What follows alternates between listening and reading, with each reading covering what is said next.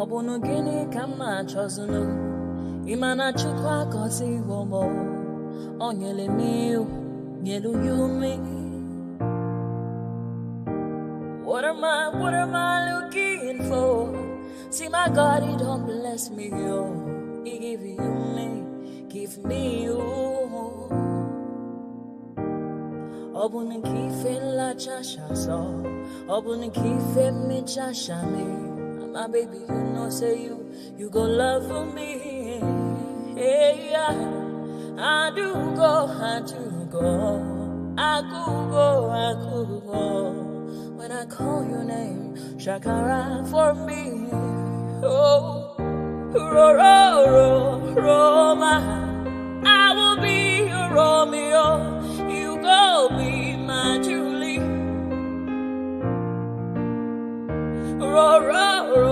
Roma, I will be your Romeo. You will be my Julia. Oh, give me your love and I'll go run away. Show me your love and I'll go use you play. Carry me, go me, I go follow you away. Follow you, they go. Maka Munagi, me and you. Okwa Munagi, my baby and me and you. Me and you, Aqua Monagi, my baby. Obuzi kife la chasha so, Obuni kife la chasha me. My baby, you know, say you go love me. I do go. I could go. When I call your name, Shakara for me. Oh, Roma, I will be your Romeo. You go be my Julie. Yeah. Roma, I will be your Romeo. You will be my Julia. Oh, Roma, I will be your Romeo. You will be my Juliet. Roma, I will be your Romeo. You will be my Juliet. Obuzi kife la chasha so, Obuzi kife mi chasha me. My baby, you know, say you go love me. I do go. I could go. When I call you, Shakara for me. Roma, I will be your Romeo. You will be my Julia.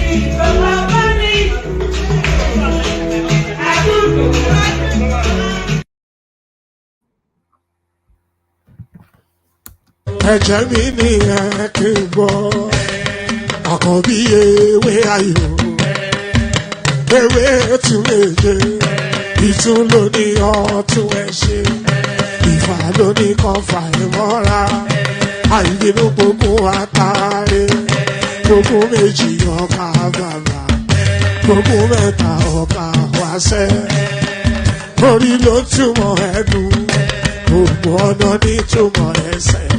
Akọni ìmọ̀ tú ìmọ̀ ọjọ́, ìmọ̀ èmi ni wọn kì í dálẹ̀.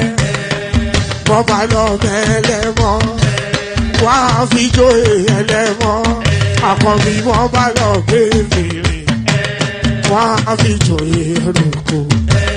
Bọ́ọ̀wọ̀ wọn bá tẹ̀lé, wọ́n á fi jóye aláre. Àwọn mẹ́tẹ̀ẹ̀ta parapọ̀. Wọ́n wá jọ ń pẹ́ mọ́, ẹ̀mọ́ olóko jẹ. Wọ́n pa Akíntọ́lá ọmọ Ògún.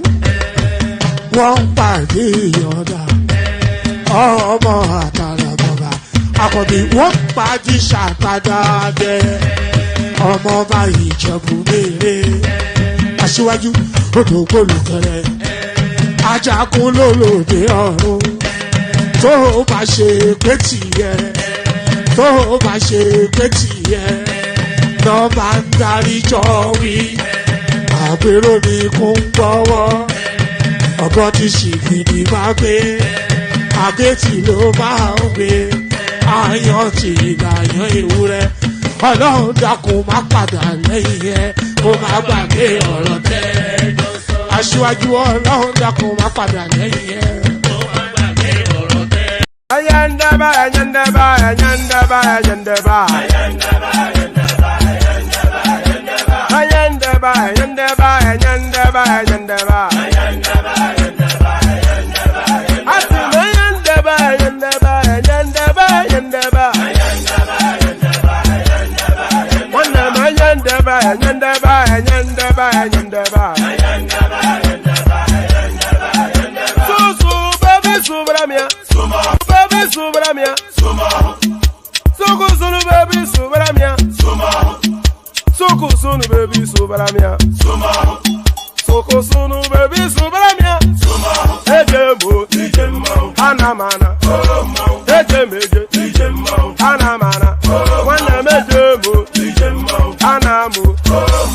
Karachuba jodiri chukuma chukuchuba jodiri ndimo eguma wego. Karachuba jodiri chukuma chukuchuba jodiri ndimo eguma wego. Obodo jisike n'ụbọchị erona oyibo It is everyone. Be free. ayandaba ayandaba ayandaba ayandaba ayandaba ayandaba ayandaba ayandaba asima ayandaba ayandaba ayandaba ayandaba wanama ayandaba ayandaba ayandaba ayandaba susu baby subramia suku sunu baby subramia suku sunu baby subramia suku sunu baby subramia. Ladies and gentlemen, sometimes you just have to act like you are drunk, like you are crazy. Confuse your enemies. Confuse them. Oboda say yeah we mo. Yeah we mo. Oboda say yeah we mo. No basa he ga ponto mo. Iye de gugeme. Okwitara kara mi nguru ma mi ga kwuru mu gwo ya baby mo.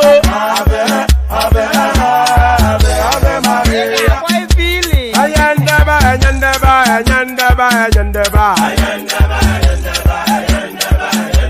Ayandaba ayandaba ayandaba. Asima ayandaba ayandaba ayandaba ayandaba. Wanama ayandaba ayandaba ayandaba ayandaba. Susu baby subramia. Suku sunu baby subramia. Suku sunu baby subramia. Soko sunu baby subramia. Asekwa nefo jabanye si akuna nyego bamkambasi ozo. Since I was born, but now I am getting youth. Akuna motangu akuna kogabu.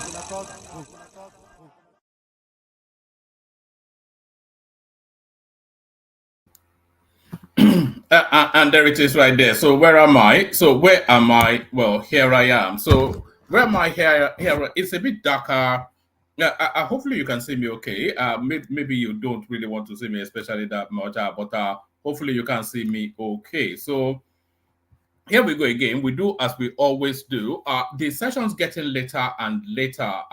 Apologies for that. I'll try and work on that. But at the moment, it's just really the slot that I can find within how I live my life at the moment. So the the ideal time will be 9:45 my time, and then I can just take it to round about 12 something, hand it over to Thomas or Mike, and then you guys can go into the evenings together. But that's soon to come. I'll make the necessary adjustments just for the balance, just for the balance. So the usual protocol, click on the like button just as soon as you're coming in. Subscribe if you haven't done that already. Hyperlink that says StreamYard invites you to come into the studio, all that funky stuff. So do all that jazz, do all that jazzy stuff.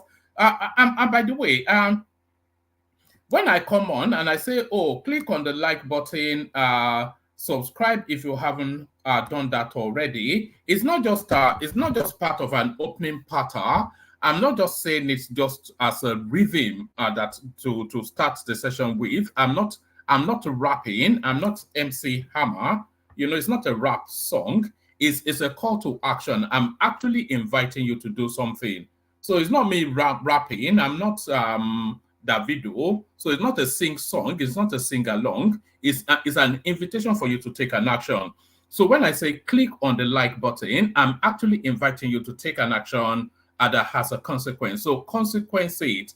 The consequence of that is, of course, is the proportion of the platform of the YouTube algorithm. So if I'm saying click on the like button, that is an invitation to take an action. So you may well want to oblige and do exactly just that. So click on the like button, and if you're not already subscribed, you might as well complete it in a swift motion and just do the two swift clicks. So click on like and subscribe. That's what that jazz is all about. So now this hyperlink that says StreamYard are highly recommended, but entirely at your discretion. It's been a while since I keep saying it. So sometimes we have a glut of new voices, and then we have an ebb in voices not turning up, new ones that is, and then we have another gush of it. So we need a gush of champion voices to the quality of Prince Daddy and above, if there's ever a quality that goes above somebody of his elegance. So click on like, click on subscribe, click on the hyperlink that says StreamYard, and as you can follow the example of Ayo as well. We need the super chats to be rolling in on this platform. It's somewhat of a crawl.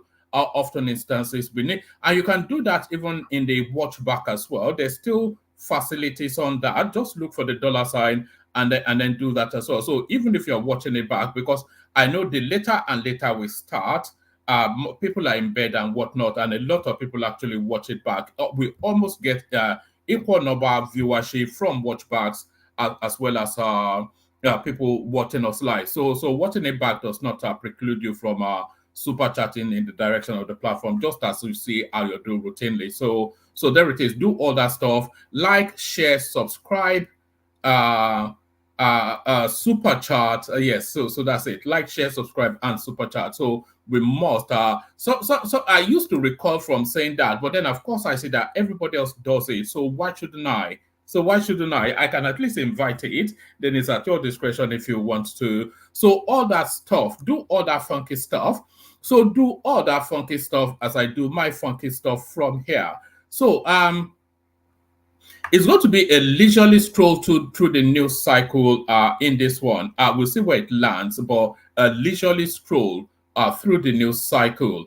And we start that walk of pleasure with, I say pleasure, but what is ever pleasurable in the Nigerian political landscape? Actually, give me one micro moment. I need to do a quick thing, a literal minute. So let me play you.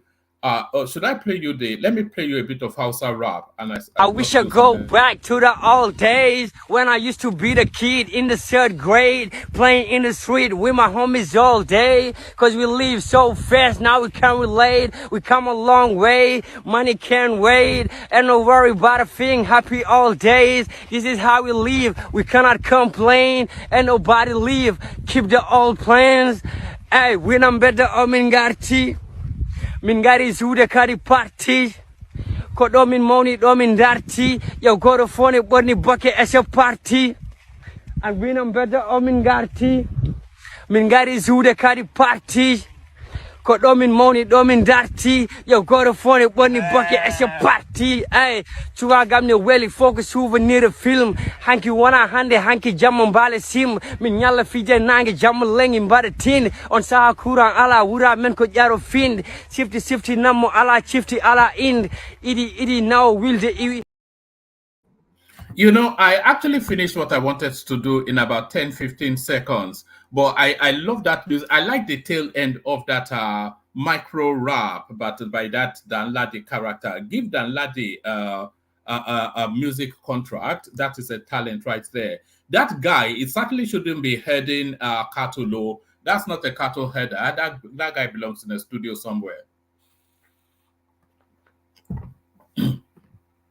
So let's kick it off with this one. We started off this news actually from yesterday's session, so it propels into today's dollar exchange rate. Omokri attacks Buhari as Naira emerges world's top performing currency. So the news broke yesterday, of course. Goldman Sachs brought the news forward. Imagine if the Naira had emerged as the strongest currency under a Peter Obi presidency. Imagine if that was the case. They would have invited everybody else to leave this planet because the noise would have just been the ugliness of it. So this is it now. You are not hearing. I wonder if Peter Obi has tweeted about this. I bet he hasn't. But there it is. So there it is. Nevertheless, quietly, the country moves forward. Dollar exchange rate. Omokri attacks Buhari as Naira emerges world's top performing currency. So a lot of people want to claim abracadabra, but I'm telling you that it's blue sky thinking. Reno Omokri, the former special assistant on social media to ex-president Goodluck Jonathan, has declared that 1 year of Bola Tinubu has brought more progress to Nigeria than the 8 years of Muhammadu Buhari. So now, I would say I agree, but then I will also add that Reno Omokri has not actually gone far enough. First, of course, who would disagree? Just all the marvelous things we're seeing coming out of this administration. So, of course, we all agree. But I'm actually suggesting that Reno Omokri has not gone far enough. I'm actually suggesting that in the history of Nigeria, this is the first time we're actually having a government. Yes, it is. Because if you look at all of the calibrations, so they are putting in structures that to make society work. So it's not that buccaneer sort of a gunslinger approach that we have one strong man that at his will directs the faith and fortune of hundreds of millions of people. No. What we are having now are institutionalized structures that will make the country run in an automatedly. So that's what we're having. If you look at what Yemi Cardoso is doing, that is something that should have been done, 40 years ago. For the Naira to have its own, to establish its own value and not be backed by the Niger Delta oil wealth, that something that should have been done decades ago. So now it is now being done. So of course, look at what Dave Umahi is doing. He's saying build these roads to last for 50, 100 years, and he's putting his name as guarantees on the roads that he's building. We refer to Awolowo roads till today, and any road that's been built since Awolowo till Dave Umahi has never lasted more than the roads in Nigeria. No matter how many billions of dollars they spend on it, it never lasts more than 3 rain cycles. So you do know a road anywhere that's ever lasted 3 rain cycles. So, but Umahi insisted, of course, that based on the topography of especially the southern space, this is the sort of put together that has to be put together in order to build a road that will withstand the topography, that's suited for the topography, and will last the test of time. So that is proper governance. And this is the first time we're having anything that looks like that. And look at the rebalancing of the Naira now. I'm still bringing you more bigger news, by the way, in the course of this session. Look at the rebalancing. I'm saying rebalancing, the free basing really of the Naira now. They've thrown this currency in the air and invited it to land wherever it chooses to land. Let the markets determine the value of this economy. And that is the truest, most organic form of economy. Nigeria is running probably the best economy on this planet, this administration, because they are essentially subjecting the economy to willing buyer, willing seller philosophy. So that's it right there. And the economy will push and pull and push and pull and then settle wherever it does settle. But wherever it does settle will be the starting base then of the proportion of the Nigerian state. So the first time we are having anything that looks like a government. So Renan Mokri has not gone far enough for telling us that 1 year of Tinubu is better than 8 years of Buhari. 1 day of Tinubu is better than 8 years of Buhari now, but 1 year of Tinubu is better than the last 30, 45 years, for 30, 40, 45 years that we've had as a nation. So not gone far enough. That is, I'm sticking my neck out on that one. Renan Mokri, the former special assistant on social media to ex-president Goodluck Jonathan, has declared that 1 year of Bola Tinubu has brought more progress to Nigeria than 8 years of Malam Buhari. Omokri, pardon me.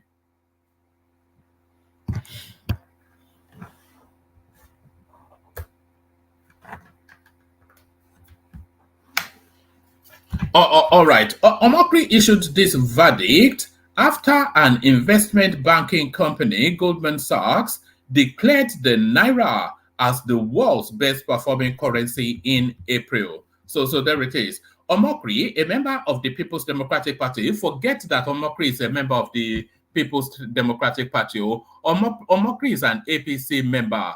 Omokri is as much a member of the PDP as Yemsin Wike is. So forget, or Daniel Bwala. So forget all of those people. They are rudderless at the moment. At best, they are partyless. But really, they are more APC. But factually, they are not PDP.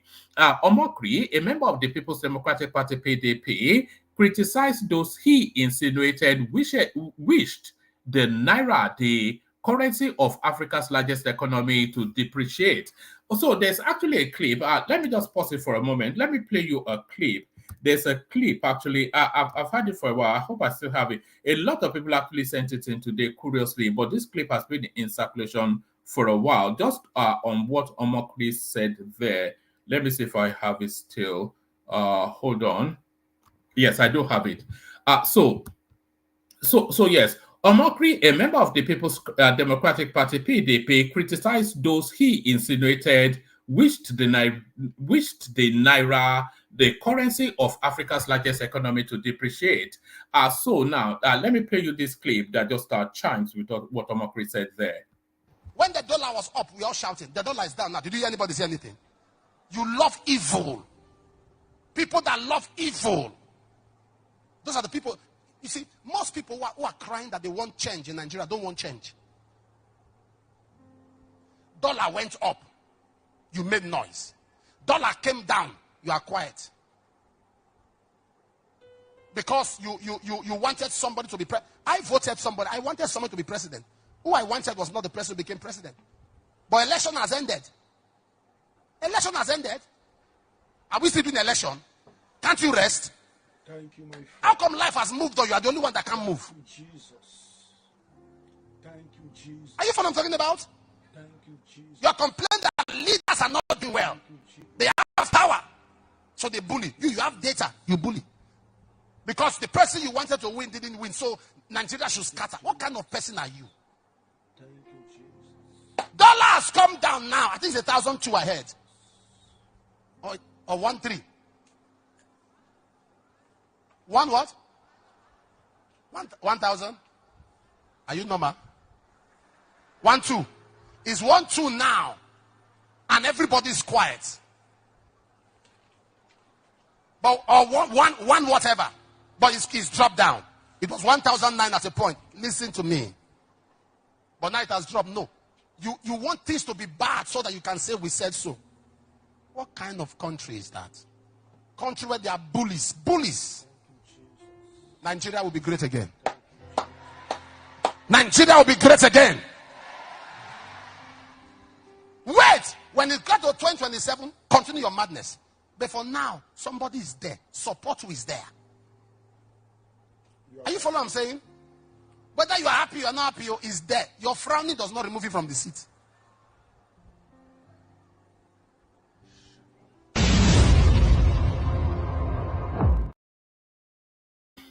So there it is right there. Exactly what Reno Mokri. As I landed on that sentence, I just remembered that clip. So let me take it from top again, speed through. Reno Omokri, the former special assistant on social media to ex-president Goodluck Jonathan, has declared that 1 year of Bola Tinubu has brought more progress to Nigeria than 8 years of Muhammadu Buhari. Omokri issued this verdict after an investment banking company, Goldman Sachs, declared the Naira as the world's best performing currency in April. Omokri, a member of the People's Democratic Party (PDP), criticized those he insinuated wished the Naira, the currency of Africa's largest economy, to depreciate. He said, going by the purported progress made under the present government, President Tinubu is gradually making us feel proud to be Nigerian again. He wrote, the Naira is now the world's best performing currency, bar none, according to global investment bank Goldman Sachs. In the Northwest, bandits are now being kidnapped themselves by our military and are being tried and imprisoned. Buhari never sent one bandit to prison. He put that in parentheses. Every weekday is now a working day in the Southeast. Sit at home has turned to sit in the office. So it will be a real struggle for the criticism to carry on. Boko Haram is now reduced as a threat in the Northeast. The coastal highway is becoming a reality, and the Abuja Metro is now ready for commissioning. Fuel importation has reduced by more than 50%. The Dangote and Port Harcourt refineries are crashing the price of diesel, and by May, petroleum motor spirit will follow. The federal government has negotiated direct Lagos to London flights for Air Peace. Our GDP is now growing at 3.4%, and the passport shortage are now a thing of the past, as Nigerians now get their passport quickly and easily. Say what you will about Tinubu, but you cannot deny that the president is gradually making us feel proud to be Nigerians again. If God spares my life, my party and I will challenge him in 2027. Until then, I will commend him when he does well. And if he is doing well, 1 year, and he is doing well, 1 year of Tinubu has brought more progress to Nigeria than 8 years of Buhari, Emilio Sobe. So that is Reno Omokri then speaking truth, speaking undeniable truth, actually. There is absolutely categorically no refuting what is just said. So the writing now on the wall, and very quickly people react. So this is the headline piece. It is time to revert to old alliance between North and East. This is Isegozoro to the Northern Elder. So Isegozoro, of course, the spokesperson of the Ohanaeze Indigo social cultural what's it. Mazi Okechukwu Isegozoro, factional Secretary General of Ohanaeze Indigo Worldwide, has urged Northern elders to revert to the days of alliance between the North and Eastern region. He said the Northern leaders should reflect on the historical missteps of their region. You see, there was a piece that Reno Omokri released yesterday, speaking about humility and unity. So this now next statement is exactly what he was referencing. He said the Northern leaders should reflect on the historical missteps of their region from 1999 to 2023. So blaming them for everything and then still inviting them to come and be your friend. This is coming on the heels of the recent declaration by the leadership of the Northern Elders Forum, expressing regret over their choice to support President Bola Tinubu in the 2023 election. So that report, by the way, Northern Elders Forum are saying that the Northern Elders Forum, they are not essentially the voice of the North. A lot of people want to say, oh, the parallel then between them, Ohanaeze Indigo, and Afenifere. Afenifere is not the voice of the Yorubas any more than Ohanaeze Indigbo is the voice of the Southeasterners. They speak to their pecuniary interest as a group rather than the wider ethnic interest. So the Northern Elders Forum, they're just a political organization within the North that leverages the region for monetary gains or for influence. So they speak for nothing and no one outside of their pecuniary interest. So anybody, it is a misnomer, a misdirection of our understanding to think that the Northern Elders Forum, that their pronouncement speaks for the entirety of the North. This is coming on the heels of the recent declaration by the leadership of the Northern Elders Forum expressing regret over their choice to support Bola Tinubu in the 2023 presidential election. The Northern Elders noted that the mistake of voting for Tinubu. Let's take that entirely all over again. Apologies, it's not quite as I wanted. Mazi Okechukwu Izegozoro, a factional secretary general of Ohanaeze Indigbo Worldwide, has urged Northern elders to revert to the days of alliance between the North and the Eastern region. He said the Northern leaders should reflect on the historical missteps of their region from 1999 to 2023. This is coming on the heels of the recent declaration by the leadership of the Northern Elders Forum expressing regret over their choice to support President Bola Tinubu in the 2023 presidential election.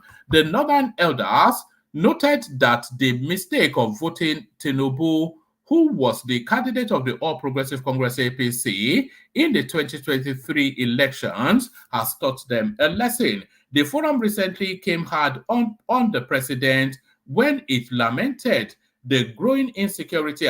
There's no growing insecurity across the country. I think we can all agree on that. There is no growing insecurity across the country. There's a dissipation, there's an ebbing, there's a reversion, there's a slowing down, there's a petering of how many incidents have we been hearing in recent times? Isolated incidents which the obedience try to leverage for as much as they can, and then they settle down again. Compare and contrast any year of Buhari when they were slaughtering people like chicken every single day. How many incidents of insecurity have we heard in recent times? Because what I hear is that the security forces are actually taking the fight to these people. The Northern Elders noted that the mistake of voting Tinubu, who was the candidate of the All Progressive Congress APC in the 2023 elections, has taught them a lesson. The forum recently came hard on the president when it lamented the growing insecurity across the country, especially the recent abduction of school children in Kaniga, Kaduna State, indicating that the present administration has failed. But Isigozoro, in a statement, stated that the North must heed the call with grace, as they have been the architects of their own political misjudgment and blunders. So,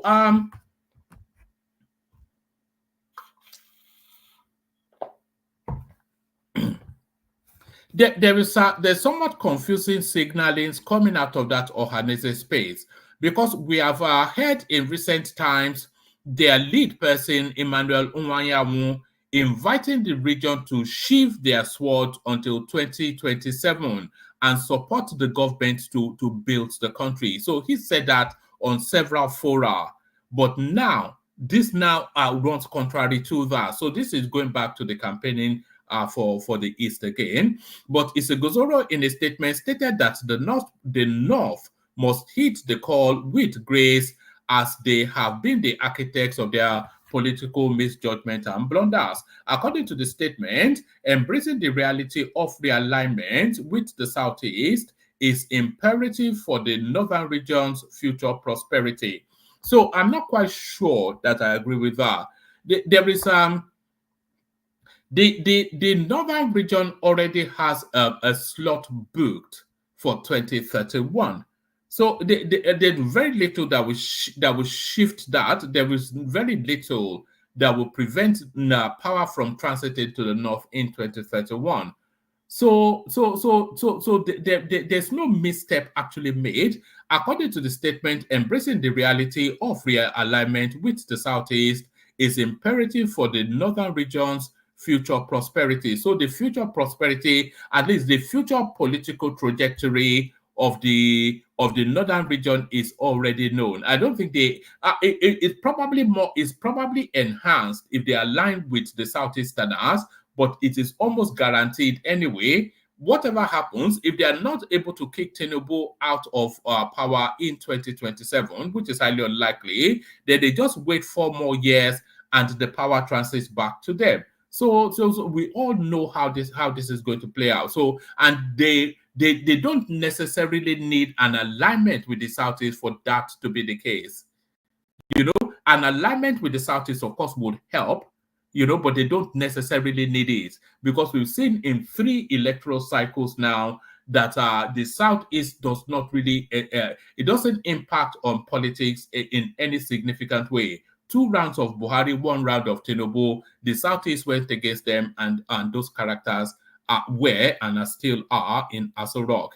According to the statement, embracing the reality of realignment with the Southeast is imperative for the northern region's future prosperity. He stressed that without rekindling the traditional alliance with the East, the North risks being ensnared by cunning politicians. So cunning politicians, then that's a dog whistle to ethnicity, I'm sure you know.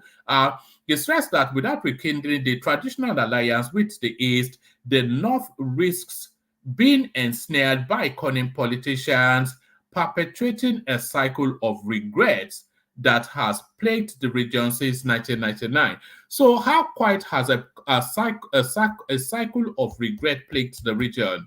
So since 1999, we've had 2 slots of northern presidency, Yar'Adua and Buhari, curiously both from Katsina, and we've had 2 slots of we've had 3 slots now of the southern region, but we've had 2 slots from the southwest, 2 slots from the north. So how is that? How is their political fortune diminished in any way? He stressed that without rekindling the traditional alliance with the East, the North risks being ensnared by cunning politicians, perpetrating a cycle of regret that has plagued the region since 1999. The ongoing lamentation of northern leaders within the first 11 months of President Bola Ahmed Tinubu's administration have not gone unnoticed by Nigerians, particularly the Indigbo. Noteworthy figures such as the Sultan of Sokoto, Emir of Kano, and other eminent religious and traditional leaders have raised poignant concerns about the prevalent sufferings, insecurities, and poverty in the north. So is that a news phenomenon? So when Tinubu came into power, suddenly there's suffering and insecurity and poverty in the north. Previously, of course, a land of abundance, a region of abundance. The voices of discontent from social-cultural organizations and political figures in the north highlights a deep-seated dissatisfaction with the current trajectory. In the annals of history, lay the pungent memories of the harmonious political alliances that once existed between the North and the East in the early 60s. The partnership between the MPC and the NCNC stands as a beacon of unity and collaboration that the North should consider revisiting for future elections. So there's so much wrapped in this piece.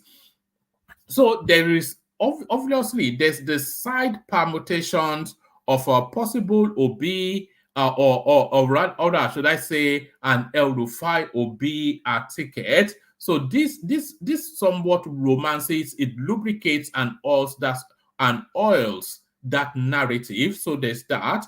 And then there is the whistle to the north to say we're ready for business and all of that. So it's an opening up of the spaces sort of piece by this spokesperson of Ohanaeze.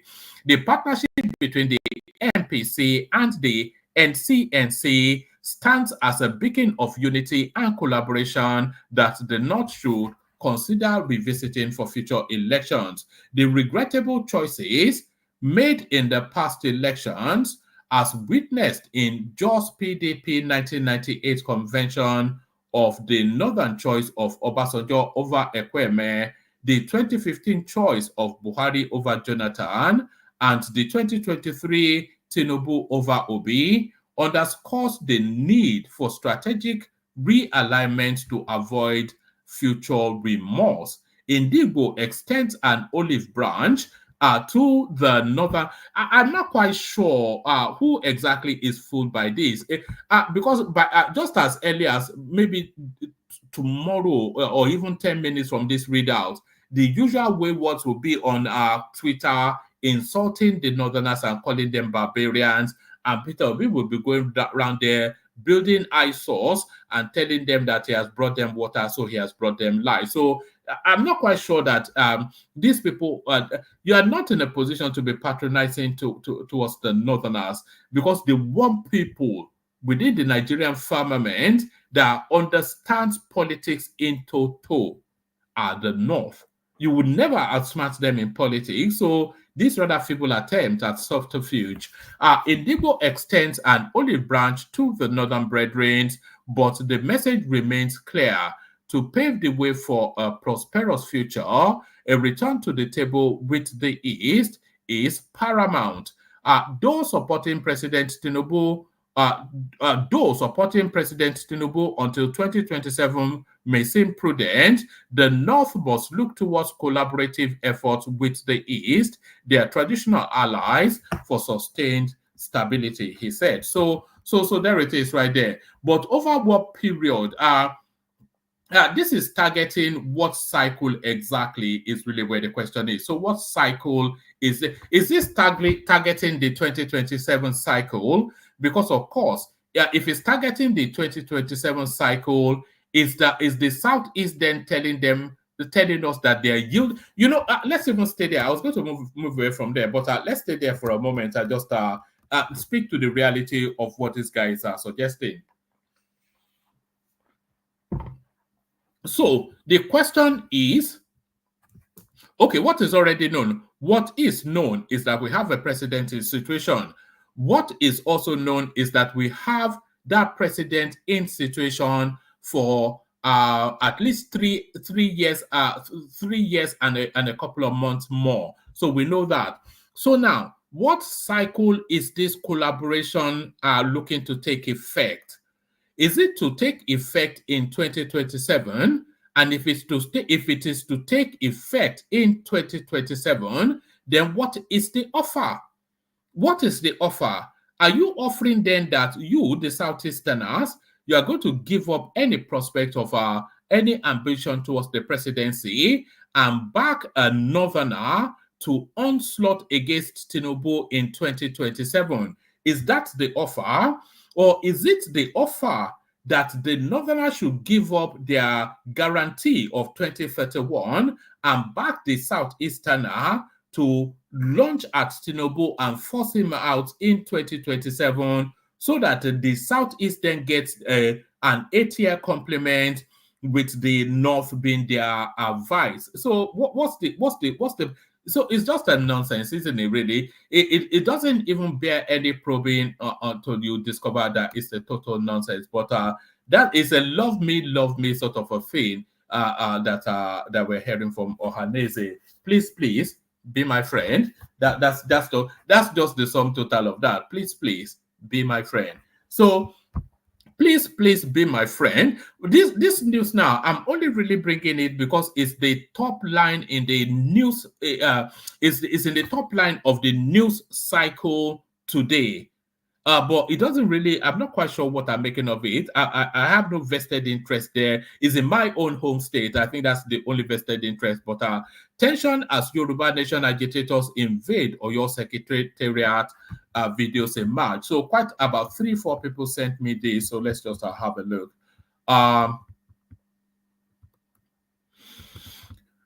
Right. I didn't even know we still had Yoruba Nation agitators.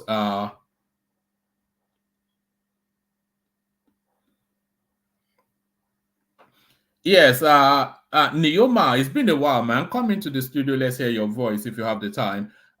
So it says, Ibadan. Some marksmen are suspected to be Yoruba Nation agitators on Saturday, April the 13th, stormed the Oyo State Government Secretariat. As reported by correspondents, the armed men were stationed at strategic points in the sec. So, what's the object of the exercise? To effect what is really the question. So, what were they hoping to achieve? Whilst some were said to have manned the entrance to the governor's gate, others were seen at the entrance to the House of Assembly gate, with some others at the main entrance. The situation sent panic waves across the entire area as security operatives on duty were said to have tried to handle it to no avail. An eyewitness account said the men dressed in military camouflage covered their faces with masks and scarves. Men of the Oyo State Police Command and other anti-crime agencies stormed the entrance to the secretariat in numerous patrol vans. So what were they hoping to achieve? Why would they storm the governor's office? Is it to effect a coup just in Oyo State? I mean, all right. I think there's actually a clip of it. Let me see. If it's too violent, then I'll stop it.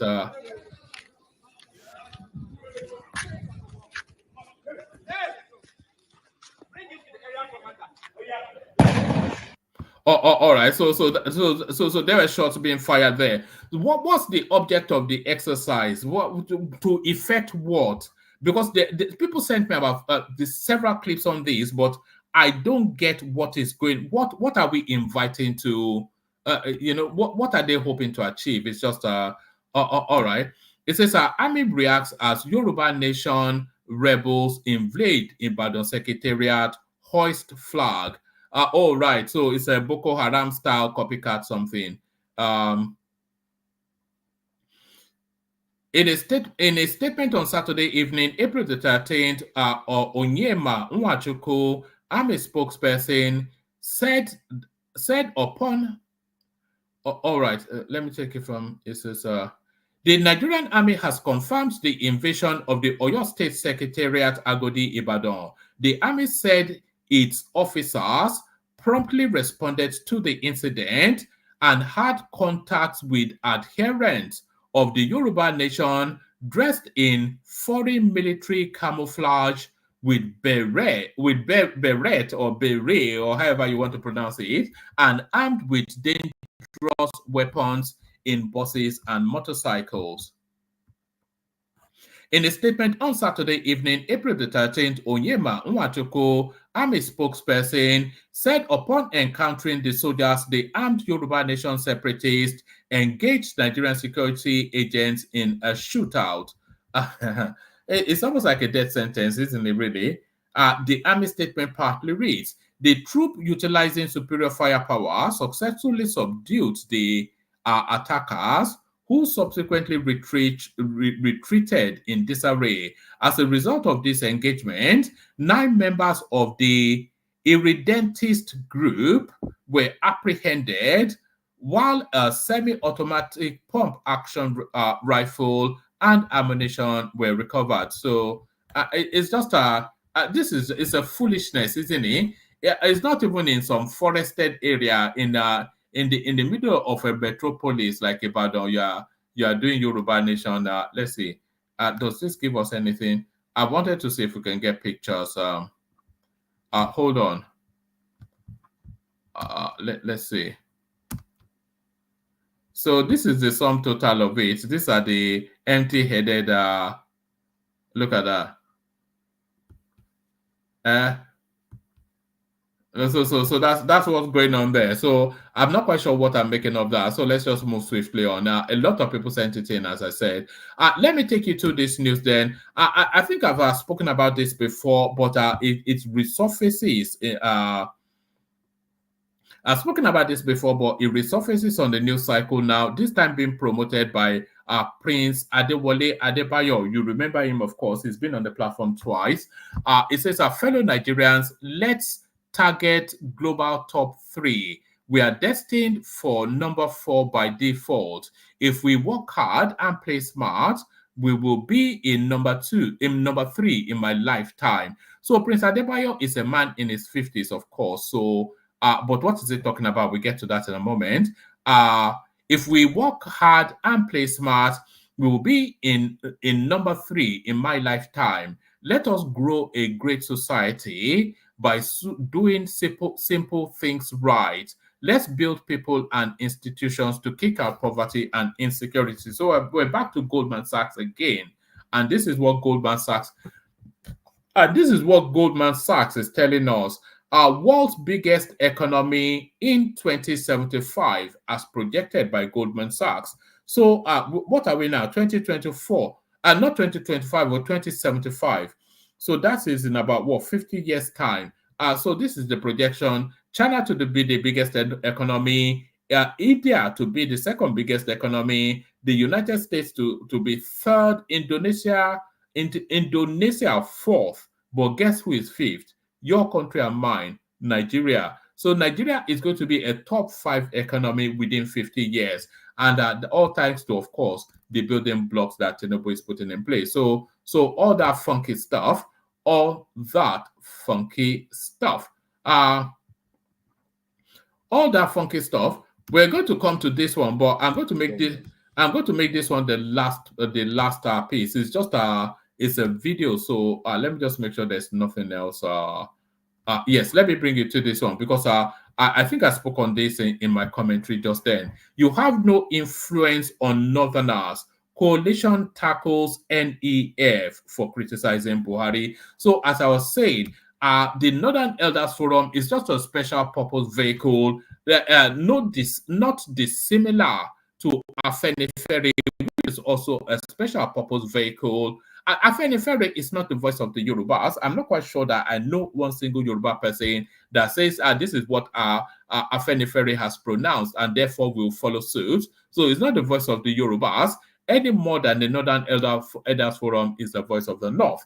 The Coalition of Concerned Northern Group says the Northern Elders Forum has no influence in the region. The CCNG was reacting to a recent comment by Abdul Aziz Suleiman, spokesperson of the NEF, who said the North made a mistake by voting for President Bola Tinubu in the 2023 election. Did not make a mistake in voting Bola Tinubu to the presidency in 2023, and it is unlikely that they, Northerners, will repeat the same error in the future, Suleiman has said. In a statement on Saturday in Kaduna, Mohammed Ibrahim, president of the CCNG, said Suleiman's comment is unfortunate considering the fact that Tinubu has not even spent 1 year in office. The coalition said since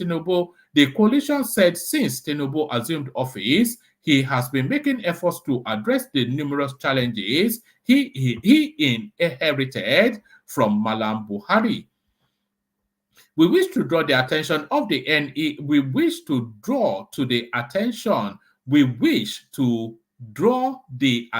it should say, of the, I'm glad this is the last readout. We wish to draw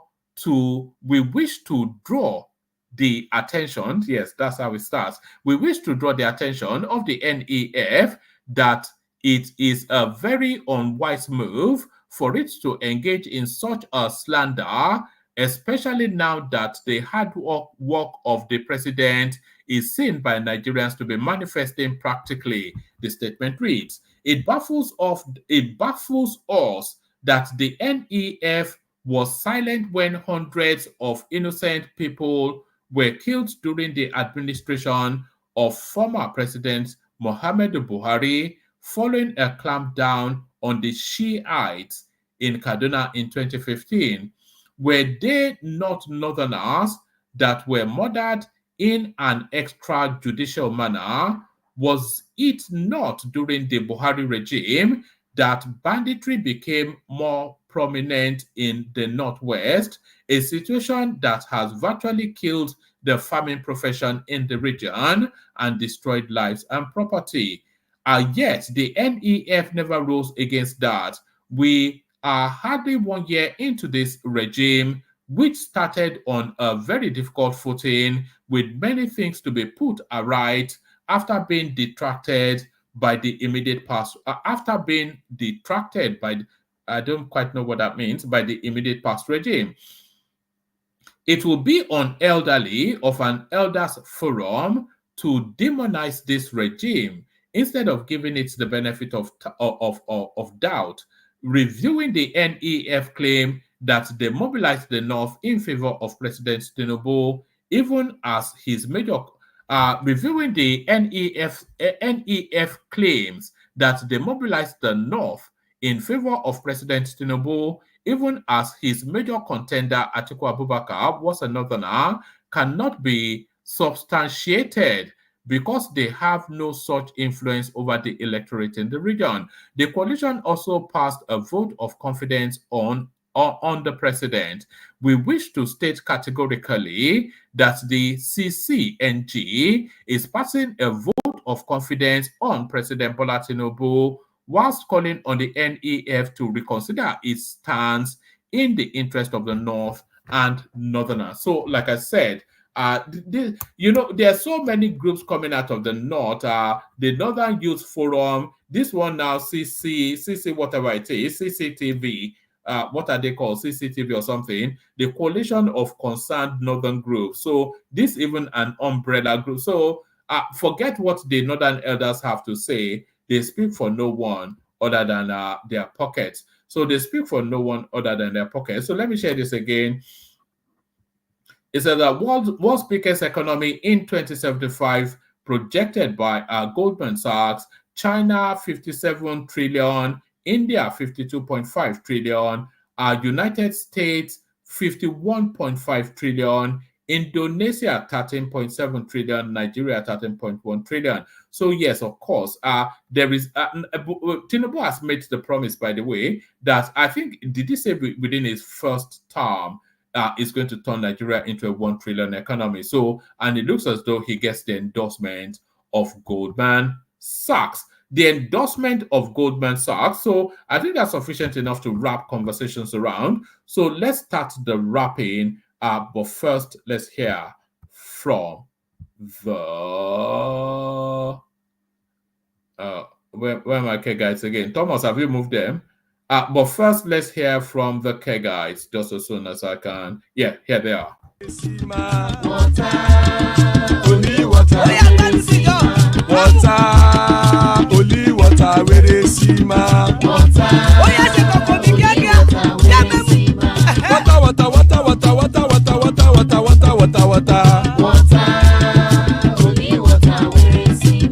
Hapa o naido.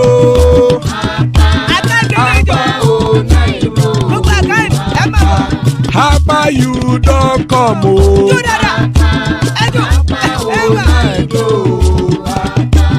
Hapa o naido.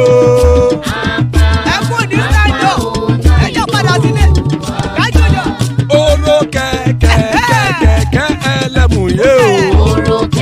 Ilé sọ́dí kẹ̀kẹ́ ẹlẹ́mù rẹ o. Bobby Master kẹ̀kẹ́ ẹlẹ́mù rẹ o. Chief Pilot kẹ̀kẹ́ ẹlẹ́mù rẹ o. Eruku lẹ̀lẹ̀ ẹlẹ́mùdé. Eruku lẹ̀lẹ̀ ẹgbẹ́ ẹlẹ́mùdóde ojàre o. Eruku lẹ̀lẹ̀ Ghana ti dé ẹgbẹ́ bọ́dì o. Ọmọ ẹlẹ́yẹ ẹ̀yẹ o ó dilé o. Odúyẹ̀lá ẹ̀yẹ o ó dilé o.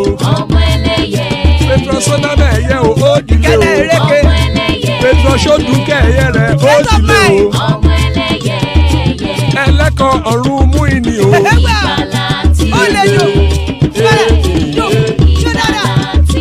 àkùkọ ọ̀run méjìkọ.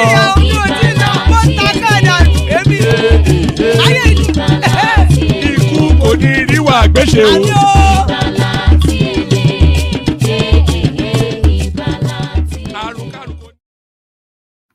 Oh, all right, and there it is right there. Ikoko Niru Agbeshe, may death have nothing to do with us. So amen to that on behalf of myself and you, my friends. So amen to that on behalf of myself and you, my friends. Joining us, of course, our father of the bride, Ajanle Koko. Here he is, right here. Ajanle Koko, always a real delight. The Marquis of Bar Humbug. The Marquis of Bar Humbug, Rational Mind, he's here. And the man with the plan. It's been a while, but he's here. So we'll kick it off with Nioma, if it's ready. Ni, Alpha, Autodometa. Nioma. About lost on me. Hello, yeah, no news. Salam alaikum. Barika and happy Easter. Whichever one you want. Yeah, happy Easter to you too. In Areas. I thought have we not just been in Areas, of course, yes. So yes, it's been a while. Where have you been? No, you know the time these days. If you observe, it doesn't really favor we in Europe. I think it's skewed. People actually, yes. It's skewed towards all those in the outer space, like US, Australia. Yeah, so. Like now, if you look at the time, this is almost 2 o'clock. Yes, weekend, so the other time I waited, I saw the caption that it will start by 10 something or 11, and it never happened. So anyway, here we are. Yes, here we are. So here we are. I mean, catch us up with where you are in politics. But my excitement, and by the way, this on the screen is not even breaking news because Goldman Sachs actually released this projection about 4 or 5 months ago, and I've been banging on about it. But somebody has gone to dig it up to put it in the front burner of the news cycle again. World's biggest economy in 2075. So we're just talking about a skip and a jump 50 years from now. China, India, United States, Indonesia, and then your country and mine, Nigeria, the 5th biggest economy in roughly 50 years. What are you making of that, Neye? Yeah, well, thank you for giving me the opportunity, and thank you for all the other panelists. And I will ask, please click like and share. Well, it's a projection. That is, if we are going in this trajectory, that will likely happen. But we know that if government changes, things can change all of a sudden, possibly back to square one. Because why did I say that? If you look at many things that are making Nigeria to lose a lot of money, resources, and even revenue, one of them is inefficiency of the people in government, not necessarily government on its own. Let me give you one example. Like, I went to Nigerian House to do my passport. From the time of writing the application, submitting, to getting my passport, only took 2 weeks. Now, before, you may have the appointment for 6 months or more. So, but when I was there, some of them, especially the one guy that usually come around to call people up, was saying, well, we have to do this because this is what the minister has said that we should be doing. So that's why we have to make things snappy. And so what am I just saying is, It's not out of their own volition that they wanted to do it to make it faster. So the same thing, the Tinubu administration, for instance, I'm not even into, I didn't But even plan for Tinubu.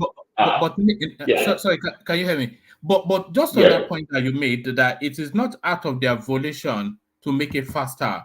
But what were the, because I had a recent encounter with the Nigerian embassy too, and I was shocked by just how quick and efficient and professional they were. So it's not out of their exactly. volition, but it is within their capability. This is what we're saying now. So That is what I'm saying. yeah. So Yes, so the capability is there. So that is the why that capability is they there. were holding the passports hostages all this while, all these years. They were just holding Yeah, the passport and asking you to come exactly. and pay a ransom for your own passport. They will tell you, oh, there are no passport on ground. We are printing it from Malaysia, from whatever. And then, just like if you look at ministries in Nigeria, when you are looking for the best engineers, you go to ministry. But if they are to assess jobs, it will be rubbish. Meanwhile, they have the best, but they will never do the right thing. And that is exactly what I'm saying, that if we have the head who is ready to work, things will move, and that projection will come to fruition. But if we should, along the line, if we should have a regime like that of Buhari, I tell you, we will be back to square one. I shared that So, of fear, because yeah, under Obasanjo and Goodluck Jonathan, the country was making somewhat steady, even respectable progress. But then when yeah, they came in, we also what happened. They just destroyed. Nothing progressive at all came out of that space. They just settled yeah. it. So when Tinubu That, hands over that is again, why every project that is being done by this administration should be completed before they leave. If not, you just realize another government will come. Instead of being a continuum, they just abandon it and start setting up their own. So, and that is a big problem in that. So, well, it's not that I'm a fan of Tinubu at all. Anyway, I'm for Yoruba Nation. But when you look at what he's doing, you just have to appreciate what they are doing there. So that's just it.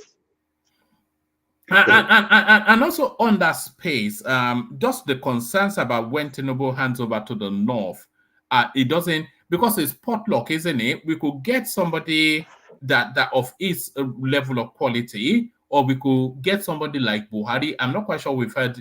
Maybe Babangida was a decent somebody or so it's potluck.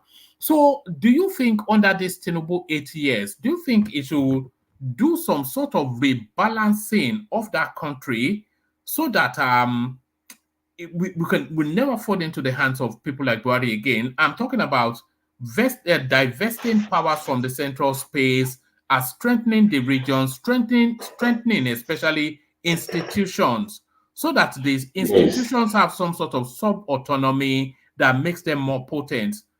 Just sort of to solidify that Yeah. country so that we don't get this buccaneer, maverick, rascality, or whatever under Buhari. I think you know that when election is coming close here in UK, they look at what the people are against and they try to make adjustments.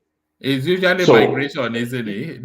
exactly. So, but when you look at Nigeria, if Tinubu finish this tenure or his tenure and leave, any government can just come and dismantle everything because he's not afraid of the people.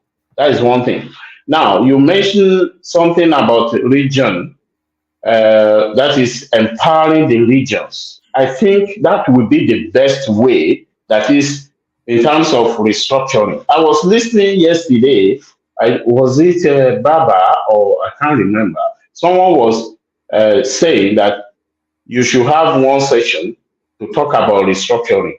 People will come around and say what restructuring is meant for one is different from another.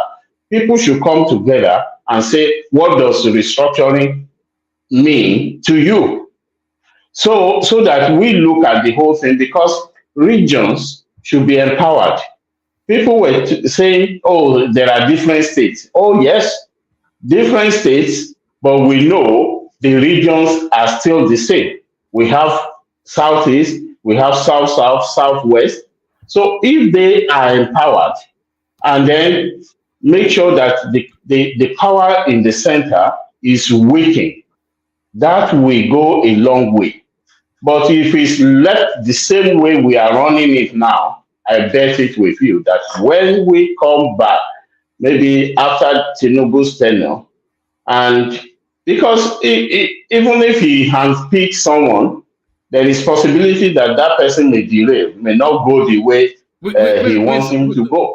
We saw that with Yadua, didn't we? Exactly. When Obasanjo had picked him, and immediately he was sworn into, he reversed everything that picked him. Yes. Yeah. So that is just the fear. To be sincere, that is just the fear, and it's a genuine fear, very very genuine. So if we say okay, we have to be going this way, yes, it's true. If it continues in that way, it's more or less like if you say, okay, if I put this car on cruise control, this is the time I'm going to arrive at my destination. If there is no traffic on the way, you will arrive there at the right time. But if there is traffic, what will happen? You have to you have to remove the cruise control and slow down before you continue. And that is exactly what will happen here. So that projection is good, but it is based on many factors. So that is what I will say about that. All right, brilliant, excellent. So let me take you to the headline piece. My caption somewhat a bit cheeky, but that is the reading of it. Really, it is time to revert to old alliance between the North and the East. This is the spokesperson of Ohanaeze in Digbo speaking to the Northern Elders. He's coming off the back of the Northern Elders saying that they regret voting for Tinubu. So what do you think is in play there, and what are the permutations to make this a fruitful venture? It will be very difficult because they say once beaten, twice shy. And if you deceive me once, shame on you. If you now deceive me twice, then shame on me. To be sincere, it will be difficult for the North to be able to trust the Southeast. That if power is given, I don't know if you have played this video before that was made by Amadou Bello when BBC interviewed him. Now, it is like a rhetoric that is being passed on from one generation to another. And scientifically, it has been proved that a child, even as old as maybe less than 1 year, can start picking a lot of things, either by what you do or by what you say. And some of those things can be retained in the brain for a long period. So the same thing here, that they have seen so many things that have been done, even to the North. And that makes it very difficult for them to trust, to still trust them politically. I mean, politically. Because Azikwe tried it, if you remember, even when Awolowo met Azikwe that, okay, let's form alliance so that we can beat these people. But all of a sudden, when they have made agreement to meet at a particular place, Azikwe was already having another meeting with the North. And that was how the whole thing messed up. So they know. They said, if you sell your brother, remember the buyer will never trust you again. So, and that is exactly what will happen. I can't see it happening, that they will be able to form that alliance. That would be very, very difficult. Okay. But let's And, yeah. go on, make that point. No, well, because if you look at just like what we can see here, I think I wrote something that generally some people are bad losers. If they know what they can do if things do not go in their way, so they can turn the whole thing and make it haywire. So as a result, I'm very sure it will be difficult for them to be able to trust them politically. So Let's speculate if they are able to. Let's say they are able to trust them politically. How would this play out? Because if the North forms an alliance with the Southeast, then what are they going to launch at? So are they going to launch at well, 2027? And if they launch at 2027, then who is the head and who is the bottom?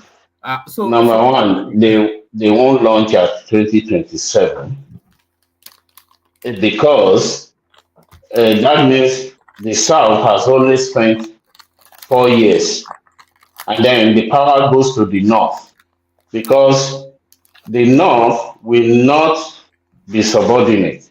They are what I mean. It's not that we fear, but they will not want to be like a running mate. So if the power goes back to the North in 4 years, it means, in next 4 years, it means they are going to have their own 8 years and we are short-changed. So they know that if they have to fight again and give it to a Southerner, another Southerner, it means that Southerner will have to spend 8 years, going back to 12 years. You remember, if you now say, oh no, maybe they've made an agreement that I will only spend 4 years. You see, if you have not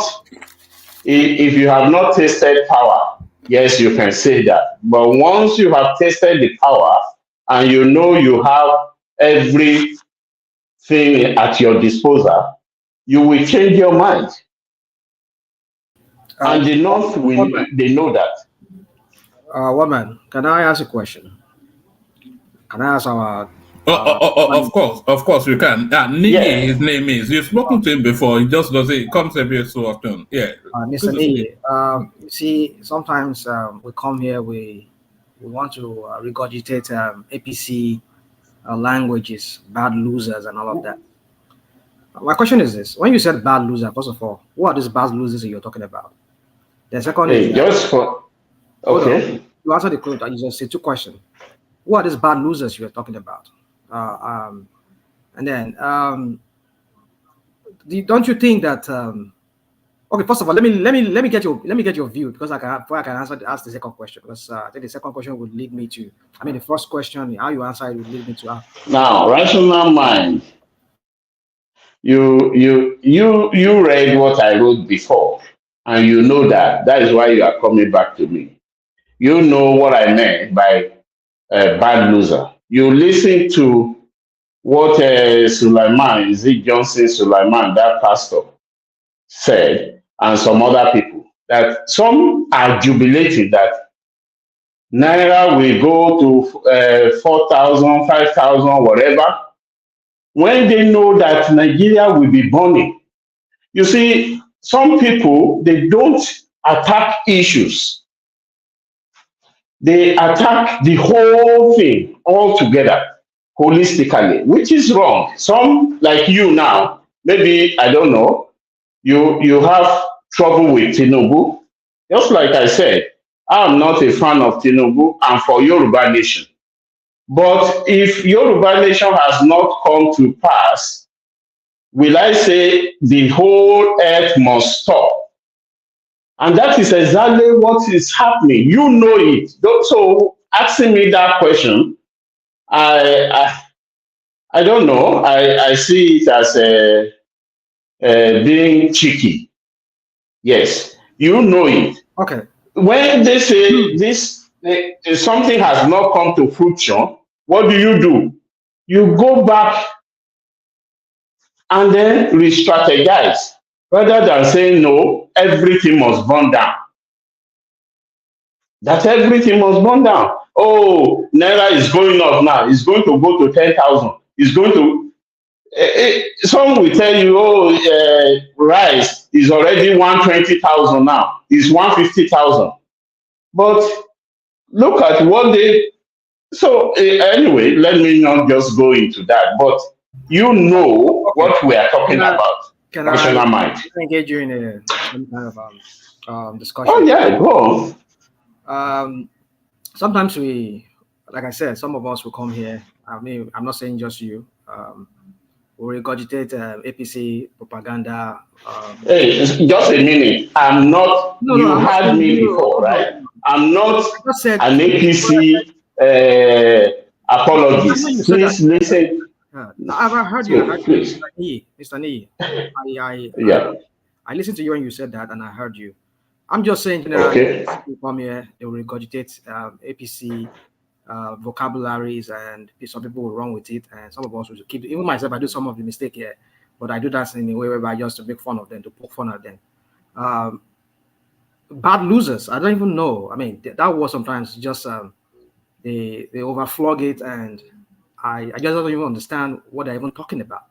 When before 2015, even the idiot that left there before the one I heard that is there now, it was a bad loser. We know it's antecedent of what the several elections he lost, and how the whole nation must burn down because of his election. And then you did not hear APC use that word "bad loser" to him, ascribe that word to him, that he's a bad loser. But just simply because some people do not buy this guy's politics, the same idiotic party that brought in the same person that is in there in Aso Rock today, and because people don't just like his politics. We don't like his governance style. We don't like. No, everybody knows that Buhari was a bad loser because he says so. We never had them use that word pre-2015, and this was the same idiot they sold to us, and they said he is the panacea. Is the solution to our problem. Who is the idiot? Who is the idiot? I'm talking about. Who is that? Hold on. No, just a minute. You see, rational mind.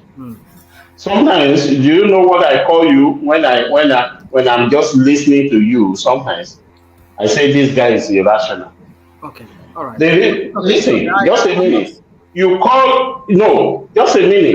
Can I you see, in Yoruba, just hold on. In Yoruba, don't tell me that Yoruba. You should just hold on. If you are a Yoruba man, you don't just call people. Calling names is wrong. Even on this platform, you just say this idiot. You can't even, for instance, even someone that is junior to you, you don't just call them names. Address issues rather than an individual. It's wrong. You've called Buhari idiot. You've called this one idiot. You call that one stupid. No, those things, they are too vulgar. You don't use that if you're a proper Yoruba person. Please. So anybody that you saw. I don't want you to be using that, please. Hold on. Please. All right. Rational mind, take it to the wider question you want to put to him. Don't leave the. It's very because I don't address it, woman. But if you want me to move on, I'll move on. No problem. No. You can address it, but I respect your freedom of speech. But maybe you represent my boy. There's no freedom. There's no guarantee of the freedom after the speech, right? Well, there it is. Was that Idi Amin that said that? Yeah, that was Idi Amin. That's the APC now. APC where when there's you are free to say anything, but after you say it, then they will send their DSS against you. I mean, it's okay. Let me not go into that. You see, my point is this: I don't want people coming here and telling me what to say and what not to say. to hell with the Yoruba bull crap of respect. Respect is reciprocal. That's what I thought. Hold on. Àwọn Yorùbá náà ló sọ pé àgbà gbọ́n ọmọdé gbọ́n láfi dálé Ifẹ̀ àbí bẹ́ẹ̀ kọ́ ló yẹ sọ. So it's more like everybody your hands on deck. Àgbà kan ò lè wá fi títẹ̀ wá bá tẹ́lẹ̀ méje. Àlè sọ pé báyìí tó gbé àgbà kan ó yà àgbàyà. Àgbàyà burúkú ni kò mọ ara ẹ̀ lágbà. He doesn't know when he's supposed to be an elderly person. He has to use his own life and ruin other people's life. I would not have respect for such. Sorry, can you go straight to the question? You see, you kind of expect me just to gloss over what you just asked me. You said something that I don't want to gloss over it. I just want to address it. So my point is, I don't want people calling me and telling me about who to call names or not to call names. And when I use the word idiotic, I'm using it in the political sense. If you know what idiotic word from the Greek word, how it comes about. We talk about people who are just nonchalant, who doesn't care about governance. And that's what the idiot was when he was there as a president. He doesn't care, even though he was a president. Did he care about the people dying under him? Not even for the micro. That guy. So what are we talking about? He didn't care at all about human life means nothing to Buhari now. You don't take time to listen to people and hear people when people use such certain word. If I use the word idiotic, if you want to understand it to mean idiotic and somebody who is foolish, well, the rules. And that also applies to Buhari, to be fair. It might apply, but the thing is, definitely. I don't come here and say to her. I mean, I don't listen. If I insult people, I mean, maybe let me not use the word insult. If I call names, I'm very picky as to the kind of name I call people. I don't just call them any names. I'm very, very careful the kind of choice of language or the word I use. The highest you can hear from me, maybe it's idiotic or whatever. That's all you can hear from me. I'm not going. So let me go to the second question. So my other question, when you were saying this, when you were talking about people who are bad losers, I mean, I don't just know how sometimes we come here and then we expect to be praising people who have plunged a whole 200 million people into poverty.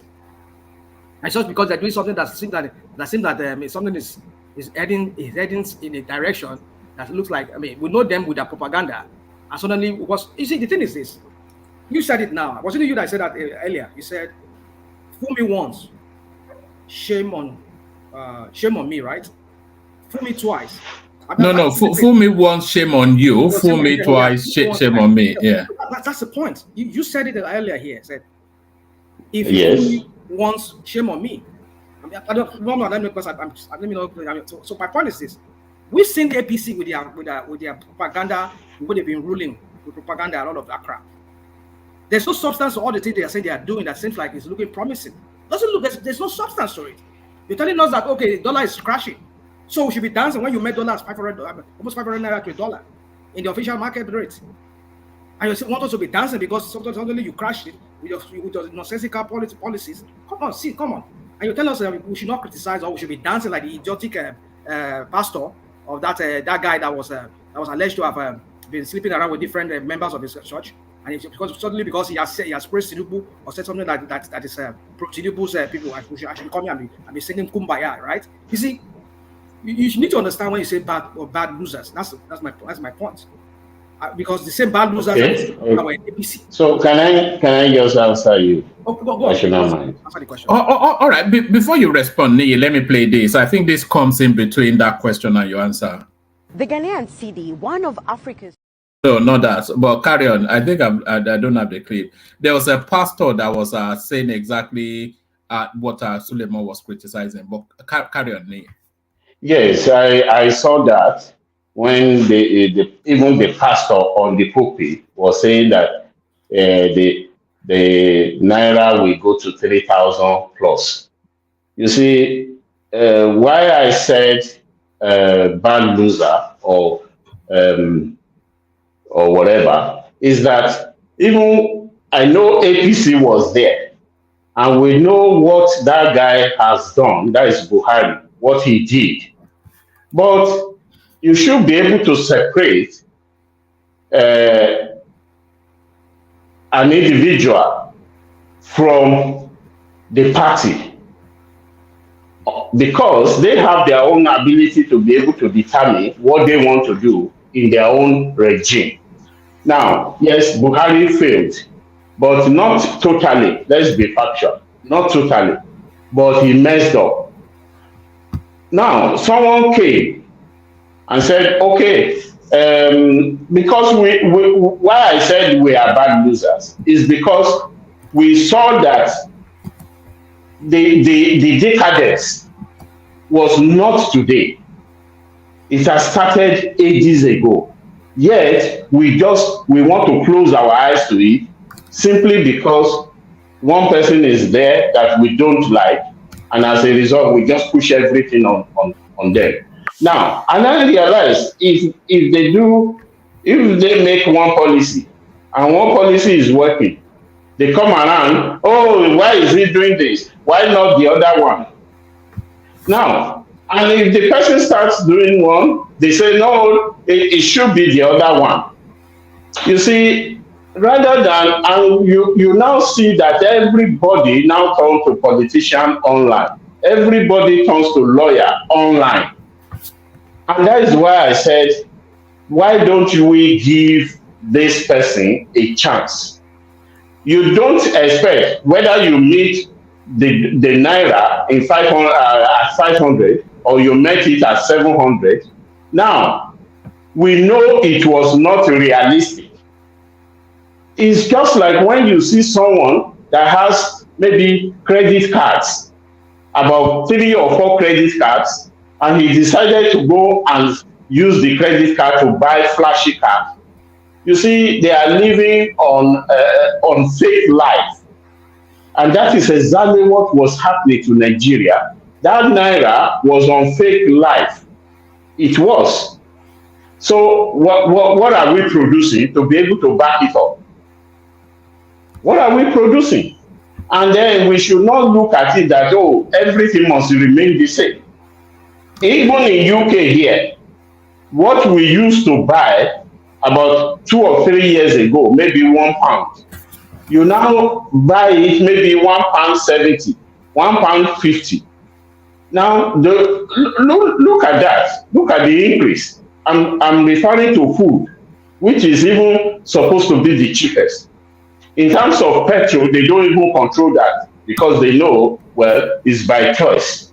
Sometimes you see petrol going as high as 170 pence or something. So now we should give them chance, and whatever they have done good, remember to mention it.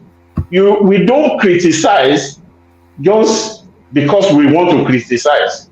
No, mention some good things they've done and bad things they have also done. It's just like if you want to review a paper, you don't just pick all the bad things and then you bring it out. No. Mr. Neye, hold on. It's not gloom and doom here. I'm not, even though I'm a pessimist when it comes to Tinubu. I remember at the beginning of his administration here, I came here, I praised this guy, what was his name, who would later turn out to be himself another criminal like other criminals like himself, like themselves. Who did you praise? Hold on. The Minister of Interior, when he brought these policies of the passport. That is the only thing that's about the only thing. And in fact, I've argued that here, it wasn't his idea, it was Arewa's idea before he left office, which he never implemented. But well, fair enough. I mean, he did. The guy there, the President Minister of Interior, implemented it, and it's working. That's about the only thing I've been able to. And I said that at the beginning, even before we started this Tinubu analyzing about Tinubu's administration here. I said that at the beginning, very early last year. So I don't know when people come here. I know a lot of, not you, but let me not say you. Some people come here and they just want to hammer on whatever I talk about, the negative things I have to say about Tinubu. Yeah, that's about the only thing I've seen so far, because I've seen people who are recipients of that. A lot of people come in. One man here can say that. Other people, I think himself said that it's really working. So if I experienced that with a friend in Europe when he went to, So my point is this: is that I do not. It's not all about gloom, everything I come here and talk about. I'll praise them. That is something that is concrete. That is to the benefit of the people, not just minority few.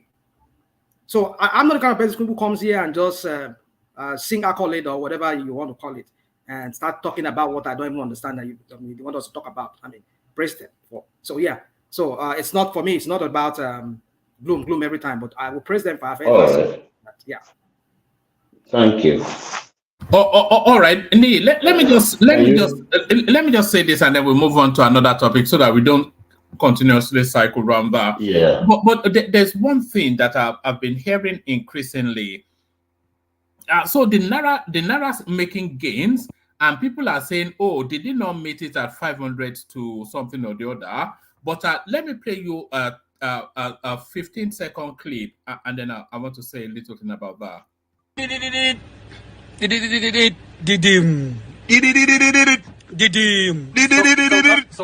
is the sign of landing of big money. When MFL give you Jala in official rank. So that is Honorable Kazuare, and there he was. It says It said that is the sound of big money when Emefiele gives you naira a dollar at official rate.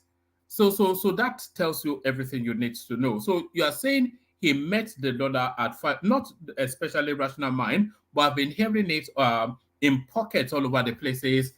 They're saying they met the dollar at 500 to 1, and then he crashed it to 1,900, and now because he's making gains now, why should he be praised that he met it at? What that guy is telling you, and what you already know even before Kazare told you, is that the economy was backing that currency.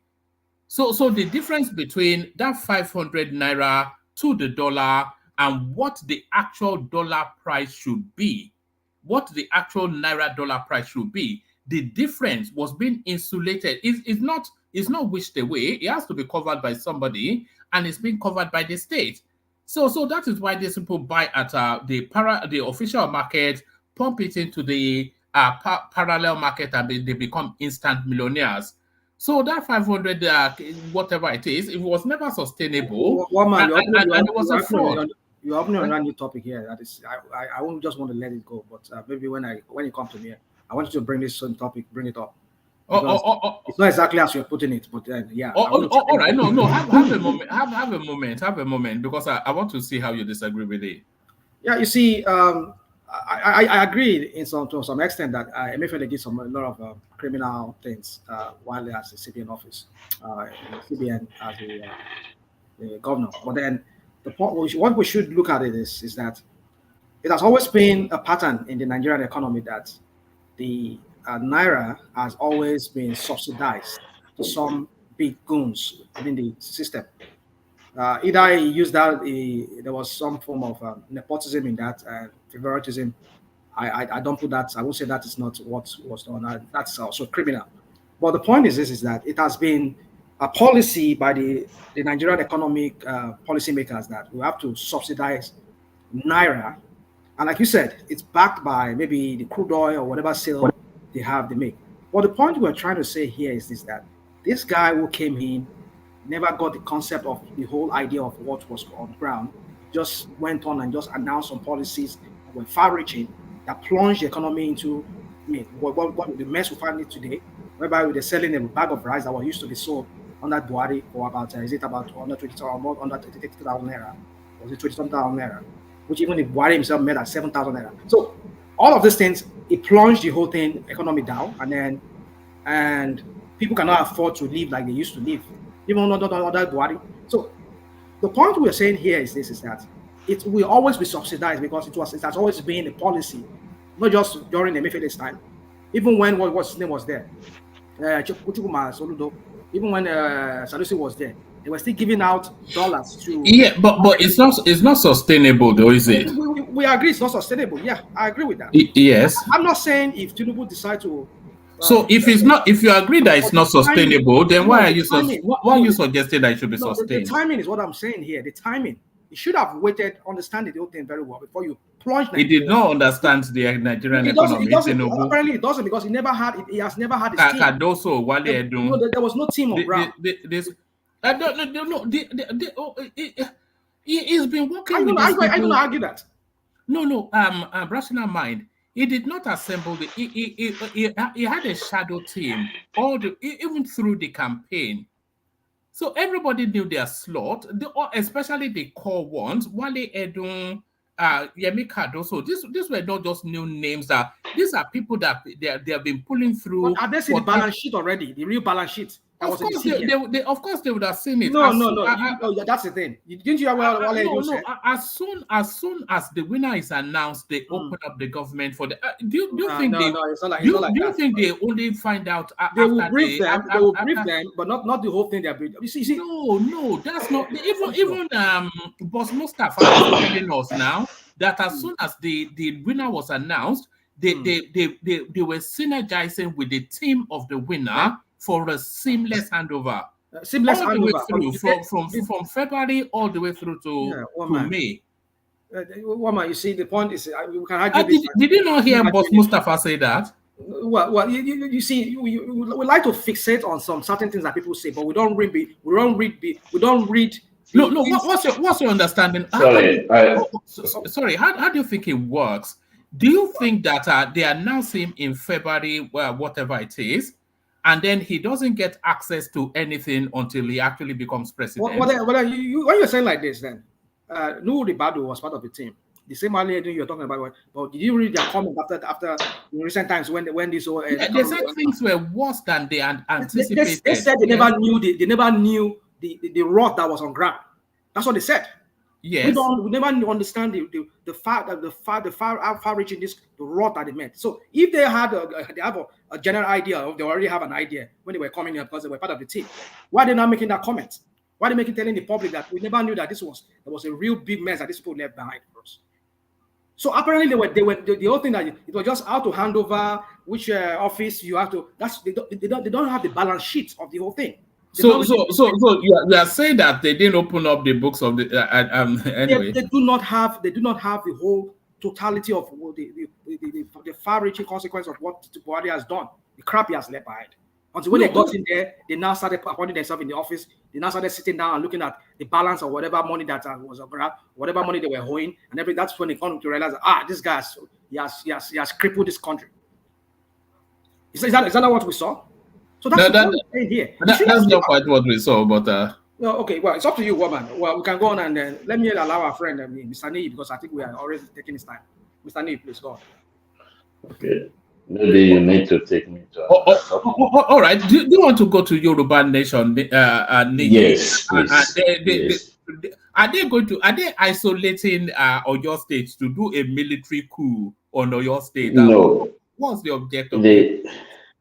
You know one thing, Ibadan is taken as the political headquarters of the Yoruba. So now, if you look at that, those people, those guys that went to the government house, I think they must be having some problems, because if you look at Yoruba Nation, there was a time everything was going on smoothly until when a woman called Dupe Onitiri Abiola, I don't know if you have heard of her before, came into the scene and then tried to take over. As a result, he divided the Yoruba campaigners into two. He did a lot of shenanigans. If you remember, this is not what happened yesterday was not even the first time. There was a time they went to Oyo State Radio Corporation or so, and they wanted to take over. You see, he has been sending them that they have to take over by force. That is why on both issues, it has been denied completely by Professor Akintoye. That is that they don't have anything to do with that. Nothing to do with that. So it's actually coming from the lady called Dupe Onitiri, who should be arrested because people were wondering. Hold on. Yeah. What are they hoping to achieve? That is the point. Because they think they are going to take over the governance of your state. You see, and then the Nigerian state will say, okay. Baba Akintoye was saying that this thing must be done diplomatically, that it will be by political agreement that things can be resolved if there is going to be Yoruba nation. But when she came, she said there is no country that formed just by political agreement or whatever, that it has to be taken by force. You know, it's more or less like when you look at Meetiala, the first people that started Meetiala, they were able to negotiate whenever there is any problem. But there was another guy that came, is it Meetiala Taori or something like that, and that one was militant, and that is the one that you see that causing a lot of mayhem. The same thing with this woman. She has been called several times that this is not how to go about it. Were you sent by anybody so that they can proscribe Yoruba Nation as a terrorist group? I think that is actually her mission, because people have been looking at that all that she is doing, sending people to go and take over the radio station by force, sending people to government house to go and take over. And you can see all those guys. How can 9 people, where do they get the uniform for? Where is she based? Is she based abroad? Now, that is another thing. That is where people started backing off. Before, when she first came, every media were inviting her. But they realized that she will be telling them she is based in US. Meanwhile, nobody ever knows where she is based. Although some people have traced her to Ikeja at Okwebi, but she will be deceiving everybody that, yes, I live in US and so on. People, embrace her because of the name that she came with, Abiola, not knowing that she has her own mission completely. So, and that was how she diverted a lot of people away from Professor Akintoye, that no, we cannot be going this way. We have to take things by force. So nobody even can say exactly where she lives. Some said they've seen her around Okwebi because they try to trace her to that place.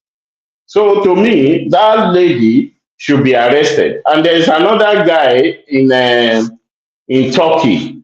It's called Ijinle Media. That is the one that he has been using to be able to propagate all these Ijele Media is a Southeasterner now. No, not Ijele. Ijinle. Yoruba. All right. Ijinle. He is based in Turkey. So he's been using that person. And there was another lady, but the lady has backed out now when she realized that lady lives in London. I can't even remember her name like that. So they were the one that she was using. Esabod? No, Esabod is in Ireland. That one, no, is not part of the Yoruba nation. Now I forgot. Shoye Koribe. That lady is called Shoye Koribe. One out like that. So she's been using them. And so they are not actually Yoruba nation campaigners. No, they have their own mission. Because how can you say you want to take a nation? Even if you want to take a street, you don't go with 9 people or with just I look at them and say, what kind of bunch of criminals are this? So I will thank God that Yoruba nation, they were led by Professor Akintoye, has debunked it and has denied it ever have anything to do with them. So it's actually the whole thing is being orchestrated by that woman called Dupe Onitiri. So, all right, Bridan. Let me take you to one more spot. Have you spoken on Nigeria becoming the yes, fifth the largest fifth economy? economy. Yes, I've spoken about that. All right. Let me take you to this. This one seems so much to repeat. It says you have no influence on Northerners. Coalition tackles NEF for criticizing Tinubu. So, it really caught me off guard somewhat, the criticism of the Northern Elders Forum. One, because it is too early, and two, because it is it lacks substance. They are criticizing Tinubu for the level of insecurity in the country, especially the kidnapping of those school children. But where are we coming from for that to be a criticism? Because under Buhari, every single day, people are killed, kidnapped, to the point that he didn't even care anymore. He will go on holidays as the news breaks, and etc., etc. And since Tinubu came in, we have seen a noticeable dissipation in incidents of insecurity. So is it not a pat on the back that this guy should be getting, or is this just the politics of our 2027 already kicking off? Yeah, you know those groups. They're supposed to be socio-cultural group. They're supposed to be apolitical. But if you look at, they've been meddling with politics, and that is why people don't respect them. And to be factual, they are not even speaking on behalf of the whole North. Just like the Afenifere is not the voice of Yoruba. The same thing with Ohanaeze, because all of them, they've soiled their hands. So when things don't just go in their way, that is when they just come out. You know, it's more or less like, this is my own thief. I will not call him thief. Yes, when is another thief, then you can call that person a thief or armed robber. So that is what is happening. When Buhari was there for 8 years, you know, they were silent, very, very silent about it. But and if you look at them, there are some individuals there that are really pushing things against any Southerner. If you remember, there was a time they came out, they said, Buhari, Tinubu wanted to take CBN to Lagos. You see, the same thing with one senator, was it? Yes, that he was speaking on behalf of all the senators or the government. Meanwhile, it was not so. It's just a personal vendetta against an individual. But they will now rub it on the whole group. Because if you look at that Northern Elder Forum, it's not about the Northwest alone. It comprises of all the Northeast, Central, and so on, even down to Kwara State and Kogi State. But look at those people that have been voicing out. They are from the Northwest. And it's just an individuals, maybe about 2 or 3 people among them, that they don't just want anything that will go to the South. They want to dictate what can go to the South or what can go to one region or the other. And that is why whenever things like that happen, you see the way they come out frontally. Because they've all soiled their hands. So nobody believes them anyway. Nobody wants to take anything from them. So that is the way I see it. It's just like Afenifere. We saw what is happening, that the whole thing is divided. Yes, Afenifere has turned into somewhat of a joke now. It's a joke. Yes. It's a joke. All right. Before I go on to Rational Mind, Niyi, because it's been a while since we saw, so you give us a little flavor on the Lagos-Calabar coastal road that seems to have generated a lot of controversy, even though it's probably one of the most important projects that Nigeria will take on in recent times? Yes, I was listening to people talking about the road. It's a good investment if it can be completed.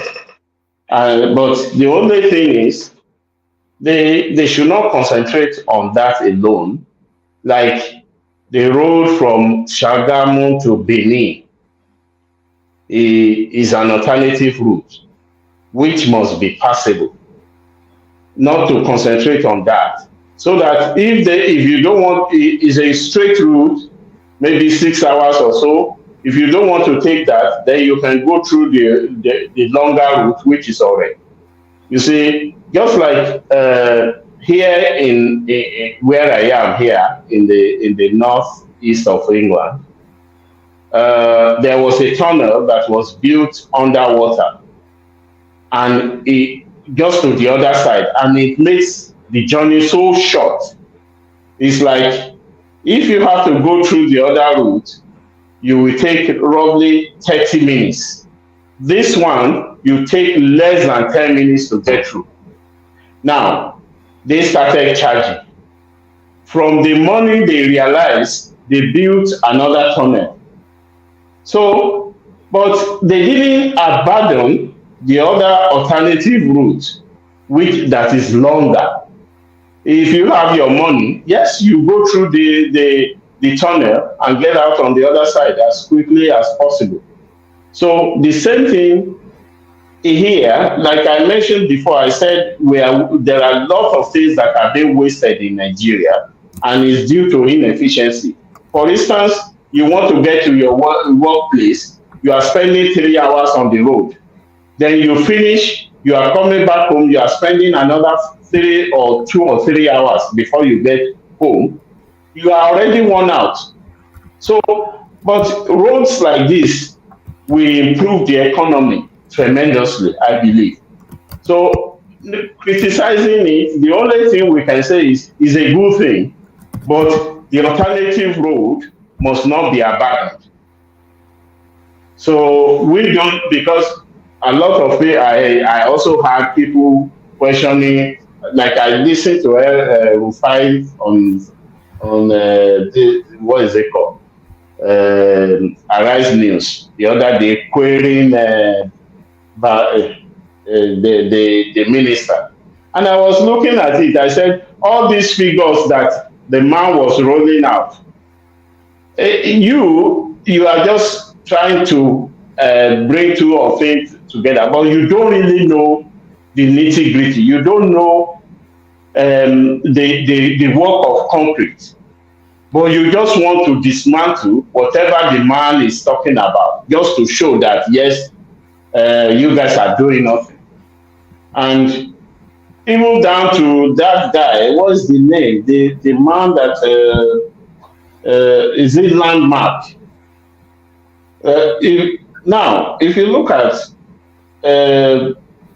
what is the name on Arise News?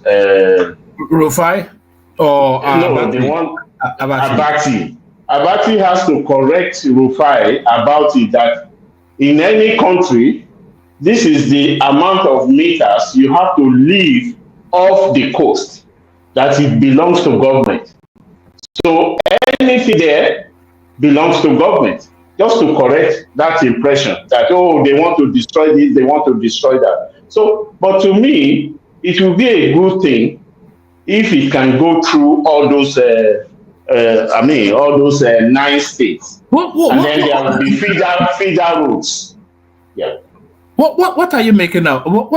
Pardon me. What are you making of the fact that they are trying to vary? They are trying to vary the plan of that road to accommodate that Landmark guy. Do you think they should do? Because I feel they should just bulldoze it, whatever it is. It doesn't even have any right to be there. Yes, anything within the government land, yes, should be taken away because it's government land. In any country, it's just like even here in UK, you just go to a place and you say you want to build. without proper documentation. They will just come and take it one day. Because they have structure. You see, we do this a lot. I mean, we just like to compare Nigeria to. Hey, hold on. Let me finish. I will give you another instance. No. Just a minute, please. There was a time when I was in Lagos. When you after Magodo, and you are coming up that bank before you get to Berger, First Bank has a land there. And there were some people that started building there.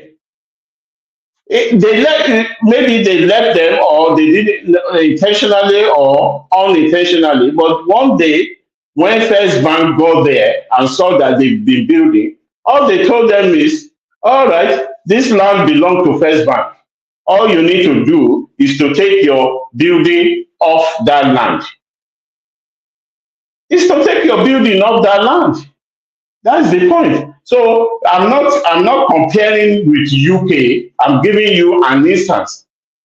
In Nigeria, you can't just say, oh, yes, because it's there, it's lying fallow, so it doesn't belong to anybody. No, it belongs to someone. And the person can come any day and say, you know that this land belongs to me. And you remember that people do encroach.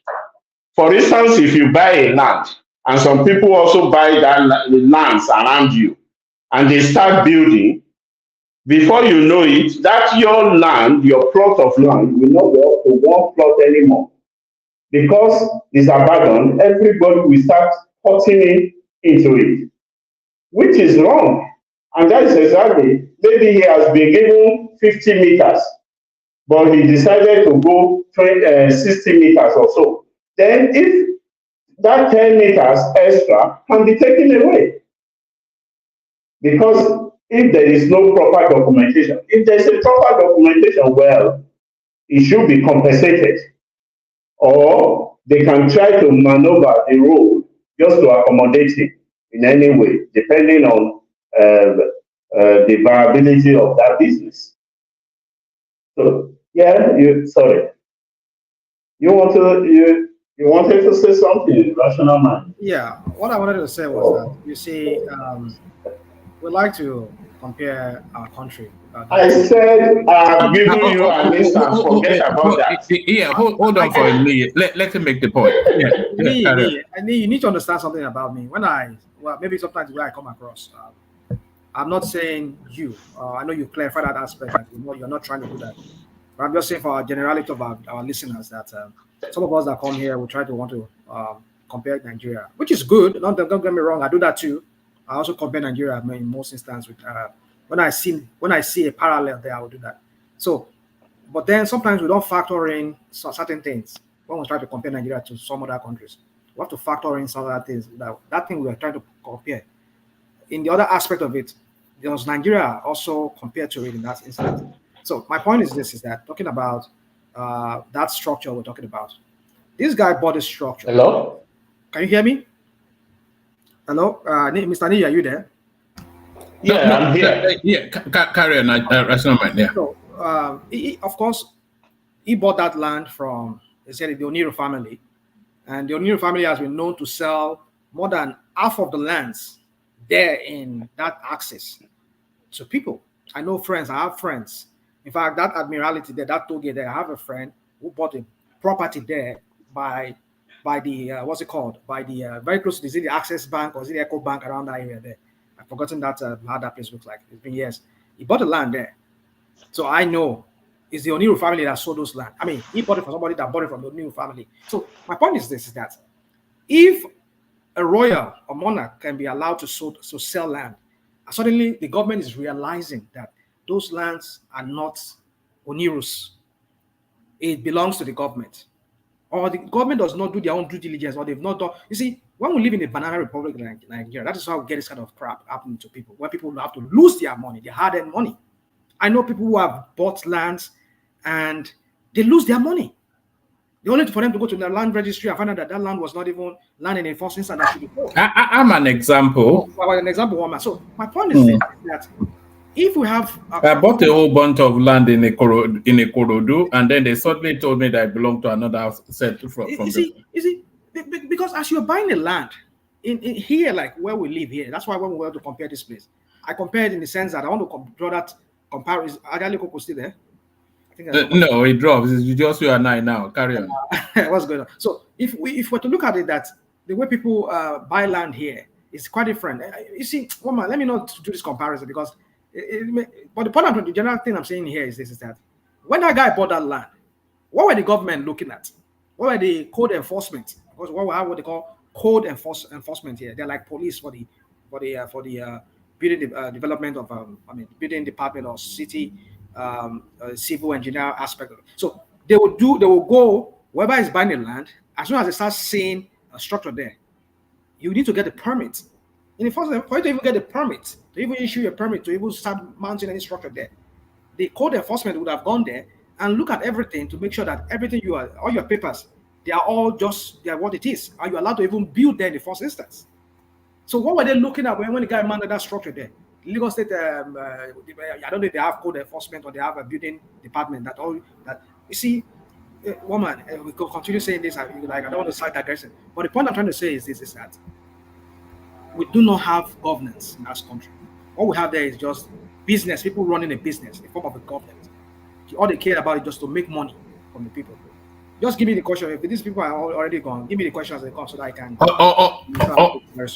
All right.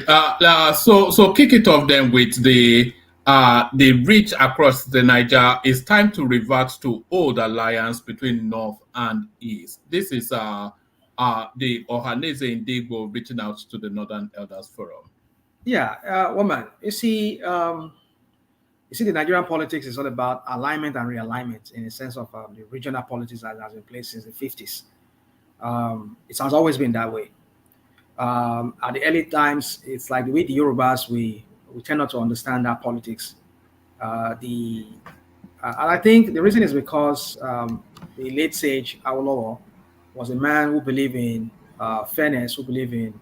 I don't think it's not that of a corrupt person like the politicians that we have during his own time and the politicians that we have today. He likes to play by the books. He likes to play very, very sane kind of politics. He would appeal to people. He would seek people's votes. We saw how he goes about campaigning. I think he believes that if we are one Nigeria, you can see what I'm doing. Look at what I'm doing in Western region. Why should I why should I align and realign? But it took him a long time to come and realize that, yes, you need to realign and realign.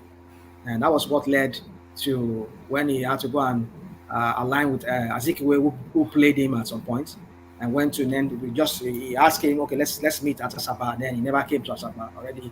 He used that as a ploy to hold him down so that he'll be waiting for him while he would just go and meet the NPC then and do that alignment so that they could have the majority in the house then. So before he realized it was so naive. I mean, I was a part Awolowo was naive, but not naive in the sense that he was naive, but he just believed that it's a person that believes in fairness. He believes that politics should be played based on your results, based on your what you've done.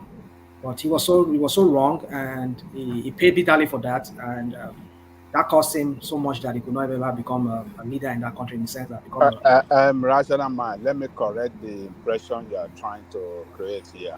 That what? You are trying to create an impression that Awolowo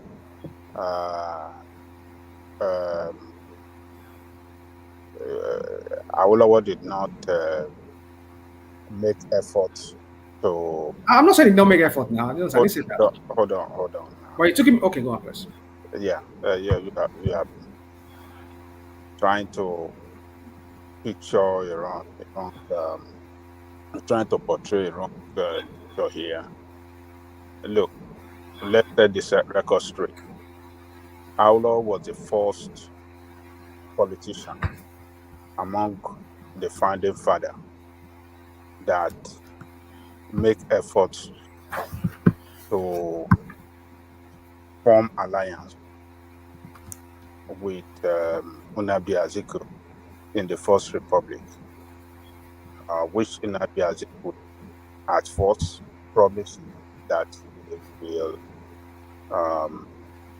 he proposed to Azikwe to be the prime minister while he to be the finance commissioner.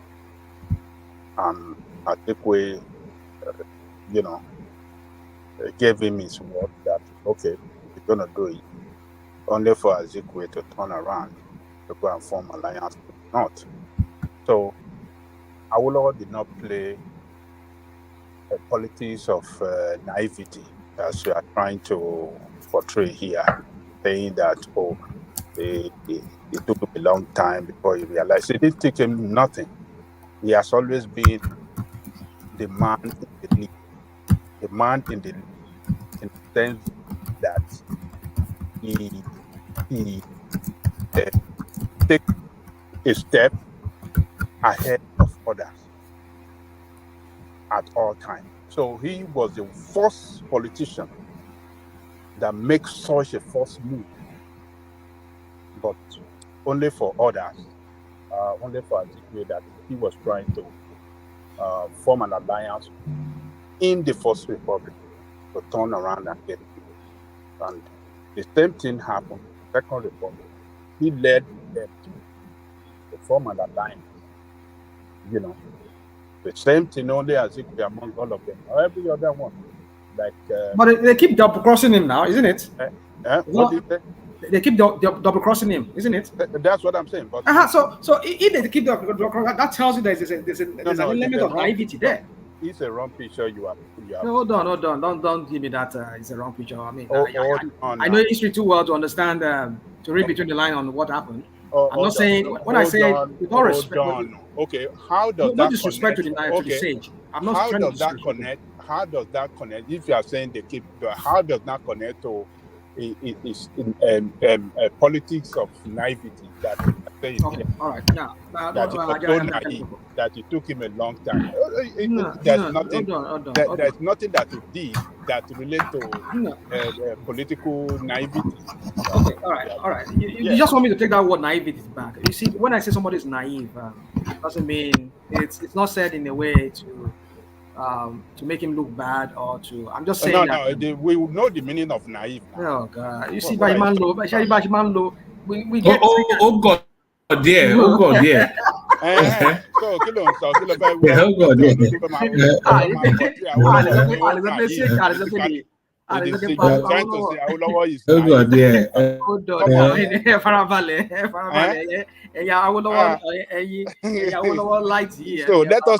let us set the record straight.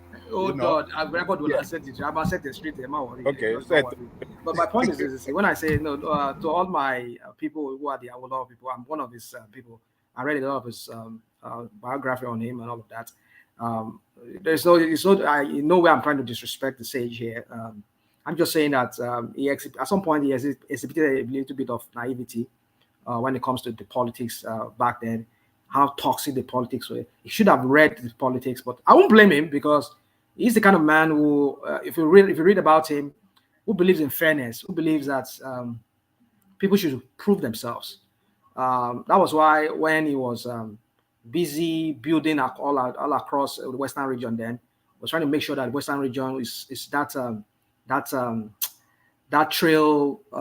trailblazer for the rest, or like the example or the model for the rest of Nigeria in terms of development, in terms of governance structure and all of that, which was successful. But before it dawned on him that you need to start launching yourself into the national limelight. Not as if he was not doing it at the same time, but the other people were scheming far ahead of him. Awolowo, Sadwana, and the rest of them from the north, they were all scheming ahead of him. Because his fixation was just Western region at that point, which was not bad. I mean, when we saw today, a lot of us who were recipient of his benevolence, when I'm saying, the good things he did that we benefited from. And in a way, even though I laughed how long he was gone, some of the schools still stand today. So my point is that I'm just saying that he was so fixated on Western region because he wants to use that as that proof of his competence. That see what I've done in Lagos. What I've done in the Western region, I can replicate. You see, we can go on and talk about this history of how the Northerners, they opposed him. They felt that he was trying to say, when he said, I'm going to educate the people in the North. How the people saw it as a slap to them. The Sadwanas and the rest of them, they saw that as, are you saying that we are uneducated over there? Are you saying you're coming here, come and change our culture? You see, these are some of the things that they interpreted, they read into Awolowo's statement back then, and they denied him many things, or they played him based on that. So my point is this: when I say the late sage was naive, it is in no way to disrespect him, but just to point out some flaws, or some flaws in some of his judgments, which cost him that he never became, that it was that one leader, one true president, that one true Nigerian president or prime minister that we never had. So that's just what I'm trying to say. It's in no way, I mean, like I said, I'm not trying to disrespect him, but just to point out some of those flaws in his judgment. Some of this, and these flaws in his judgment was not because, was based on his reading as at that time, reading of the polity then. That, like I said, I don't not repeat myself. Like I said, it's just based on what I've done, my own competence. Let it speak for me. Let people see what I've done, and based on that, reward me based on that. But Nigerian politics is not like that. People scheme, they play their dirty politics, and we know what Azikiwe did. So let me not debate that with you. Your view is your view, and I respect it. But I'm just saying that if you read between the lines of the historical, going by the historical context of that time, you understand that Awolowo too had some flaws in his, maybe let me say he misjudged or he miscalculated the political scene at that time. So let's just leave that. My point is this: that why I'm bringing that to this is there's always been alliance and realliance. And when this guy is talking about Izukuzoro, he's talking about the north and the east. Yes, they've always been dating back to the 50s, and even the reference of that Azikiwe going to make that that pact with them, so that they could, that led to the emergence of Tafawa Balewa as the prime minister, and he being called Secretary General. I mean the President General of Nigeria. I don't know the crap that meant, but the prime minister was the one who has the power, the political power more than him. But let's just leave all that. But my point is this: that they've always been alignment, and this, they've always aligned. We saw that with the last 2015 election when Southwest and the CPC Northern wing, they collaborated and they were able to kick out Jonathan. So it has always, so one man, I want to take you on one thing you said, because I was boiling when you were saying certain things, and even when he himself was even saying it here, I was boiling here. That, of course, yes, I know our Afenifere today is more like a paper tiger, but then you need to understand at some point in time in the history of that country, they were very powerful. They're very powerful, not just cultural group, but they are also political. Because Baba Ademajo tells you the story of how they evolved, how they came, that group, that political, I mean, how that group came about. He said it's an offshoot of the Awolowo, what was that, Awolowo group, action group then, and all of that. So you understand that this is the same. You see, sometimes we want to twist history, like some of us, we didn't grow up in that country, we had amnesia. This is the same Afenifere that brought Tinubu into. Do they speak for Yoruba people? Hold on. I'm trying to give us. I'm trying to give us history. Okay, carry on. Because that's my contention. That both Afenifere, Ohanaeze, and Northern Elders, they are not the voices of their people. They were the voice of the Yoruba people. Afenifere was the voice of the Yoruba people, just as the Northern. I will give you. You see, let me not. They were the voice of the Yoruba people during the June 12th struggle. We knew the role most of them played when most of them went into exile, and some of them they came back, and that led to even Tinubu becoming a governor. Tinubu deceived them. He pretended to be one of them, which maybe it was really a member. Maybe it was just by pretense, or at least history shows us that it was a pretense, because we saw that he was only trying to use them as a mule for him to be able to ride into power. So at that time, you people did not say when Tinubu went through them to become they chose Tinubu to become the candidate for them. I mean, was it that I think they chose them, or maybe there was some kind of beef or some kind of struggle at that time? But at the end of the day, he used whatever he has to get the nomination from the Afenifere back then, and he had their backing. All the AD Alliance from the Democracy governors, they all rode on Afenifere to win their respective states. Is it Adefarati in Ondo? It's Adefarati. I've forgotten those name. Adefarati, Lam Adesina, is it Lam Adesina in Oyo? And then what's his name in Ogun State? All these people? They all rode on Afenifere to become governors until we saw the whole divide and rule that came into play after that. So at one point they were powerful group. But what happened? We knew what happened. People, the likes of like Tinubu, were people that broke them, because he knew that he could not, his leadership would be questioned if this group is to remain one. But he succeeded in breaking that group when he broke off from the AD, and the whole thing just collapsed at that time. Yeah. So what I'm trying to make you understand is this, woman, is that these politicians, they know when to use these political groups. They know they were powerful. They knew they were well, maybe then they were powerful. That was why they used them. But if you tell me that maybe today they're no longer that maybe they're just that paper tiger, yeah, I can agree with you on that. But they were. Mind you, in 2015, pre-2015, we knew what happened, how Jonathan got kicked out of office. It was the collusion of the Arewa with the APC, CPC, and the ACN and the APC, CPC that led to the kicking out of what's it called, of Jonathan. So at that time, the Tinubu and his the Mugu from what's it called, from Daura does not know that Arewa was not powerful then, right? And he knew they were not powerful, and he went to them in this last 2023 election when he went to what's it called, the Arewa house in Kaduna. You see, we always like to come here because of one person, that man called Tinubu. We want to change the history of that country. We want to twist the whole thing, the whole story of that country. I cringe here sometimes when I just come here, when I see people just want to spin the narratives that we all knew or we all read about. We're all alive. We're not as if we were just born today that we read the story. We're alive to see all those things. And because of one man called Tinubu, we want to turn the whole narrative, spin it in his favor. But Action Group was actually an offshoot of Afenifere, not the other way around. Well, whatever it is, woman, I'm just trying to tell you that the Afenifere was once a very powerful group, but we knew how Tinubu had a role. But are they the voice of the Yorubas now? Are they still the voice of the Yorubas? Yeah, you see, that's the point. Are they still the point? That's what the narrative that the Tinubu people want. So no, I'm asking you. You answer it.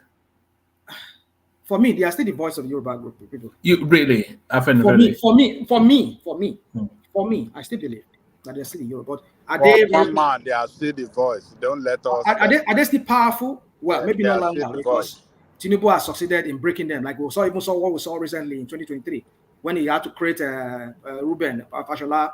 Ruben Fashionati's faction versus Adibajo's faction. This is what this guy does. He knows how to break. This is what he's going to do in Arewa. Already they're associating him now. What's his name? Their former secretary, what's his name? Ahmed Babalawa. Ahmed Baba, what's that?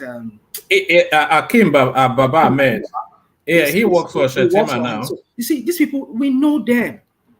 I want all of us and Nigerians that will listen to us maybe years from now understand that these politicians, they are not what you allowing to infiltrate yourselves. To infiltrate those cultural groups. They will use you and dump you. That's what they do. That's what they do. They will use you people and dump you. Don't. That's why I just prefer that these people just stay out of politics sometimes, or maybe just in a way find a way of just not meddling into politics, because the likes of Tinubu and all of them, they will infiltrate you. They will break you into pieces. They will make you inept. You will lack that power to be able to potency to be able to do anything, because it goes in their favor. It promotes them. It promotes their ideology. So, woman, yeah, going back to that question of that, that's how it's done. You have to realign. But is it right in what he was saying? Well, for me, I will leave that to other people to make that judgment. But for me, I believe they still realign. You see how it works is actually the wider question. So let's say this alignment, let's say they realign or align. So how does that work? What's the gain? So what are they aligning to do? So are they aligning to wrestle power from Tinubu in 2027? And if they are, then who does that favor? You know, who does that alignment favor if they wrestle power from Tinubu? So let's say there's an alignment of the Southeast and the North to launch against 2027. Who comes out on top? Who does that favor between the two of them? Well, that's the narrative that I know the Abado people wants us to talk about, woman. Anything you people cannot do anything. You will cry till 2027. Nothing will happen. You people, we will wait 2031. But you know one thing is that politics is dynamic, and you cannot trust these people from the Sahel there because they hold sway in that north. They've been able to infiltrate every other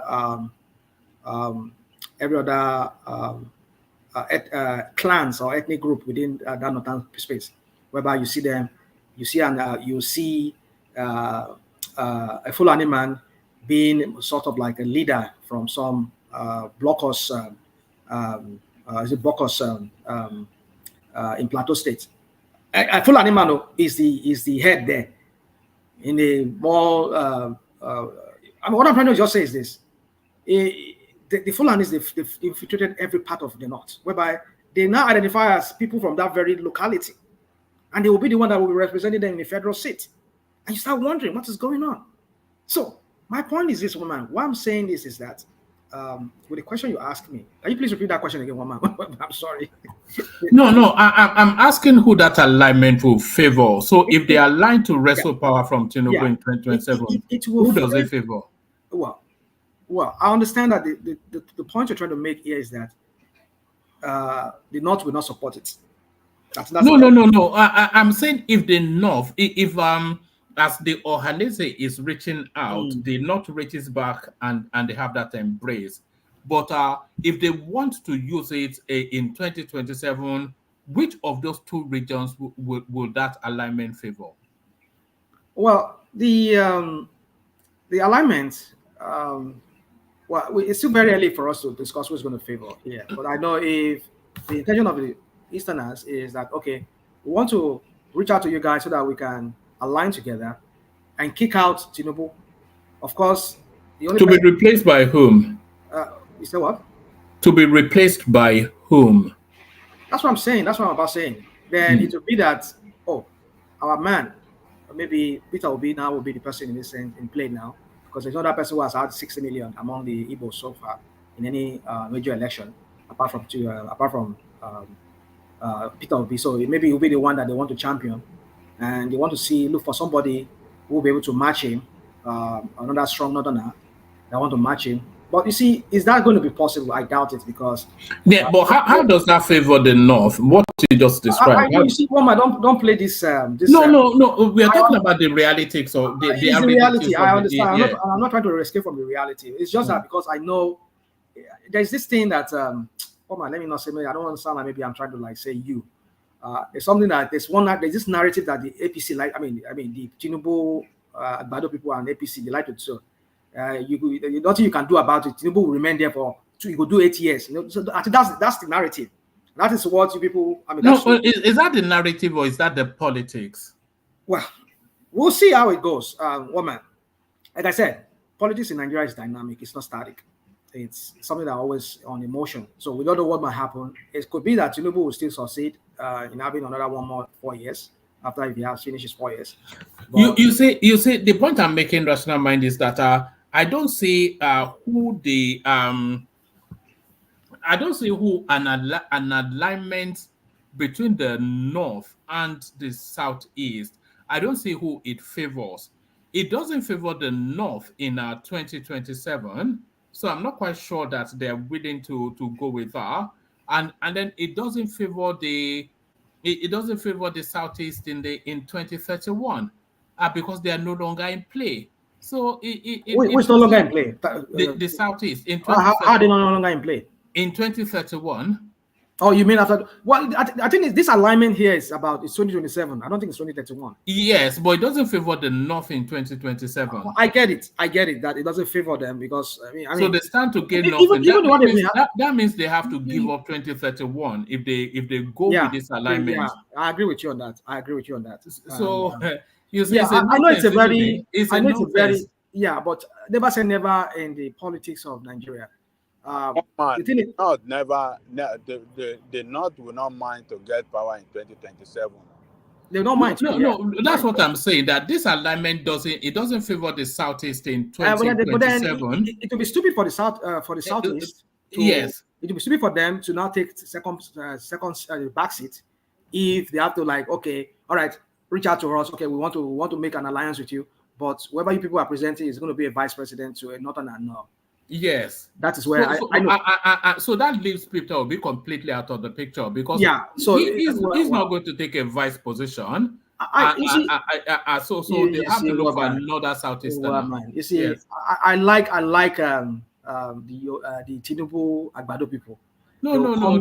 I understand, what man. Let's Let me just go just say to the this. politics. Forget the Agbado or Yeah, I know, but when I say the this, it's not, obedience and whatnot. I'm not calling anybody Let's idiot. talk. I'm not calling No. Let's look at the reality. Let's just drop the the Agbado. reality you are painting now, one man. That's the reality you are painting. Okay, paint a different narrative. I'm Paint a not different painting one. it. What you just painted now is Yeah. seemingly is the reality that will play out, right? I agree with you. Is that not the practicalities of it? Well, you have just said it now. I said that's the reality. I just said it. I mean, any other thing you want me to say after that, I don't know, woman. But let me just say No.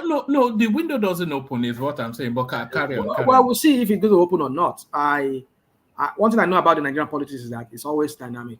Now, all the after all the old night, how many years of the Fulani rule over them over there in the north? How has it transformed their life? How has the average northerners, how have they benefited from it? So it's up to them to start talking to themselves that now we benefit. Say So you expect the northerners to reach an epiphany, Abi? Well, maybe they will hit the wall very soon. They will hit the wall. They're already hitting the wall now. I don't know what they're saying, that the North is neglected when it comes to development. That's what they're saying. But you see, I read more meaning than all of these things they're saying. I know these are Arewa. They are all just looking for some things from Tinubu. When Tinubu calls them now, start giving them money or start giving them so their children position in governance. They all keep quiet. They start singing praise. You see, that's the thing. You see, one man.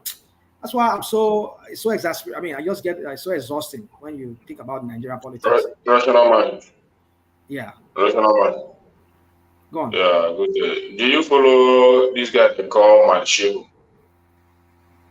Shehu, is that? Yeah, Matt Shehu. Madi. Yeah. Shehu Madi. Yeah, I've been seeing his tweet recently. He's a PDP guy now. Yeah, but he's somehow now talking about COVID 2027 recently. If you have been following his tweet. I don't see that guy. That guy, I don't really take that guy serious. It's just one of those noisemakers. Yeah, I don't take him seriously too, but somehow it shows that because it's not everything that I see, but I know something is going on some sort of alignment that they want to form in 2027. But Ekene, who does that alignment? You see, that's the question, though, because it's like hoping against hope, isn't it? This sort of narratives, it's like wishful thinking. Nigeria is at the crossroads, so nobody is talking about who this one favors. We are talking about what favors Nigeria now. Oh, right. So Nigeria is at the crossroads. We can continue to talk about. We're about to enter a new Nigeria. Is that who this one favors? We are talking about what favors Nigeria. We're talking about power. No, Nigeria is not talking about power now. Nigeria is talking about what favors them. No, that's the narrative. You only hear. People tend to only hear the narratives that they want to hear. That's the same thing with you also. You want to hear the narrative you want to hear also. Yeah, but I'm willing to be interrogated now. A sitting president has been defeated in this country before. Yes. You understand? So if it happens again, it will not be the first time. Yes. And that happened because people feel that president was not doing good in terms of security. So a lot of people aligned to take him either with propaganda or Are you able talking access about? Are you talking about Jonathan? Are you talking about Jonathan? Yes. So if it happens again, because of the situation Nigeria is today, so don't say that we're not talking about what favors. That time people talked about what favors Nigeria. Because Yes. you cannot tell me it's because of economy that they remove Jonathan. The reason why they removed Jonathan was because of Boko Haram insecurity. No, that's not the that's not why. Do you want to know why they removed Jonathan? That's the actual reason. That No, is it's the not. actual. It, That is it's the not. main. It's Let not. us let That him is tell the us. main. Ekene, That let is the him. main focus. Ekene, let So Ekene, so yeah. Can you let one man tell us what was the reason? What was the reason? Well, the reason why they removed Jonathan was because the North felt cheated. Obasanjo had his 8 years. The North was meant to have their 8 years. Yadua died, and they wanted to just substitute him, but the constitution did not, and the country rebelled against that and the international world. So they agreed for Goodluck Jonathan to complete Yadua's first term, and then the power retains back. The power goes back to the North for them to complete their complement of 8 years. And I think they on written agreement, Goodluck Jonathan agreed to that, but he reneged because, as we know, as even Buhari told us that when he comes into power, he only served 1 year rather, one term. But as soon as they get that power, the story changed. So Goodluck Jonathan, he then went on to foist himself to run a fresh election, and then he wanted to run again. And then they were going to America complaining all over the place. You know, it was actually, they not felt aggrieved and cheated. And that was really, it's nothing to do with Boko Haram. Boko Haram was part of their wider strategy. Just like Buhari was telling us when he wanted that he will soak you in the baboons, and the dogs will soak in their own blood. So they not felt aggrieved because they felt cheated, and that was what got rid of Goodluck Jonathan. It wasn't any. It was Boko Haram was part of that northern aggrieved strategy. Yeah, I think you have a point there. That's a point. But then I know the point you're trying to make with that is that this rotation thing has always been there. Not enough people always. But the point is this: all the ones they've been producing, how has that transformed the lives of their people? I understand that is a question. Maybe it's a rhetorical question. But they don't care about that now. They only care about power. No. The elites care about that. It's the elites that care about that. And they make it look like they are ordinary citizens, ordinary people, locals from the north. They care about that. So the ordinary locals from there, they care about what they are going to eat, how they're going to pay their bills, or how they're going to take care of their kids. But the narrative we hear, which they're the elites, because they are very powerful, they have the money, they control the media, everything, that whatever news that comes out from that space, they make it look like that is what it is. But then, and they kind of brainwashes their people during election period to continue voting for them. But the question is this: how has that even improved their lives? So I hope these northerners are now all of these people crying here and there.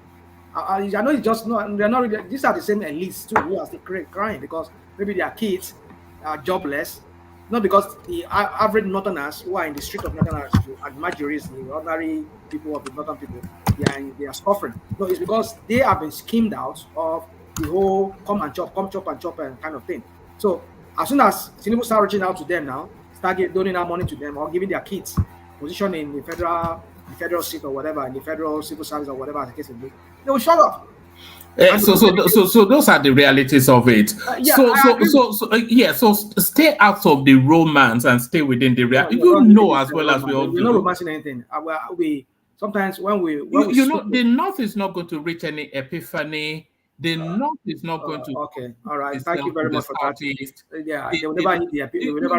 You know that as well as I do now. So why are we even pretending like you don't know? Okay, let's just leave that one, man. I agree with you. I've said it that I agree with you. In some of the submission you made, some of the things you said. It's a surrender. I will not surrender. You won't expect me to surrender. I will surrender. It's a surrender of 8 years to Tinubu. It's an inevitability. No, only an act of God can stop it. Okay, we see then. It is an inevitability. Peter Obi is not going to be president in 2027 Okay. because the North will not vote for him. And a good portion of the Southwest would not either. And the vote of the Southeast will never take anybody to Aso Rock.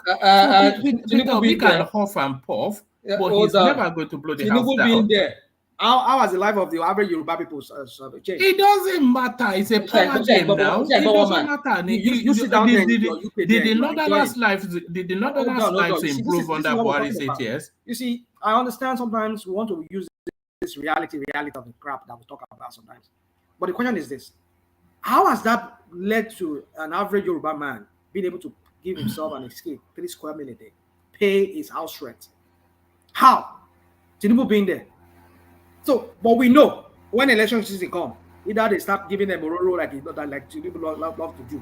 Start giving them one bag of rice. No, there will be a difference in 2027. Tinubu is going to campaign on achievements. What achievement? Achievement to the campaign. All these infrastructural things being built. What infrastructure has he done? The coastal high road, which would have propelled. It would have propelled quite. It's already been built, so it would have advanced quite a bit. Where are they started? There's only one place that they started. You're telling me it's already. How many places would they start? The project was announced 2 weeks ago, and they have already completed. All right. I know you are trying to tell us that it's going to like the projection you showed us a while ago of the projection of the what was that? What was that? You mean the Goldman Sachs projection? Goldman Sachs projection of Nigeria becoming the 4th economy in the world. I mean, that's just projection. You know, I know some of you want to run with it. You see, it's data led. It's data led. This data led. What data? What data did? Did Goldman Sachs have a? They say 14 trillion economy. Actually, was talking about feeling of one. Hold on now for about 1 month. Oh, my goodness, my phone is it's gonna die. If Sherry, I mean, these Agbado people and Tinubu, all of them. I mean, Tinubu just said, "I'm going to build a 1 trillion economy." Yes, and these people are projecting 14 trillion. So, what data has Tinubu seen that he is saying that it's going to be 1 trillion, and these other people are saying that it's going to be 14 trillion? So let me rescue you. They are saying it'll be 14 trillion in 50 years time. In 2075. Now you're talking. Yeah, 2075. Yeah. Okay. Thank you very much. So Nigeria will be a top 5 economy. So why are we not talking about it now when it's just a projection in 50 years time? And look at it. You see when I say these Agbado people will go and throw some things out there and start promoting like. Well, that's an endorsement of the moves of the current. It's based on what is going on now. Tinubu be here to see the 50 trillion economy, I mean 14 trillion economy. Yeah, it's an extrapolation of what is going on now and a projection of the back of that English extrapolation. What are you talking about? Where is Nigeria right now? I mean, we have the potential of becoming more than a trillion economy, but that's what Tinubu said. He said he wants to build a trillion economy, which I'm not saying is bad. It's a good thing. It's a good endeavor. No, we're 400 and something billion now. We are during Jonathan. It contracts. During Jonathan was over 500 million. Well, yeah. So if it makes it a 1 trillion economy, then it would have doubled the economy. What I'm saying is this: during Jonathan, it was over $500 million economy. That was way back in 2014-13, up to like 2015. But when APC got there, look at how it contracts. No, when Buhari got there, you mean? No, come on. What is APC? What is Buhari? What is APC? What is Tinubu? I don't know the same party. The same way we are blaming. They are not the same government. The same way we will be blaming PDP, regardless of who is the president during the time. Come on, man. Let's not do this. You see, we can go on and start spinning this narrative. Now, look at how you brought this narrative now. Oh, I mean, if you did not read between the lines, like, it's 2075. Tinubu will be long gone. And you and I probably will be long gone by then, too. You're bringing it up now. Yeah, it will set the building blocks, just as he did in Lagos State, and we are now harvesting what he seeded. What did he do in Lagos State? Do you want me to bring you the clip of when he kicked off these mass metro lines that way? I have the clip in one of the clips. Yeah. Roma, you see, It's a seed. It's a seed you're just making sower. me so tired of this. It's a seed sower. A 16 kilometer rail, don't build for how many years? And you're telling me we should be praising it. I mean, come on. Honoring my local government in my city here, we have tram here, we have light rail here, and these were built within record space of time. And you're telling me here that I should be jubilating because somebody built 16. I mean, woman, don't get me started on that. I just don't want to go on that thing today. But my point is this, woman. Let us knock this whole thing off. Let's cut off this book crap of having to bring out some things like that makes it look like Tinubu. Let us see the concrete things that they are doing right now, not projection that we'll be seeing in the future. What they are doing right now. If nobody should read, if I did not really. Can I interject, please? Go on, please. I'm sorry. Go on. Yeah, rational mind. I was expecting that when they make a projection like that, you should be able to just give reason why it will happen or why it will not happen. It's not for now, it's for future. Why will it not happen in future? Or why will it happen in future? That is what you should be talking about. Not the immediate. And moreover, you said we should not be making comparison to developed world. But that is what you just did now. That in your city, you have tram, you have this, you have that. Right? So, there's no way you will not make comparison, man. Thank you. Okay, all right. Thank you very much for that. When I make comparison, in the context of what I make comparison, I'm just saying they built it in record time. You did not use 20-something years to build a 16-kilometer light rail, something that they did for 16 years, which was a white elephant project that were using to siphon money, stealing money from the taxpayers' money. And you want me to come and be talking about it? Loud. Is that what you're saying? Is that what you're expecting me to do? Come on, man. Please try and listen to me whenever I say something. I don't just bring an example of something just because I want to compare it. I just want to compare the time frame it took them. That's what I'm trying to compare here. And it was even run by a city, not the whole state. That some of you will come here and be champion like as if it's like the second fastest economy in the whole world. The way you people promote it. That slum, that mega slum that people call a city. I mean, which by every standard should be like cities like Sydney in Australia, or like Canberra, or like say Toronto, or like Vancouver, BC, or like based on what economy? Based on what economy?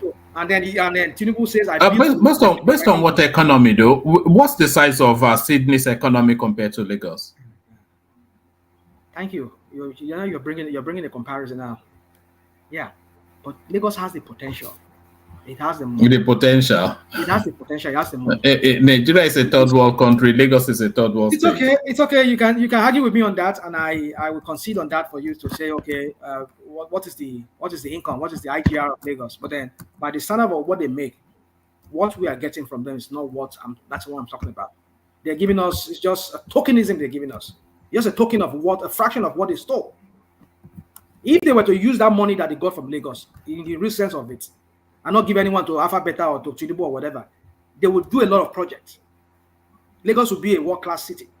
That's what I'm saying, one man. But let's just leave that, one man. See, when you bring figures like this, like the one I'm seeing in this screen now, just made me wonder, what are we? Sydney is $141 billion economy, by the way, but carry on. Yeah, that just checked. It's just a city. It's not even, I don't even know if it's a state. I don't think Sydney is a state. I mean, where's even just a city, and it's 100-something billion. I mean, Lagos State. I know Lagos State should be worth more than that in terms of the economy. Should be more than 141 billion. Lagos should be. It should be more than 100. What's the size of the Nigerian economy that Lagos would be 141 billion? Lagos contribute more than half of the economy of the Nigerian. If Nigerian economy is 500 billion, it tells you that Lagos is over 200 million. So $200 billion economy. If you take Lagos out of Nigeria, the economy of Nigeria will not be just like around maybe 100 billion. Tell me what other part of Nigeria if we take out Lagos? And just because there are businesses there, there are population there, on its own, it's a country of its own. If we were to look at it on its own, not because Tinubu made it so, it's because people are looking for opportunities. They come to Lagos, and what people are always be coming to Lagos, not because Tinubu was there. He has been there. The Lagos that Tinubu built, Abi. Lagos was not built. I mean, come on, woman. See, this is woman. Don't get me started on that. Let me just go to another topic. Now, my point is this, woman. I just want to tell you is that stop this bringing. I mean, I'm not saying stop, but if you want to continue bringing it, but don't give me this kind of topics because I don't have the patience for these kind of things. I mean, 2075, and you're not talking about like as Tinubu is the one that is doing something. And if anybody that does not read it very well, think maybe you're talking about it as he's going to make it 14 million. He said 1 trillion. You're telling us 75. I mean, it's okay, woman. Give me another topic. Let me just. It's the building blocks, but do you want to speak to the Yoruba nation attacking the Oyo State Secretariat in Agodi? I think Rotimi Olu Davis says that one man were actually 800 billion. I don't know of that. Okay, well, I hope that is what it is because by the last figure it was 500 million in 2013, 2014. But now I should expect it to have even gone more than 1 trillion. But I don't know. Nigeria's economy is not 800 and something billion. Maybe it meant dollars, not naira. But carry on. Is it? I thought it's okay. It's okay. So anyway, yeah. So Yoruba Nation issue. When I wanted to ask our friend here, Mr. Is it Niye? I wanted to ask him about how did you know that that Abiola Onitiri is the one that was sponsoring these guys? That was it based on because some of the inflammatory comments she has made in the past? Is that why he's basing that? I wanted to ask him, but I was just too much of interjection. I don't want to make it come across as interjecting me a lot. So, are you still there? Yeah, I'm here. Okay, please. So, what was it based on? No, he's been saying it all along that Ominira 2022, and that started with that. So he actually deviated from Yoruba Nation rather than Yoruba Nation. He formed Ominira 2022, and if you look at the flag that you have at the background when they were showing those guys, they wrote some things on it that actually say they have to take it by force. So he's being part of it. Even the guy that I was mentioning, the one in Turkey, was still talking today that and was sounding a lot of warning and threats that they must release those people. They must not sleep in Agodi. They must, and was calling out Makinde, calling out the police commissioner and so on. So it's very clear. If you really follow this, you will know that it's from Onitiri because that is her way of doing things. She has said it that they call them Adele. Adele is like an interim government. He said they are going to form interim government, and that is exactly what he has asked them to do. So, yeah, I mean, yeah, well, it could be too, like you said. If these people have been making these inflammatory comments, and but that guy should understand that where he is, if he's in Turkey, he should be ready to get extradited back to Nigeria because Erdogan does not he does not tolerate things like this. You know, himself has the last coup that was done, I almost toppled him. He was asking the U.S. government to send back to extradite back to. It was more than just tearful arguments. Sorry, Ajale Koko, did you want to interject? We can hear your telly or something. Oh, sorry. I'm sorry. All right, carry on. You should be careful. You should stop. You should not be making this kind of comment because Turkey can extradite him back to Nigeria because Turkey has low tolerance for people who are dissidents, who are within their space and using their space as that. They don't. Maybe you can do it in Finland where this guy, what's his name? This Biafran guy is maybe Germany, but then not in Turkey. Turkey does not. Erdogan will not allow that. I hope he understands that. So anyway, but then if, like you said, if that's what we're basing it on, well, I think it's too early for us to say anything. But for me, I just believe these are just some people paid actors. That's my own reading of the whole thing. If you ask me sincerely, speaking. You see, it baffles me somewhat, a rational mind, that they will go and surrender the secretariat in Ibadan. So that's what I'm if they succeeded in toppling Sheyi Makinde, are they then going to install what I mean? What will be what is the object or the objective of the exercise? I don't know, man. That's why I said it looks that like they will take over Sheyi Makinde and declare Ibadan so Yoruba land. It tells you that this no, that's why I said that they've been doing this so that Yoruba nation can be proscribed, or is it proscribed as a terrorist group. That is what has been going on, because it's mind-boggling for you to have just 9 people to go and take a state when we have more than we have 36 states. So if they take Ibadan, not even the whole of your state, so how far can they go? So there is parochial, narrow-minded, but I believe they are just being used to be able to cause some mayhem so that they can say they can be repeating it. Did some of them not get shot? Yeah, one guy was shot on his leg and blood all over the floor. So, like all the news house, they've carried it and they were repeating it. This thing was caused by Yoruba Nation. So that is exactly what they wanted. So another IPOB want to be in the Yoruba land, right?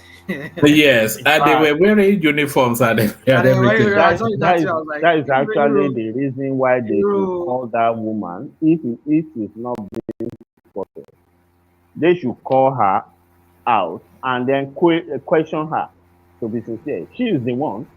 There are a lot of her videos that they can pull out. They are all on the internet. Yeah, you see, what you just said that got me thinking about. I believe that lady is working for the state, because I remember when Yoruba Nation was a big thing, we saw a lot of imposters that infiltrated that the Pakitoye Yoruba group, and I used to attend their meetings. And you would think these people will see. That's the thing. Ever since I just saw the whole shenanigans they were doing, I knew that the Nigerian state are sending some spies who came in and come on. That was why I had to exit myself. So the only worry for me is just that there were some of the roles that I played during the Yoruba agitation that we will have to go. We want to be on our own, and I believe the DSS or the Nigerian Security Agency, they have those information. Well, for me, I there's nothing, because I know self-determination. There's no. Have you given up on Yoruba Nation? I think that was your introduction to this platform, wasn't it? Not really. I'm not. I think my first. Never given up. Well, not really. No, Rational Mind came. He joined this platform as a Yoruba Nation guy. It's one of those things I said at the beginning, but not really what brought me here. It was just Buhari and allowing his Maronding clans to go massacring people. That was what brought me here. We're talking about. I think I remember the very first time. Anyway, one man. So my point is that I believe that lady is working for the Nigerian government, sort of, and he has a lot of database of the people. Remember they were saying that we should sign one petition that time. A lot of people signed that petition. 5 million. Oh God. 5 million days. Yeah, the same Onitiri, the same lady. Onitiri was the one who was behind it. They just rubbish that space, make it look so ridiculous, and a lot of people just becomes disillusioned, become disenchanted about it, and just make a nonsense of that thing. Something that was, that people saw as something that is doable, that we could start, and not with the violence, but we just have to talk to the world leaders and help them see reason why they should allow Yoruba people to go on their own. Another thing was we just have this imposters who came in and they just infiltrated the ranks, and they just made a nonsense of it, and people just started exiting when they saw the opening. And some of them who were openly declaring for Tinubu, during before the election, they were now switching space, and when they come to realize that these people were really from Tinubu and they were being used, So woman, I will leave it at that. You have any other question? Any other topic for me? Yes. Do you want to go international? Iran just today now launched at Israel, sending drones into the space. It looks as though we are on the throes of World War Yeah, III. it's so scary too. Oh man, I've been monitoring that space. I don't know. Did you hear about the stabbing in Sydney? Was it in Sydney or Australia today? Somewhere in Australia. No. Is it international News? Yeah, go on. You see that it's no? stabbing. Is it related to? Is it some fundamentalist? Yeah, it's like it's some kind of it has some terrorist hand in it. Stabbing. Yeah. 5 people were confirmed dead already. In Sydney or somewhere. I don't know. Is it Sydney or Canberra? I don't know. Whatever. So anyway, so my point is that it was in Sydney. In Sydney, okay, yeah. 6 people dead. But they said he acted alone. So that is what they said. Yeah, well, he acted alone. That's what the preliminary report will say. But let's see how exactly. So maybe we'll do report. Yeah. You see this Iran. But then woman, okay, it said, Iran launched drone attack. So meaning they already attacked. No, they have already. They've already attacked Israel. Well, then what I asked some people say was that because why would you see Israel is overdoing things sometimes too. So if they launch against Iran, then they'll be going at it too. They are placing a lot of faith in their iron dome. It failed now. It failed now. In some this last rocket that they were launching on Israel sometimes, some of them failed now. The Iron Dome failed in some ways, and some of the rocket they launched into Israel, some of them struck some parts in Israel. It killed some people. So it's not. I don't think it's a 90% accurate that they can really. No, they said it's 90% accurate, but they said it cannot withstand rapid. I think something like that. Yeah. It's so much barrage of the barrage. Yes. I cannot go. So you see, I think over the years, Iran has grown in strength despite so many sanctions they placed on them. Imagine they've been supplying Russia. They've been supplying Russia ammunition. If you remember, Russia has some sophisticated drones and sophisticated weaponry that they use against they've been using to fight against the Ukrainians. So I just think Benjamin Netanyahu is just a warmonger. I don't know why. He's always been like that, hasn't he? Yeah. The last prime minister that was there, it was more he is Likud, right? The other guy there was other guy, the other prime minister that when he was put out of office for some time before he came back to office again. The other guy was more of a pacifist kind of, and it wasn't that a warmonger like this. But then, was it not that one that signed the Good Friday Agreement or whatever? I think so. Yeah, there was a guy that was there before when Netanyahu was given a space for some time before he came back again this time around. I think that was about 2-3 years or like a year ago. So anyway, my point is this: you see, Iran is a formidable force. They have nuclear capability right now. That's not. They don't. Do they? They do. Yeah. Did George Bush they've enriched their uranium to nuclear grade. Yeah, they have. They've enriched it. That is why Israel right now is afraid of them. And why is Biden sending the troops there? If Israel alone by are they sending troops? I didn't. He's sending troops. Is this recent news? Yeah, I saw it this morning. Okay. Sending troops sending the U.S. military and to the Middle East. So if the U.S. put the plug, I don't think they can stand Iran. I'm not saying there's not going to be an all-out war, an all-out fight between the both of them. But what I'm saying is Iran has some kind of capabilities that. Israel, they too, they are aware of it. You can only just do gra, and they do normal gra now, what they used to do, because when Iran wasn't that really powerful, they could do that gra. But right now, they cannot do that gra with Iran.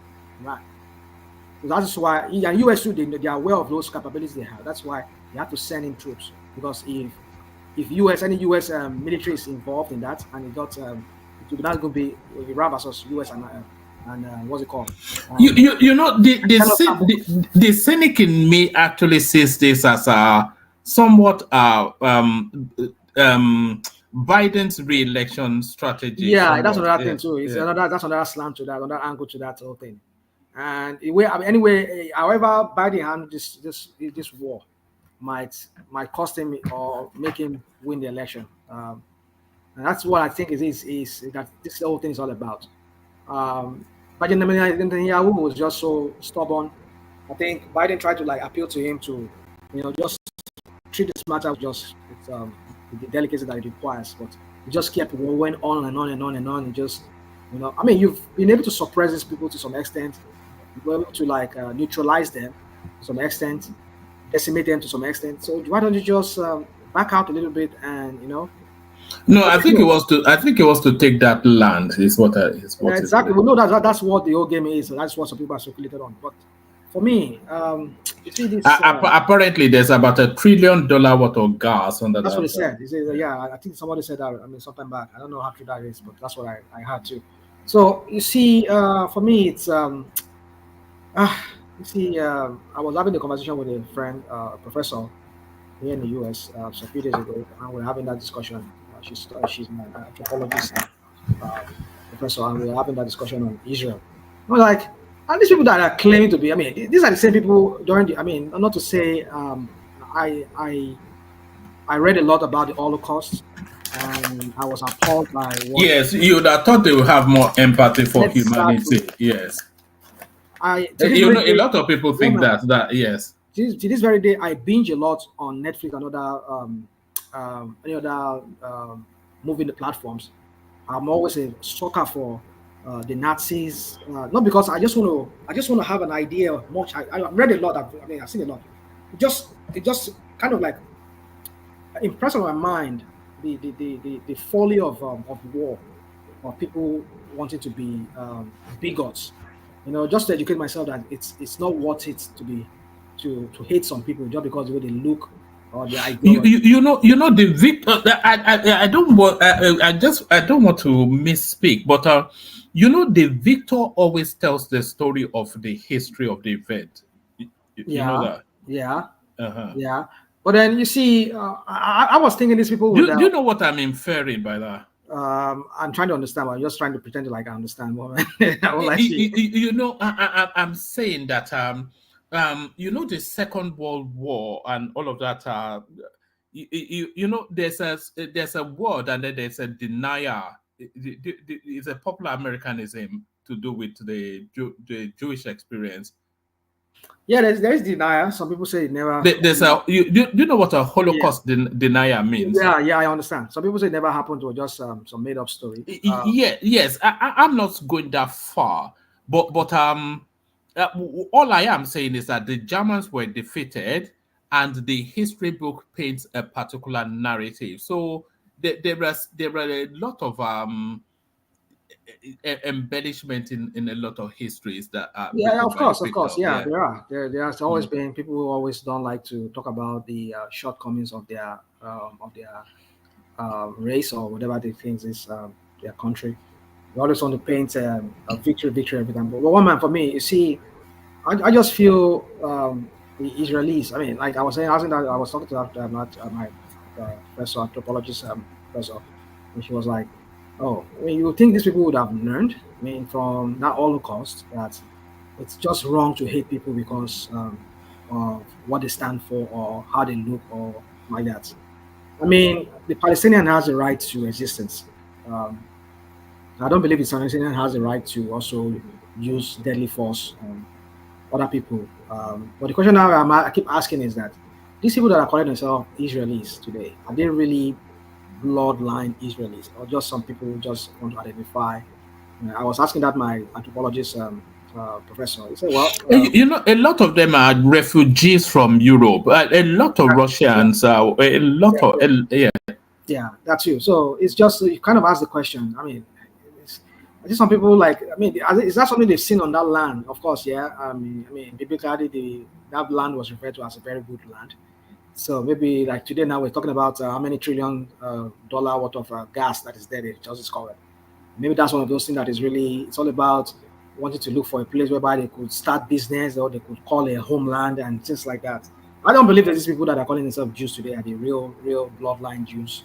Just people who just I don't know any of them can trace their I trace their ancestry to being Jew as a real Jew because Like Abrahamic yeah, Jews, you mean? yeah, Yeah. because the Romans wiped down the whole thing, wipe out that record, and those records never survived to this very day. So yeah, woman, for me, I just think BB just needs to be very, he just need to do some introspection. It's just, I think it's going too far with this way he's handling this whole Hamas Israel thing.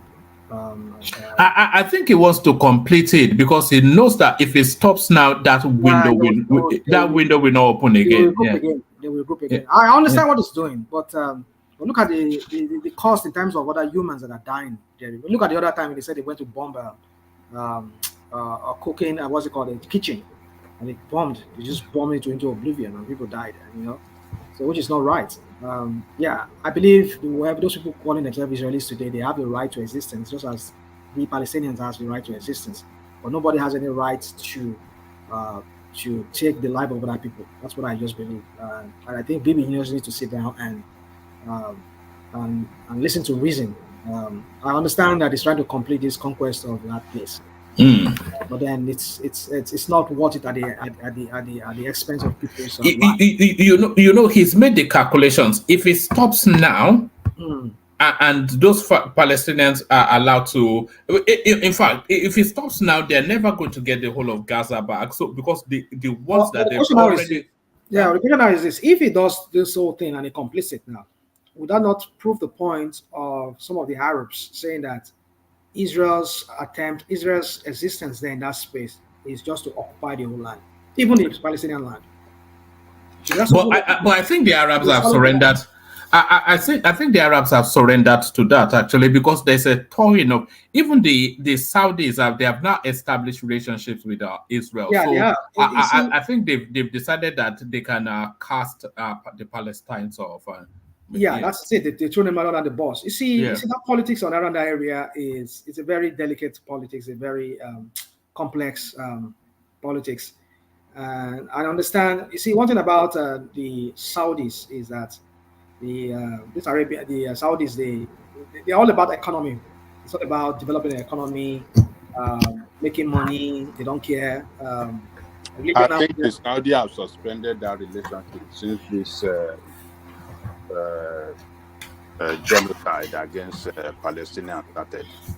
Yeah, but Ajane Koko, there's the theory also that the attack of the Palestinian on Israel was exactly to force the Saudis out of that relationship that they are trying to establish with Israel. That's one of the that's one of the key points that some political analysts have raised, and I think it's working. It has worked.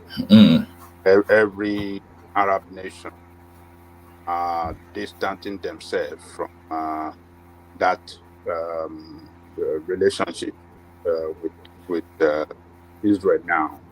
They are all anti-Israel. But Egypt is not now. It is.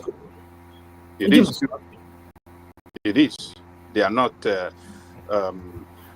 are.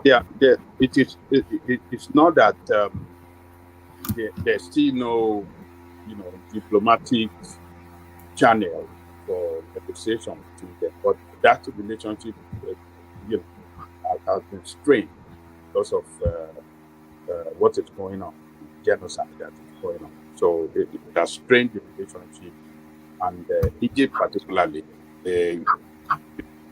has been, calling on Israel to stop this. Don't let me say Israel. Netanyahu and some of his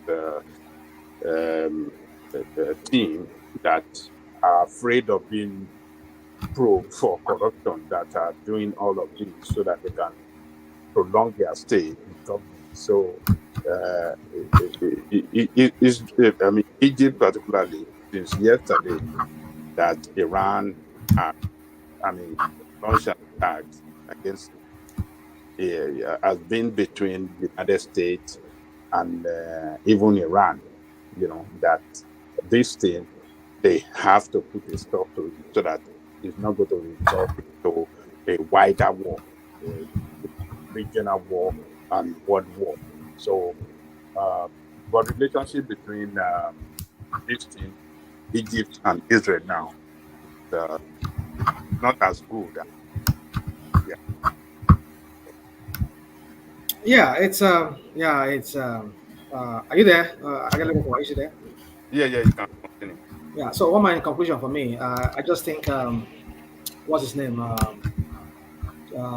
Netanyahu is overdoing this thing, and with this Iran into the equation now, I don't know how they're going to be able to handle it. But the only way I know they can contain Iran for now will be if US can send in their troops there, because if the target hits any of the US installation or US military, then the United States can declare war on Iran on that. But I think Biden is also playing this politics because he knows that. Do you think do you think the world can afford that off the back of that what we're actually suffering right across the whole of the Sahels, landing on Nigeria, all these insurgencies, all this banditry, all this Boko Haram, etc. It's all off the back of that Iraq war, or more to it, the Libyan war. So Exactly. do you think, do you think the war, do you think especially our region, do you think it can afford that a war with Iran? Well, I mean, it's because if US declare war on Iran, and I think the allies too, Russia too will come to their aid. It's just like what happened in the First World War or Second World War when Germany declared war on this and this one will declare war on Germany, like that. So Japan also declared war on the United States, So it's just it's going to be another. That's what people are scared of. Another third world war. We can see that happening. So, and I think that's what Biden is trying to. You see, the thing is this: the Israelis has this hold on the U.S. That's just why, if not, I think the U.S. could cut them off. I mean, there's been a time whereby some people, even within the U.S. What do you think that hold is? Because a lot of there's the theory that the hold is actually really the Americans wanting to have a foot in the Middle East, and Israel is that feet. Exactly. That's part of it. That's part of it. That's correct. That's part of it because most Arab countries, they distrust the Americans. Even Saudi Arabia, that used to be their allies, they are now also, there's this measure of distrust. They don't really trust America anymore. You see where they are gravitating towards now. They're gravitating towards Russia and India and all of them. They wanted to form their own economic bloc away from the United States. And several times they've threatened the United States to pull out some of their investment here. The Saudis have threatened to pull out their investment out of the United States, which I don't know if they can do, or United States will allow them to do that real easy. So they need somebody to be able to contain some of those belligerent countries like Syria, Iran, Yemen, and maybe other Lebanon and the rest of them too. So, mind you, they share intelligence too, and they share cooperation, military cooperation too. So, yeah, I would believe that that's one of the major reasons. Besides that, the so-called Jewish here in America here, they control a chunk of the economy here in America too.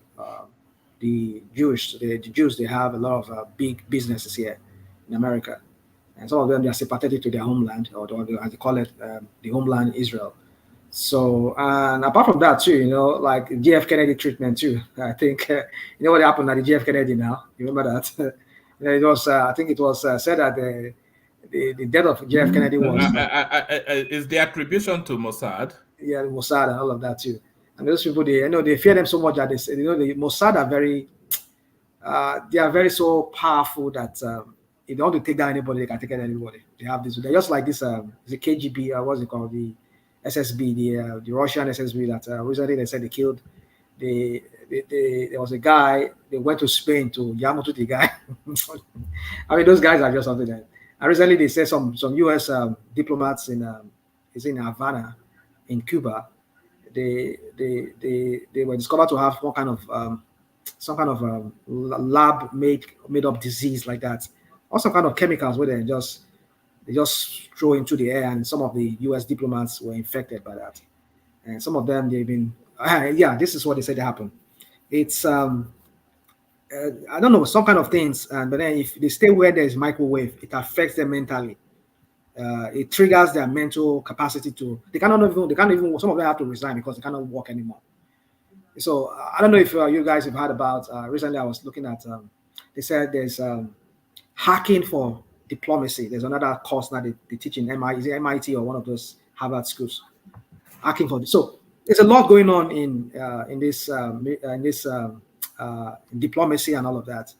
Countries are very hostile to each other. They are just looking for any way, So with Israel being there in Middle East, I think it's another branch of the U.S. If Israel launches against Iran, who's going to back them up? The Russians are busy in the Ukraine. China is too busy making money, and India is up and coming, and they don't want to rock the boat. So if they launch against Iran, they will just it'll be an easy game. With the news that is coming, I think it's actually Iran's drone and missile that is being had over Jerusalem. That is what they say. Yeah, but I think this is in response to an attack on an Iranian embassy by Israel. That was in Damascus. Yes. Yeah. But like yesterday now, you have maybe hundreds and hundreds of missiles coming from, or rockets coming from Hezbollah in Lebanon. So, and I think today again, into Israel, Iran sees a ship that is bound for India. I think coming from, they thought maybe it's meant for Israel. So they seized that cargo ship. Yeah, so I think they've been trying to just escalate the war, but they know that if US should come in, then. But would the war between Israel and Iran, would it favor Nigeria? It might because boom, like we had within there will be because. Well, the thing is, are we even making the production that they even give us in the first sense? Yeah, but the prices will shoot up anyway. So okay, except that one. The per barrel price will shoot up. Yeah, except that one. Yeah. So you were saying something. Go on, please. Mr. No, I was saying that like their Iran money, their money has really dropped since yesterday against dollar. So it went up or it dropped? It went up. It dropped. It dropped. Okay. So that has really affected them. Again. So that's a consequence of what? What's the attribution? What are they attributing that to? No, that people were panicking because I was listening to Sky News in the afternoon, and they were like the correspondent was saying that people on the street were panicking to go against Israel, especially because of the warning that is coming from US that if there should be strike, they will also come in. So are they moving their money into dollars? Is that possibly, what they're saying? Maybe it's having effect on that. So that the money is dropping, and that may also affect. So they're anticipating a strike and they're strategizing an escape. Oh yes, they were anticipating that. In fact, they was it the defense? The defense ministry in US was saying that strike was imminent as at that of yesterday. That it was so imminent. So they were really expecting that from their intelligence. It's a very complex situation. It's very dicey. Very dicey. It's almost a guarantee that Israel, especially with Netanyahu. It's almost a guarantee that Israel will. It cannot. Not even the Americans can stop them. That's what I'm saying. If the Americans does not get involved, they might annihilate them. They might annihilate because you cannot prosecute 3-4 wars. You are fighting the Hamas, you are fighting Hezbollah, and now you are fighting Iran. I mean, do they even have? I mean, this and Iran has about over a million ready. I mean, this is not reserve. A million ready army. No, that is why they said Iran is almost 80 times bigger than Israel. So what I'm talking about. So how many drones, how many rockets are going to fly before they would have made the incursion into Israel and flood it out and take over? I mean, it's just, I don't know. I just think Benjamin Netanyahu needs to sit down and think about this because when you are shooting into Lebanon, don't you know you're going to hit some other installation that are not that are not. Well, was it an accidental hit? This a strike against. That's the thing. If it's an accidental, why don't you just? Is that what they are claiming, or have they not said anything? No, because in fact Israel has not admitted that they were the one responsible for Damascus. They have not even admitted that. And you know, people have been speculating that because they've been calling for Netanyahu to call for election, so he's been using the war to avoid calling for election because they will look at it that they are in the middle of war, so there cannot be any election. So I think it's one of. Has Biden spoken on this? Have the Americans taken a position regarding the drone strikes from? Yeah, well, I don't know if they've taken any position now, but they said that if Iran should strike or should do that they will back Israel. So they were giving that stand warning since yesterday. So, but I don't know. They already moved the warship, some warship there, and some. They already moved them. Yeah, it's but the warship has already been in Israel. You remember? I think they said immediately after the war with Hamas started, they brought the warship. You see, what confuses me is that the Americans are the main suppliers of arms to Israel, but they are also asking Israel to de-escalate in 67 point something percent. Yes. Germany 29 point something percent. UK is 0.0%. So how can they ask them to de-escalate when we are pumping weapons into their hands? There's somewhat of a contradiction in. Exactly. Yeah, you're right with that. Too. Sometimes we wonder too. When you keep arming them, you're asking them to de-escalate. What are you doing? You know. So you see, woman. In conclusion, so other people can talk. Is Kulata there? I think I saw Kulata. Is that Kulata, woman? No, that's Dewale and Pansat. Okay, I thought it's Kulata. So because that looks like Kulata normal avatar. Kulata and his avatar. Anyway, yeah, woman. You see, for me, I just hope we were at the brinks of a third world war. That's what it seems to me. I just wish Benjamin Netanyahu would have thought about this very well. Maybe I don't know. It's a very complex situation too, because if he pulls back now, the Hamas has the capability of regrouping again and they continue launching that.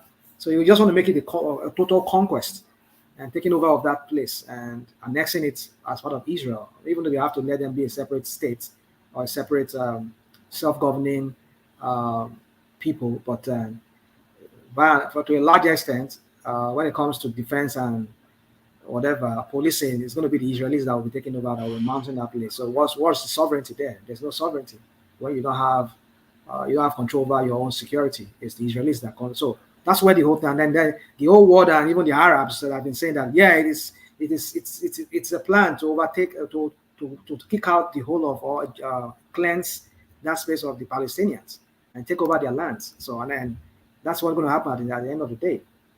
So then the two-state solution that we're talking about will not. I mean, I don't see that being. What's the point of having a state when you don't control your defense? I think they should abandon that narrative. Was it not under Clinton? Who came up with that two-state solution? I think that's Clinton. I think Clinton. Yeah, Clinton. Look at that, and we don't even have anything that looks anywhere near a two-state solution. Yeah. They should just abandon it as a talking point. Yeah, it's just a policy that has evolved over the years with the constant attack from the Hezbollah and all of that just keep proving the point that these people should not be allowed to have a state. Look at it. We allow them just for how many months? Look at that. They've already grouped themselves and start launching rockets into us. But they had a state prior to the existence of Israel. Yeah, they did. It was the presence of Israel coming there in 1940. Is it 1948? I mean, when was that they came in there? That was when the whole thing just went down, because it was that presence there that led to the Palestinians being getting agitated. You know, that we don't want you here. We don't want you here. Leave this place. And from there, we all know how the history goes. So, woman, for me, I think this is going to be a turning point in Biden's foreign policy towards the Middle East, and I see this as it's going to be a test for him, and however he handles it is going to determine if he's going to win his election come November, or if he's going to lose. And I know some will even be on the ballot, because there's the speculation that Michelle Obama is ordering new dresses from Gucci in preparedness.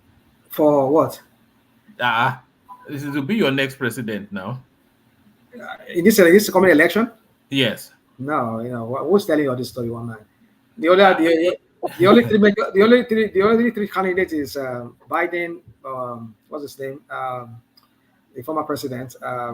They're going to mark it down. They're going to substitute Biden because for reasons of. So we're going to have two women in the Oval Office in the White House. Two women like Obama. No. Camilla will go with Biden as well, of course. How would he? I mean, what kind of conspiracy theory are you? Okay. So you have to come back and tell me you heard it here. We shall see. Well, I don't know what this conspiracy theory is all about. It just sounds ridiculous to me that Biden wife will come. I mean, Obama wife will become a president now.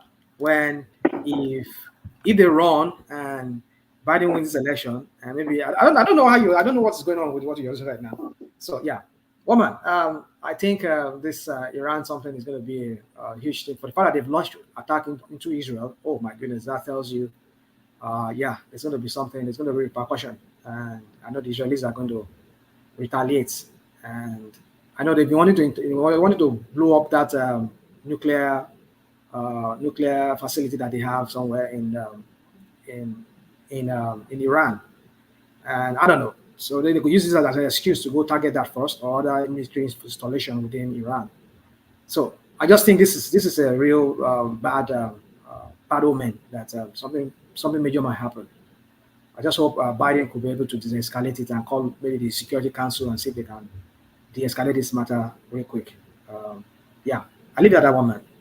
Oh, all right, brilliant, excellent. So that's the majestic Rational Mind. So thank you, Rational Mind. Stay with us. Let's go on from you, Rational Mind, to Ajanle Koko, who has been with us all the way through. Ajanle Koko, you're up next. One man, go to someone else. All right. So let's go to Adewale. Adewale, you ready? Hey, one man, can you give me like a 10, 15 minutes, and I'll join you back. All right, let's go to Pansat, who are always ever ready. At least that's what he tells the girls. Are you there, Pansat? Yes, sir. I'm right here. All right, Bilan, do you want to free flow? We're just meandering around topics. The Yoruba nationists, they've gone to attack the secretariat in Oyo State. But to what end? Are they trying to do a coup on just one state within the federation? So we couldn't really pick the sense in that. The Naira becoming the strongest currency, at least in the world, in April, that seems, of course, to run contrary to how the obedience will want to have it, because they want tales of woes going all the way to 2027. A hand across the Niger, the Ohanaeze space, are wanting to reconnect with the North, but to what end? Is that a launch against 2027? And who gets the benefit of that? And then we suddenly just in course of conversation, we couldn't really help it. Really, the big story of the day, the Iranians are throwing a drone, whatever it is, at Israel. Are we on the cusp of World War III? So those are sort of spaces where we've been mooching around in. All right. Thank you very much, one man. I enjoying the existing protocol. Say hello to everybody on this panel and those listening to us, either via the comment section or in Nigeria as a whole. Obviously, we have a sad situation developing. Every time I come here, and it's almost like this place now should be named Rational Mind Goes to More, right? Rational Mind, I agree with him a lot, but I still don't have a fatigue of listening to him. He's a true Nigerian, a patriot, and a fair person who tries to determine what is true and false. Even in that halting, faltering voice that doesn't land on any certainty, like constipated.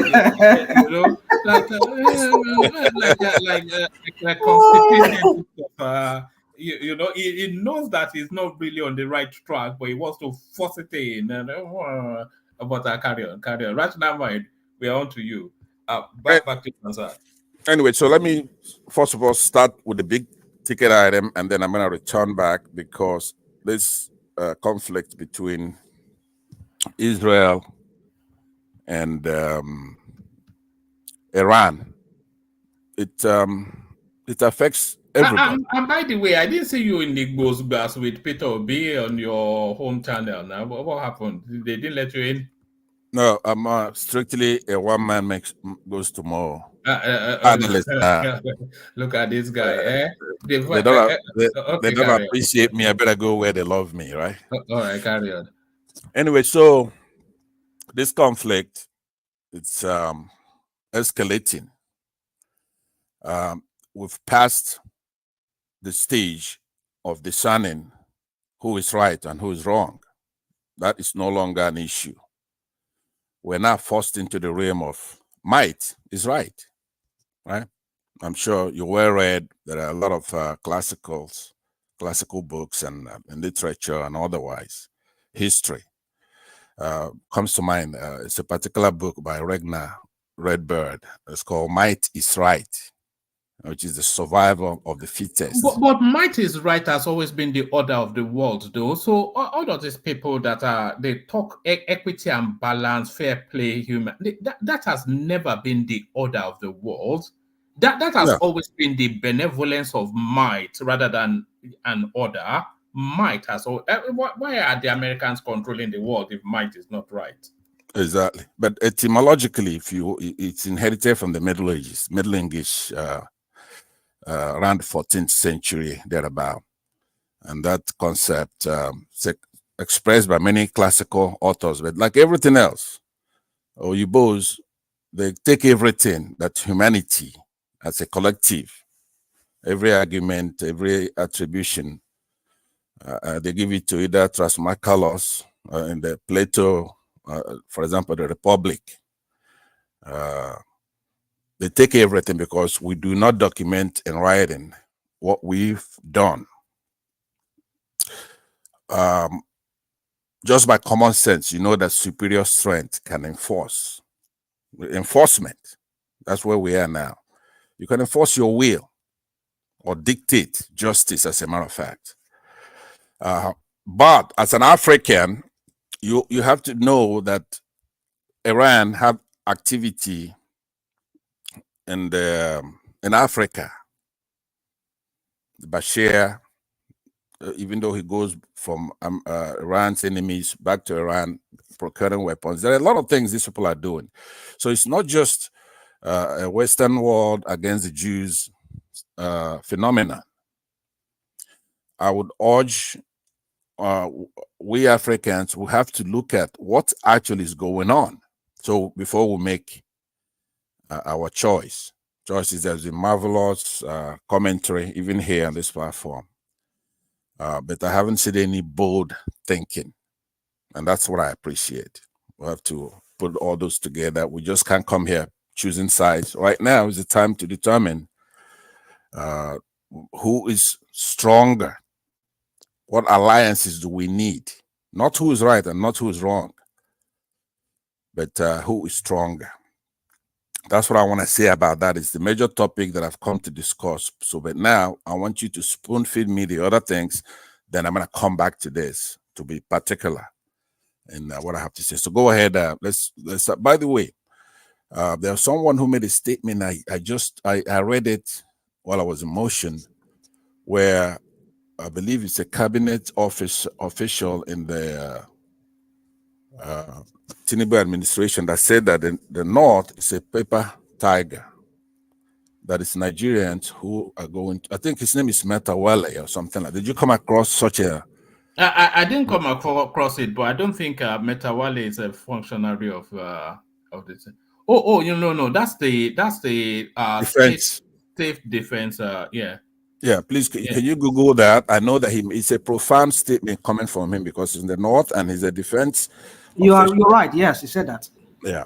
So, I saw it while I was in motion, but I did capture quite a lot of it because of the significance of the statement. Even though we can't take any of these APC corporates seriously, but when somebody makes a bold statement, we have to read the politics of it.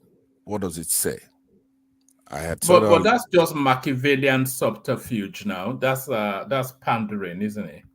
It could be, but it's a much important topic than the one you are showcasing here. This is an important platform where a lot of people get their news from here. And we're going to have to caution you about your choice of, it makes us look bad, all of us. We want to make this platform important and serious. Metawale it's a very important figure. If you're taking Nigeria seriously, and if he makes a statement like it's that, important to your narrative, isn't it? Let's launch against the North sort of thing that you do. No, it's speaking to one of the debates that we have. That a lot of us who say, by the way, I have interest. I don't have a narrative. As you observed, I wasn't at the Dr. Damage's show today, even though he's having an important guest, because that's not really where it is. Where it's in. You mean they wouldn't let you in because you go and do your DVD, you know? No. I'm actually. I'm noticing. Anyway, carry on. I don't really care about. We're not going to debate. We have a lot of important topics, but I'm actually. It's an open invitation for me to be a guest, and if I do accept that, it'd be the most important guest they ever had on that platform. There's an open invitation for me to be a guest as well, so don't worry about all that. Carry on. That is true, by the way. Anyway, so go ahead and feed me those little other items you have now. All right, but give us like a boiled up condensation rather than don't go on a tangent. But not that you do, but just let it flow. But it's time to revert to old alliance between the North and East. So this is a spokesperson of the Ohanaeze Ndigbo. It's a Gozoro. So he's speaking now to the Northern Elder. So it's coming off the back of the Northern Elder statement that they regret somewhat voting for Tinubu. So he's trying to leverage that to form an alliance. So which is politics, and that's fair. But to what end is really where the question is. So are they forming that politics to launch at 2027, and who gets advantage for that? Or are they forming that, is the proposition to launch at 2031, or who gets advantage for that? So either of those permutations does not really favor the political landscape. What's your reading then of this proposal by the Ohanaeze? All right, this type of headline that's published here by Kashmaya Wankwo, it's a distraction because like yesterday's Reno Mokere's observation, there's a pedantic, obvious things. In Nigeria, there is not a monolith of East or even North. So Mr. Isuguzoro, it's guessing. No, there's a broad narrative though, and the broad narratives usually comes under the banners of these social political organizations. So, the conversation coming out, the conversation in Nigeria is usually the attribution Ohanaeze's the East. So that's the broad strokes of the understanding of the East. Northern Elders, the broad strokes, and then of Afenifere, the broad strokes. So it's broad strokes conversations. It is a conversation, that is in the past. It's like a generation old. These social, political organizations do not control anything. Nigerians are savvy. And by the way, I'm not speaking for the future. In the last election, it was demonstrated. These people do not control those ethnic groups. For example, in the Southwest, Afenifere could not tell the Yorubas who to vote for. It was a mixed bag. Some voted for Peter Obi and some voted for Tinubu and some voted for Atiku and others. Some voted for Showore. So was it in the Southeast. You know, I used to muse a while ago when Clinton was running for office, and he had the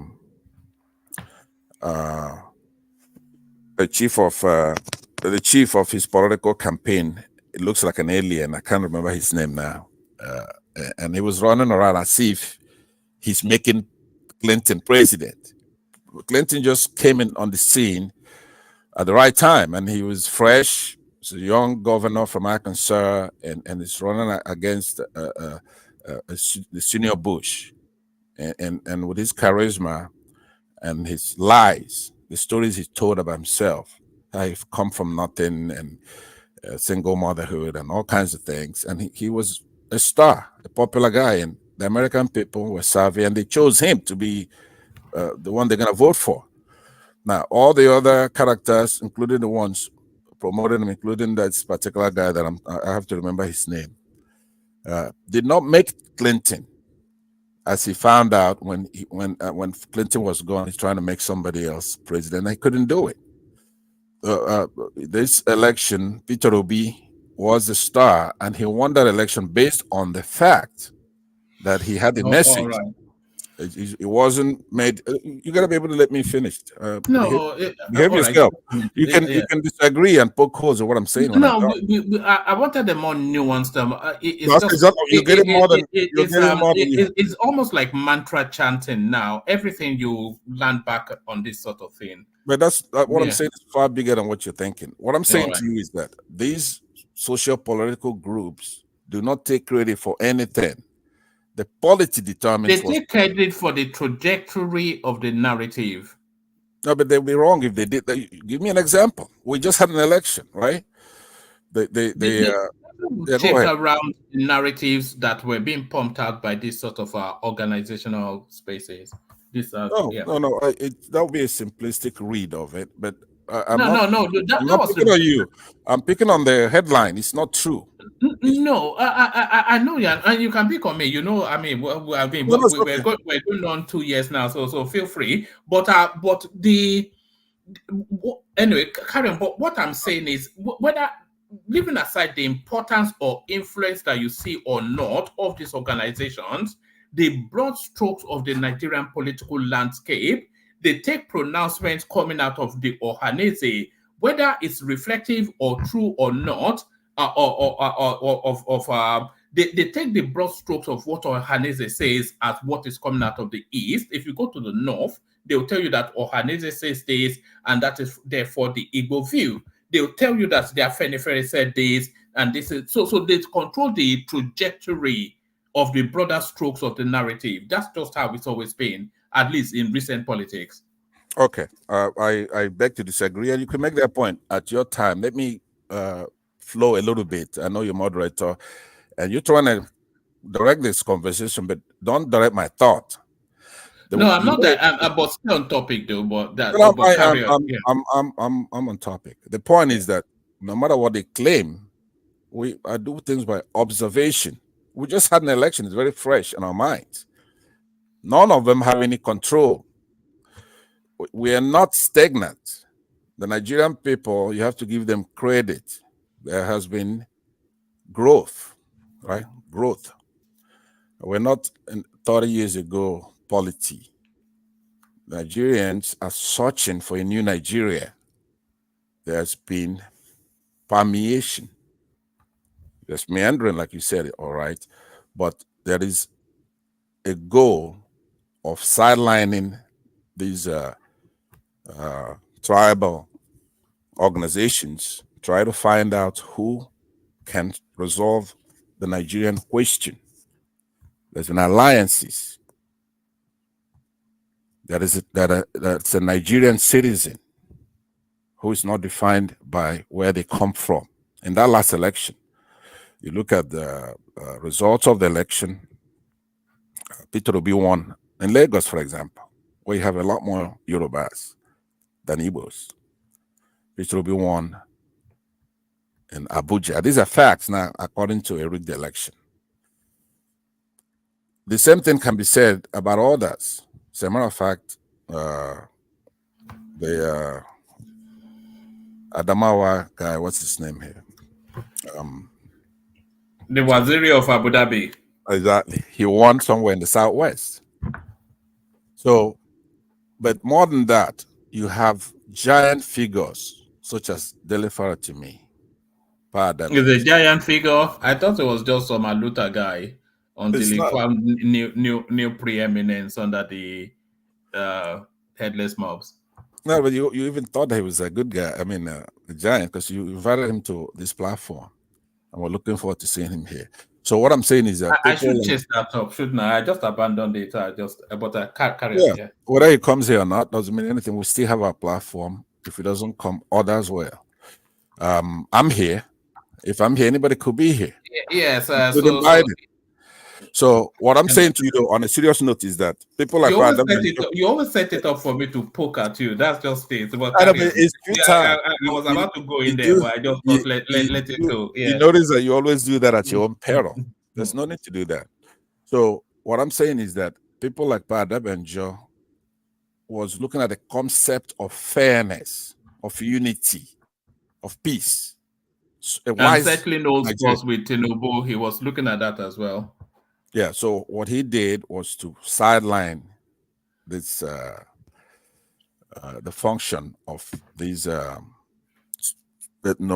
political social organizations and endorse somebody from outside that web. And he should be given kudos for that, and others should emulate him, including those in the Southeast. But on a serious note, that what I was trying to do before you rudely, not quite rudely, but before you interrupted me, is that this narrative, even though you embrace it, it's pretty much your mantra here. These socio-political things and this tribal stuff, we're way past that. I want you to understand that, to study it. We're way past that. We are just being stopped by some of these conservative figures in Nigeria who rig the elections. Else you would see that the Nigerian is now a mature politician. When did we leapfrog that? Because that still played out as early as last year. Yeah, but it did not play out because we did. It's like we had a rigged election and the BVI machine was stopped. You would have seen the result of that election. If they conduct an election that's free and fair election, the Nigerian, as always, will demonstrate that we're in the top of humanity. We want, the Nigerian is yearning for a very modern state, one which places education, healthcare, all the sectors and verticals. You mean the sort of state that Tinubu is creating? Yeah, it could be. If he's trying to create such a state, we will support him, even though he got there by foul means, because that's what I would have done. If I seized power and I got into office, my first 100 days would try to bring the society together, bring the politics together. They're going to say, you know what? You got there through rigging the election, but you're doing a good job. That's what people like me would say. We're not going to forget, but we're going to forgive. And that's the Nigerian spirit. That's the African spirit. Because you never know any of these characters. Even somebody like P2B could get in there and do a bad job. But that's almost a guarantee, isn't it? But the point, I know you want to dabaru this session, and it sucks. No, it's not dabaruda. It's conversational, as you know. I understand. It sucks when the host is the troll. Let me land. So now what I'm saying is that Africans were fair people, and we've been victimized, and we're trying to get out of this. So what makes Tinubu wicked is that he got in there. He has his life ambition, should have been prepared to do his stand magic. He's gotten there, and virtually all the indices are pointing in the wrong direction. There's no argument about that. You look stupid to argue otherwise. Therefore, even during and I don't want this to be about Tinubu, because this is not the topic that we're looking on there. What I began to say is that we're way past this type of thinking by this Kashmir Wankwo publishing the thoughts of Isiguzoro and to the Northern Elders. And those Northern Elders, somebody had just said to you that Matawale, a defense official of this administration, is saying that the North is a paper tiger. That is huge. This guy used to be a governor. And I concur. I've said that here many times. But I guess where I've got a little edge over Matawale is that North is not geographic. People like Wike is the North. People like, and so many others. But anyway, let's move to another one. I disagree with the headline. It's anachronistic. It's living in the past. The modern Nigerian, we have a lot of youngsters. All they want is the truth, and they want to do things the right way. They're not looking at Igbo, Yoruba, Hausa. We have a lot of ignorant people back home, and that's who perpetuating this nonsense. So, but it didn't actually say the North. It was a paper tiger or whatever it is that you just said. It said could you show it on the screen. It said the Northern Elders Forum, not the North. But in your thinking, though, and as you just finished arguing a minute ago, though these socio-political organizations are the people to talk about. Okay, I'm glad but you could read a little bit of that. Use my time to read it. No, the headline already tells you. We already know the backdrop to it. It's coming off the back of the Northern Elders Forum telling us that they regret voting for Tinubu, and he, being a functionary of that administration, claps back. Okay, then we can move on to the next topic. All right. You may or may not have any interest in the next one because this narrows very much so regionally. Army reacts as Yoruba Nation rebel invade Ibadan Secretariat, hoist flag, photos emerge. So this is a bunch of wayward stragglers who have then decided that they want to institute a military coup. But that military coup, of course, only confined within the confines of Oyo State and narrowing to the city of Ibadan. So they went and surrounded the secretariat with guns and summarily got shot. Did you hear about that? And do you have any thoughts on it? Of course, I heard about that. Of course, I have thoughts about it. Now, well, then let's hear it. Yeah. I have to treat it. When it comes to this platform, we first have to look at this group, for example, at IPOB, but this is YPOB, right? It now exonerates the Igbos who are not part of the IPOB, because now you have the Yoruba equivalent, and then it does not mean every Yoruba. Therefore, your sanctimoniousness is not flat. Your pietism, your humbug, posturing about the Southeast and this IPOB. This is the equivalent of the IPOB. Now, I may agree with their philosophy. They're fighting for their people. Some people that I respect from that region do not endorse them, but they don't have to endorse them. The human being is free. And that freedom and liberty was given to them by God. If Nigeria is infested with all these agitating groups, it is their role to put everybody together and talk to them and find out why you're agitating. What's the problem?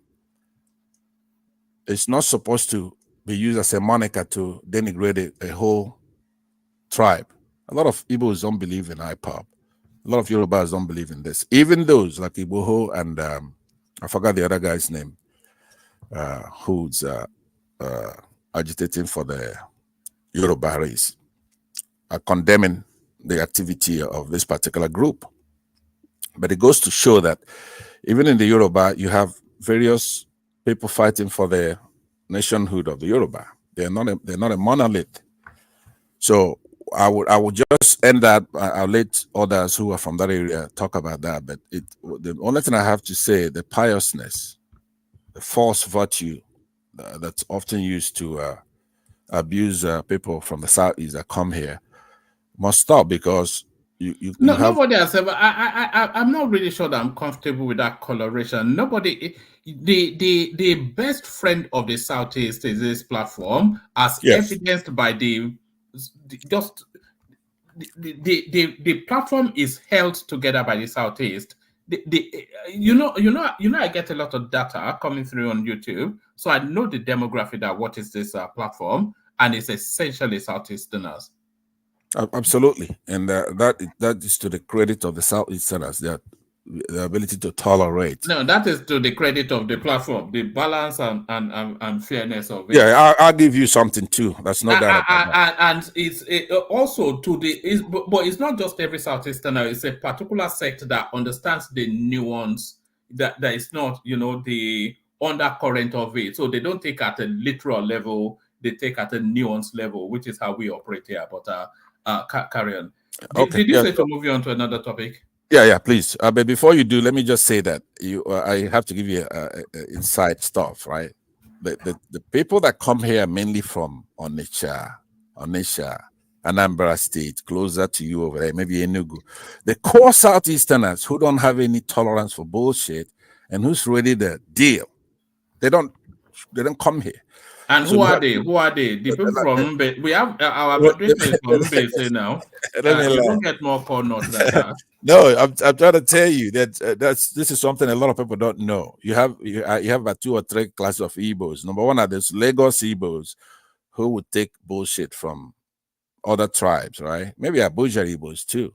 Then you also have these people who they border you over there, right? They're close to you, and they put up with a lot of bullshit. But the core Igbo guy who's ready to don his helmet and his AK and go and whoop somebody's ass, right?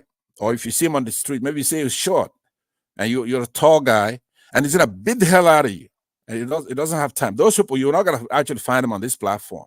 So there's still that Igbo, what you call the Republican Guard. Let's use their what you call it, Arab type of language, right? You do have those. They're not here. They're not Peter Obi, for example. Peter Obi is still over there on your side. So they're gonna put up with all kinds of stuff. Now, these people I'm talking about, they do know our strength. They do know we have more population than everybody, and we have a lot of youth. And where do you fall within that? Where do you fall within that? I'm an observer. I'm an observer. I just tell you. Observer. Okay, let's move on to the next one. We played a lot on this topic. Go to the next one. All right, let's go to this one.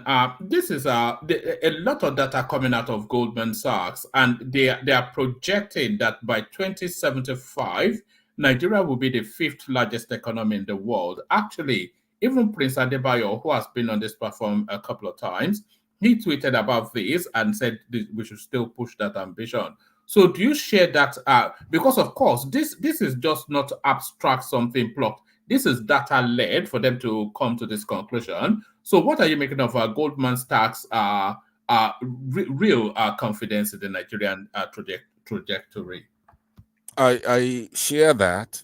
All we have to do is the right thing. See, it's a little caveat on that. We should be at the top. Okay, we're blessed with a lot. We have the population, we have the human resources. Nigeria is truly a country blessed by God himself. And anybody who makes this projection obviously should caution it. We still have to do the right thing. We can't have a bunch of crooks running the country, a bunch of sellouts, right? And these are our adversaries. First of all, don't like even the most pious among us, and they definitely have no time for our crooks. So play them like a drum. But if we do the right thing, why not? Could you tell me one singular reason why we shouldn't be at the top? There's no reason. So I agree with the spirit of the projection, but we still have to do the work that's involved. There has to be displacement. Often I try to use physics to describe work. And I did it for Nigeria not too long ago, and others would have heard me say it. There has to be a displacement in order for any of those, for the work to pay off. If there's no displacement, there's no work, period. So we'll be just wasting our time. And Goldman Sachs should mind its own business. They don't understand us. They don't mean well for us. And it has to be indigenous. Our projection has to be indigenous. And we have to unify people like you. That's why I'm on this platform. No other reason. I want us to have the same interest or similar interest. Doesn't have to be exact. It has to be similar.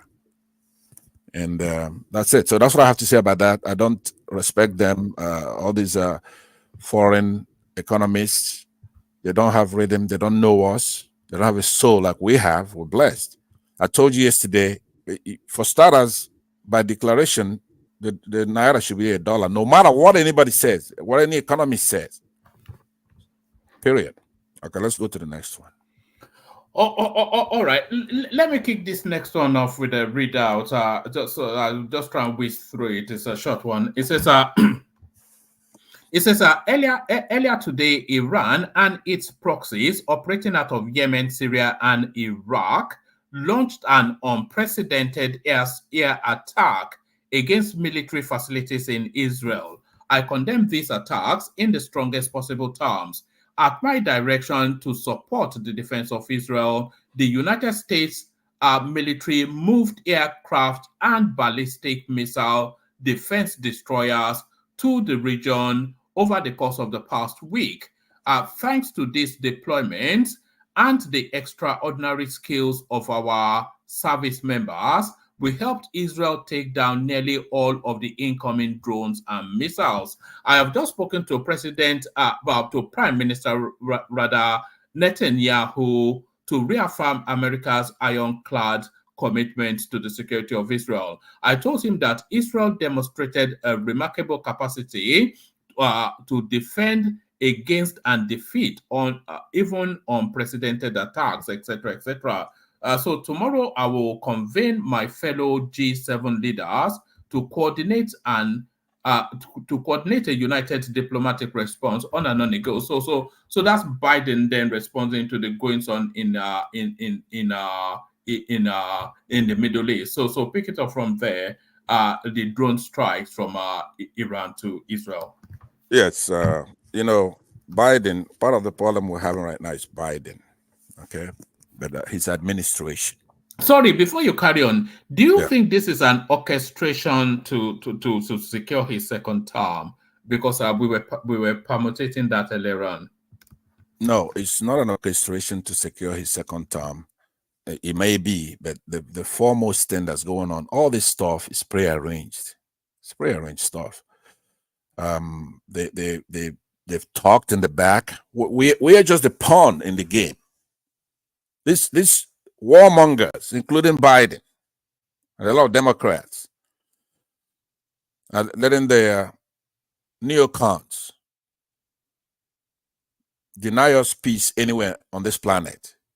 These are they planned it out. They allowed Israel to massacre a bunch of people in that space, and then allow Israel to bomb an embassy in Syria. And then now they're going to allow, in order not to humiliate this Ayatollah and people in Iran, allow them to show some kahunas. And then they get pre-warning so they don't really go overboard. And now they're going to let Israel retaliate. And that's the kind of game we're playing here. It's all pre-arranged stuff. Now, I'm watching to see if I'm wrong about that. There's a lot of people who have expertise in this area, foreign relations and everything, that I respect, who think the same thing. Okay, because we know the strength of some of these. Iran's military is viewed as one of the strongest in the region in terms of equipment, cohesion, experience, and quality of personnel. So How can Israel now, I'm a supporter of Israel, don't get it wrong now. Support Israel. They have right to exist and the right to defend themselves and to deal with the fundamentalist Muslims who don't get along with anybody anywhere, including our own country. But now there's support and a right to defend, a right to exist, and then go on and committing a genocide amongst a defenseless population in full glare of the war in the 21st century. Now, who's kidding who? All I have to do is to see what they're doing there and how nobody, not even the United States, not the Arab people there, the Saudi Arabia, nobody is telling everybody to stop that nonsense, including the United Nations. So now all of a sudden, when they're done with their deed, then Iran has the will. Now you have to remember, a lot of these people, these actors all over the world, they have the capability to do something. Iran boasts up to 9 types of missiles. They may not be a nuclear power, but they could put together a nuclear bomb. I mean, a dirty bomb. So nobody, with the way Israel is acting, so with machismo, with hubris, invading into civilian populations, dropping the 1,000-pound bombs every other day in hospitals, in schools, it doesn't matter. They do it casually and they're not on the run when they do it. And did they provoke the attacks? They did not because it's episodic. By the way, I should have prefaced my remarks by that, right? It's all episodic. Now, what I mean that I support Israel. Now, prior to their actions, Israel's on the right. Now, on the 7th of October, then Hamas was the terrorist. They're wrong. But then after that, what you do, then you're wrong about what you're doing. So it's all episodic. There's not one painting for the whole thing. But don't you think America is moderating Israel? Don't forget, Israel is the only armed nuclear power in that region, and they've threatened to use it once. And these are, if you've been bitten by a snake before, when you see a rope, you will jump. These people have faced annihilation before, and any threat to their existence, they may use nuclear option. And that is what America is guiding against in perpetuity. What do you think? I think that you're right? But it's more sinister than that. I don't have any proof for what I'm about to say. Use it. They are just bragging. They can't use it. Okay, don't worry. If they cannot use it. A lot of countries have nuclear weapons. How many? Let's name them. Yeah. Well, we know them. So name them. I think they can know if there's any country that has the potential, even more than Russia. I think they have the potential of using it. They are the one that first attack Iran. So Iran have the right to defend. It's a preemptive attack they did in Israel. You understand? Go and read James. We don't need to go that route. What's these magazines for the defense magazine? You will find out the reasons there. We don't need to go that route. All this reason preemptive and non-preemptive, it's all, attack is attack. When you attack somebody, that person reserve the right to attack you back. Wait there, Ajan Lekoko, wait there. What you just said has put you in a conundrum. So when Hamas attacked the Kidsburgs and took hostages, so Israel, by what you are saying, by your own logic, has a right to retaliate. Not so? Yes, but good. I rest my case. Yet attack, deserve, when one country attack another, the other one reserve the right to attack back as well. So, sure. But what I'm saying in this case, It's nobody. Israel cannot use it. If Israel got to use this in the United States, must approve it. There's no way that unilaterally they will carry out such an attack without the approval of the United States. And you want to doubt that the US And will like not they are saying, will not approve it, or they will come to their aid? America is the backbone of Israel in that region.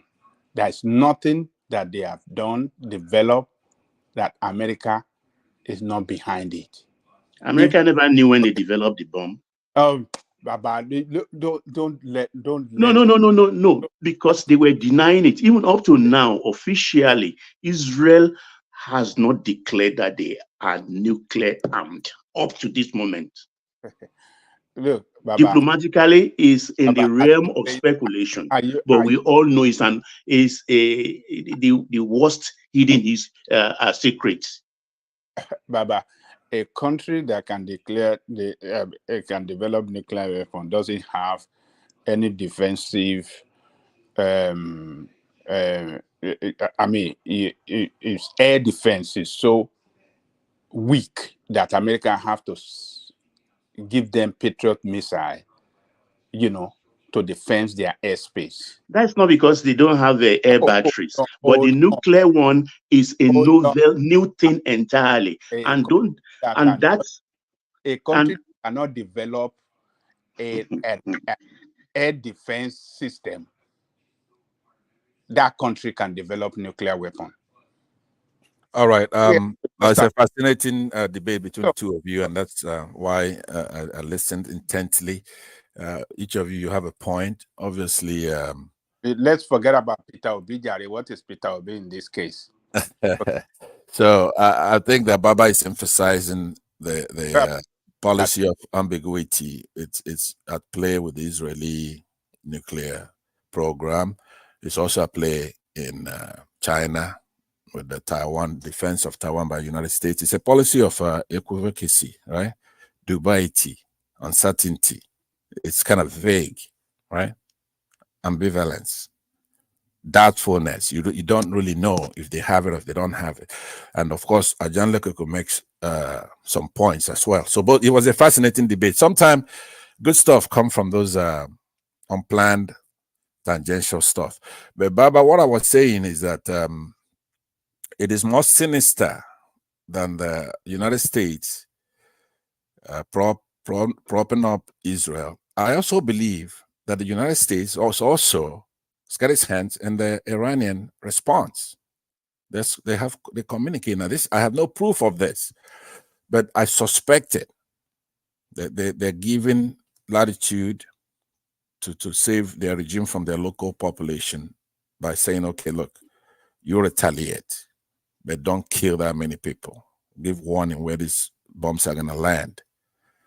And as you see, these missiles are landing in the southern part of Israel, right?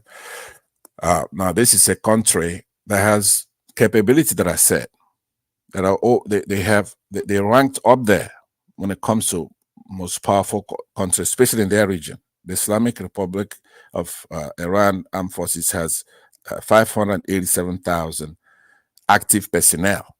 It's ninth in the world, with a reserve of over 200,000. Now they're the most powerful in that region. Exactly. I mean, a couple of days ago, I was looking at the arsenal, the aircrafts, the drones, and they dwarf Israel, right? But their budget is only $10.1 billion for 2024 for their military.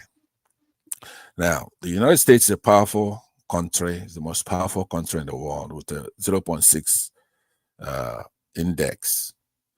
But Russia is 0.7. China, 0.706. India, 0.1. So it may be powerful, but you don't know what somebody's got. We're talking about conventional forces here. Now, John Lecoq is arguing that they will not use it. So therefore, he's talking conventional war. Israel is surrounded by a bunch of enemies. quote unquote. Now, like the same thing that's happening out in our country, it's all a facade. This Saudi prince may be very close to the Israelis and the United States.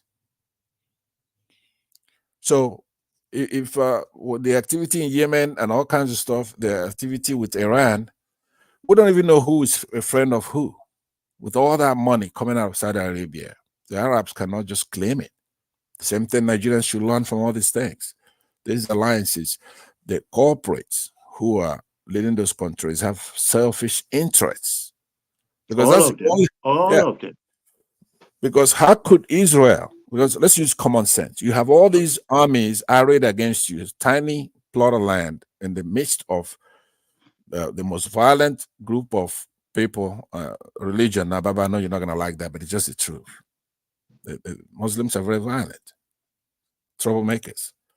But you have them surrounding you, like I just quoted you. Over 100 million surrounding less than 5 million. Right. And they But cannot do them anything.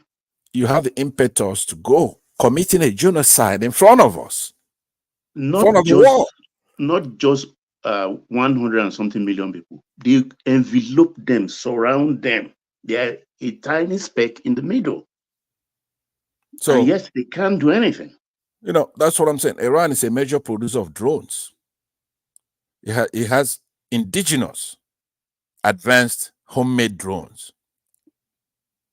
Like the Mohaja 10. Mojave. Yeah, how do you say that? Mojave. Mojave, all right. It has a range of over 1,200 miles, 240 to be exact, capable of flying up to 24 hours. So now Israel, they have intelligence, they know these things. And yet they go there daily for weeks, massacring a population, albeit an obstinate terrorist bunch of people. I don't like them. Their terrorism should be condemned, especially the activities on the 7th of October. There shouldn't be anything like that these days. But the whole thing goes to Biden and his neocons and his administration and the United States, who have the leverage to bring peace on this planet. You cannot tell me that if, let's say, I'm the president of the United States and I call Netanyahu and say, you cut that out, and he won't do it. Who's kidding who? That's a bunch of crap. We here in the United States, we the taxpayers support Israel.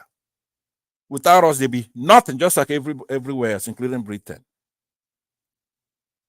There's none of them that we should say, you stop doing this, don't take Nigeria's oil, Britain, or I'm going to come after you. And they'll be gone before we're done hanging up that phone. So America cannot fool me when we are here extolling the virtues of the United States, how their constitution's thrown down from heaven, and the savviness of the American people and their fairness. We don't want you to make a fool out of us, because yes, you have all that, but if you're going to have actors who are going to play with our intelligence, you want to tell me that Netanyahu is just as powerful as President of the United States? No. I don't think anybody would say that, or anybody would dare say that. When you say, oh, the American president and Netanyahu, they have a disagreement, we're going to see how it's going to play out. Well, you're saying that it's a meeting of... Now, will you give me a break? Let me land. When I land, you're going to understand what I'm saying. They say that all the time. They have a meeting. Biden has gone over there. The Secretary of State has gone over there. The same Secretary of State that came over our country when they rigged that election and was making a phone call to somebody who he knows is unqualified to be president, has a record here with heroin, convictions and everything else. So they're playing games with our intelligence. If a Secretary of State goes to Israel, is to tell them what to do. You're a satellite state of the United States. Without us, you'll be nothing. You're not going to go committing genocide on our name. It's unacceptable. I don't care what happens after I tell you the truth here. I'm not saying that Then Hamas. what is the role of the Jewish lobby in United States government? I don't care, right? Right is right, but we are put in a predicament, unfortunately, and this is one thing the United States has to watch out for, because they turn out to be nothing like but a big Nigeria, where we have two parties coming into contest for election in November, Trump and Biden, but they're indiscernible as far as policy is concerned on this issue. You couldn't say, okay, you know what? I'm going to hold my nose until November, and then we're going to vote out this Biden. And then what choice do you have, though? You're going to be getting Trump, who is good in everything else but this. His relationship with the Prince of Saudi Arabia is the same thing that Obama had, for example. It's the same thing that Biden has. Under Trump, now, like I said, Trump is the best president any country has produced for their country. Remember, I'm an observer. I'm not talking as an American or a Nigerian. I'm talking as an observer. If you dial it into AI, that's what it's going to tell you.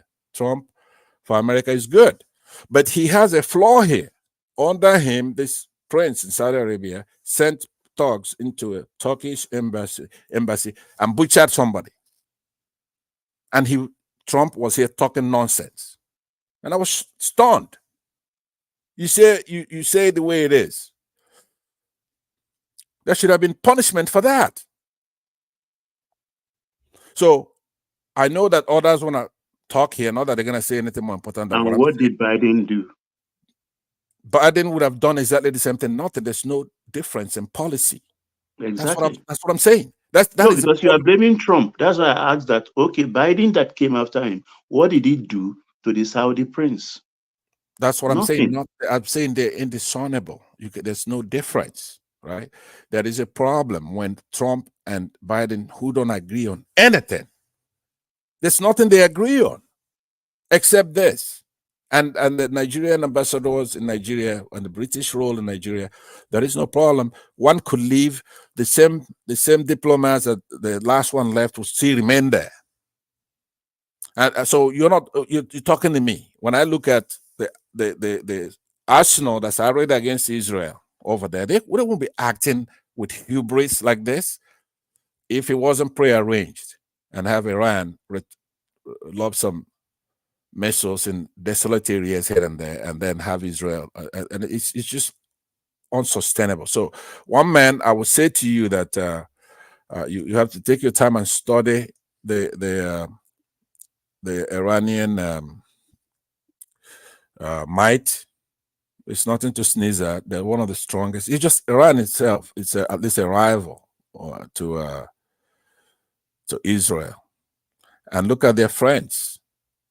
What countries are friendly to them? So this thing could even go into not just a regional war, but a much, much wider war.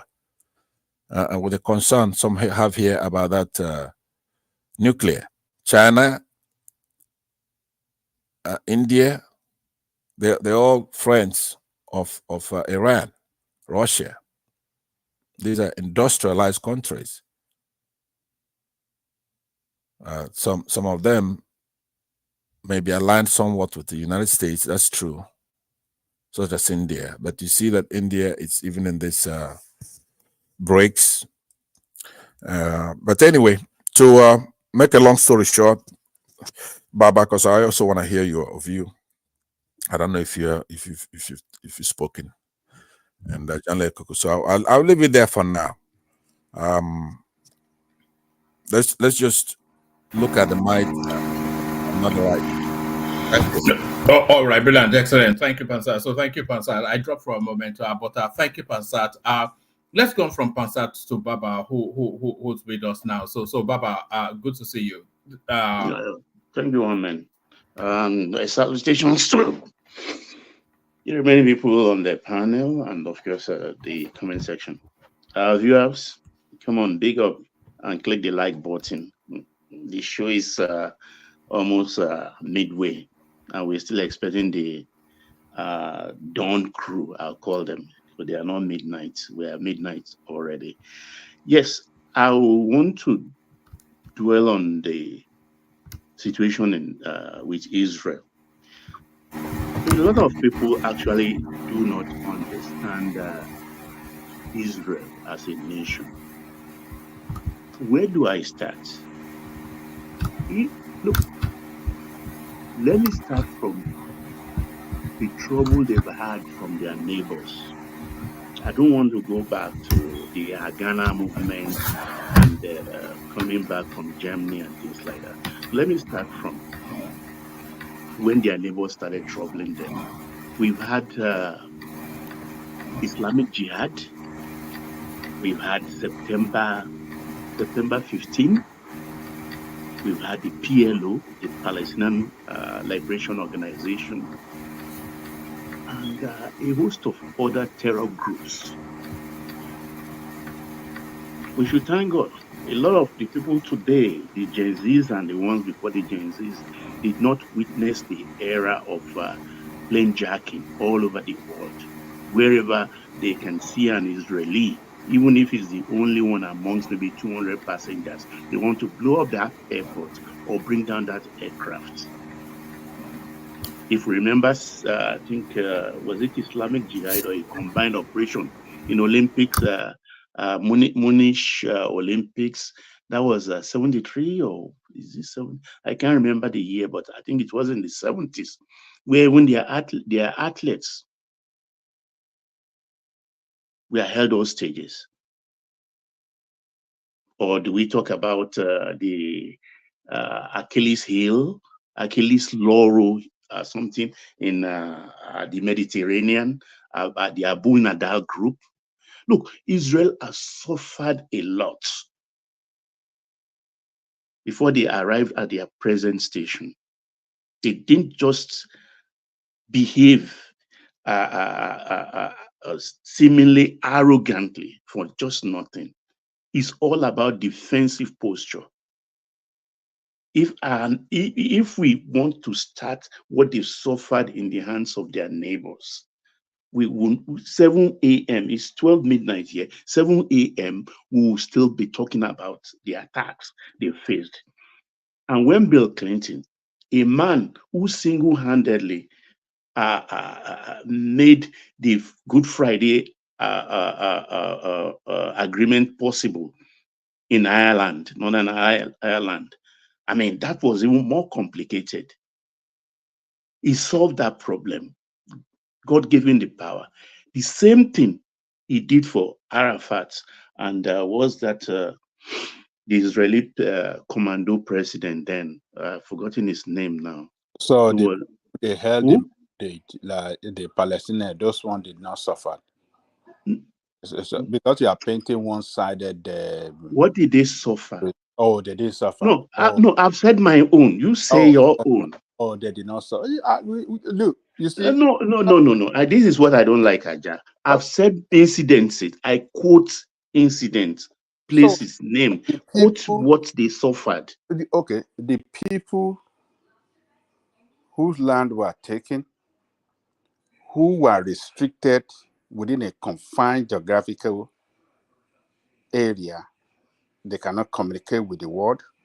They cannot do anything with the world except through the Israeli. So those ones did not suffer. Okay.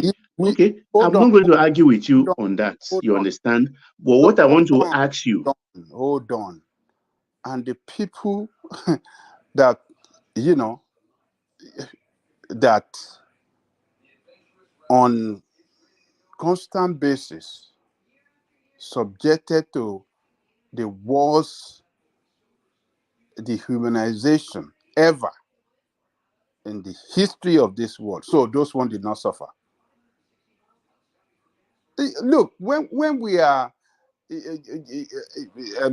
talking about what is going on there, we shouldn't paint one-sided picture to make one side look good and the other look bad.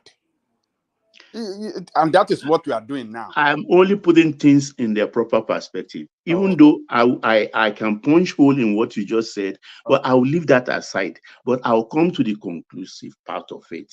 Where all said and done, right, left, middle.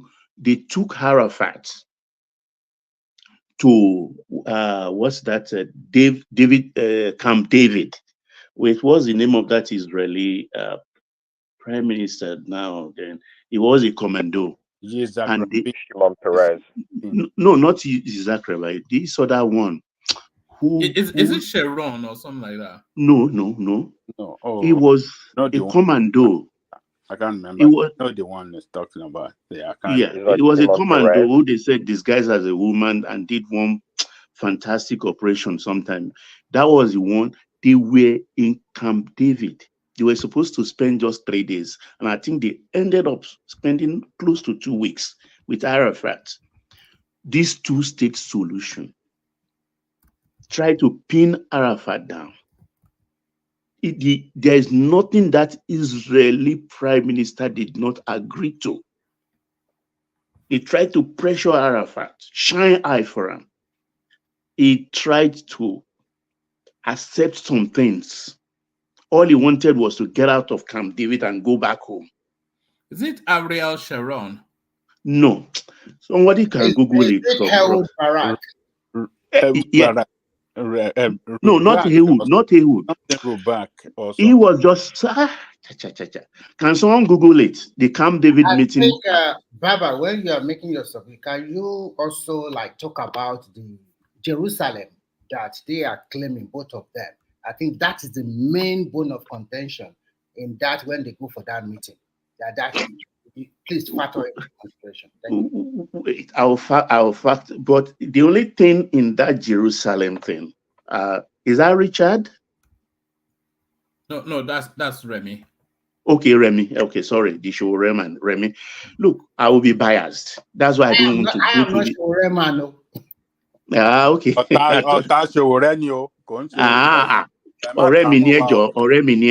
Then you see this Jerusalem thing. Why I wouldn't want to go there as a Christian? I will be biased. Where I will go with it to go there, because if you don't want to go there, where you can get the fact to which facts there? I'll go biblical. That is why I said I don't want to go there, because the Bible will be my reference. That is the issue. That Bible will be my reference. That is where you will not tell us the true part, historical perspective. You are not good. You don't want to go to. No, when I say Bible is my reference, I'm talking about Bible history. And Bible history, which comes first. Bias in the way you. I said it up front. Didn't I use the word bias up front? I used the word bias up front. I said that's why I don't want to go there. So I would rather stick with that meeting in Camp David about the two-state issue. No. No, it is you that's not sincere. I'm upfront with my bias, with my thinking. I'm always upfront. Due to your religious affiliation, you have been biased with everything. No.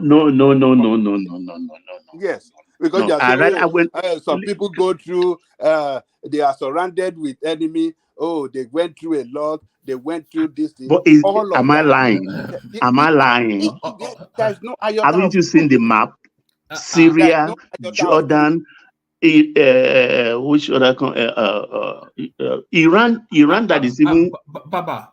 Yes, Baba, sir. Carry on, but let me just sneak out. The lead for the after hours is here, and his crew they are assembling. Mike, so right? So that's my cue to leave. So acknowledging Ayo again.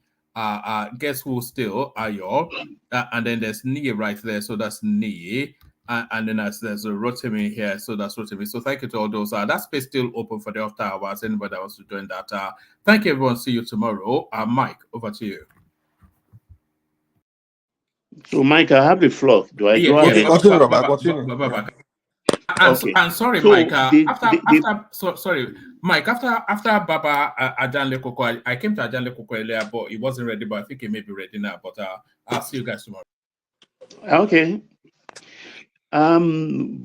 Okay, we're talking about the Camp David meeting. Yasser Arafat went back and sat down with his people. Baba, which Camp David are you talking about? I'm trying to look it up. Which one are you talking about? What year? Clinton, which yes. president? Clinton was the president then. Well, Please it was look it up. Clinton. I saw Ehud Barak. Ehud Barak was Okay, there with okay. Arafat. It's Ehud Barak then. It's Ehud Barak then. Thank you. I think Aizon also put it down as Ehud Barak.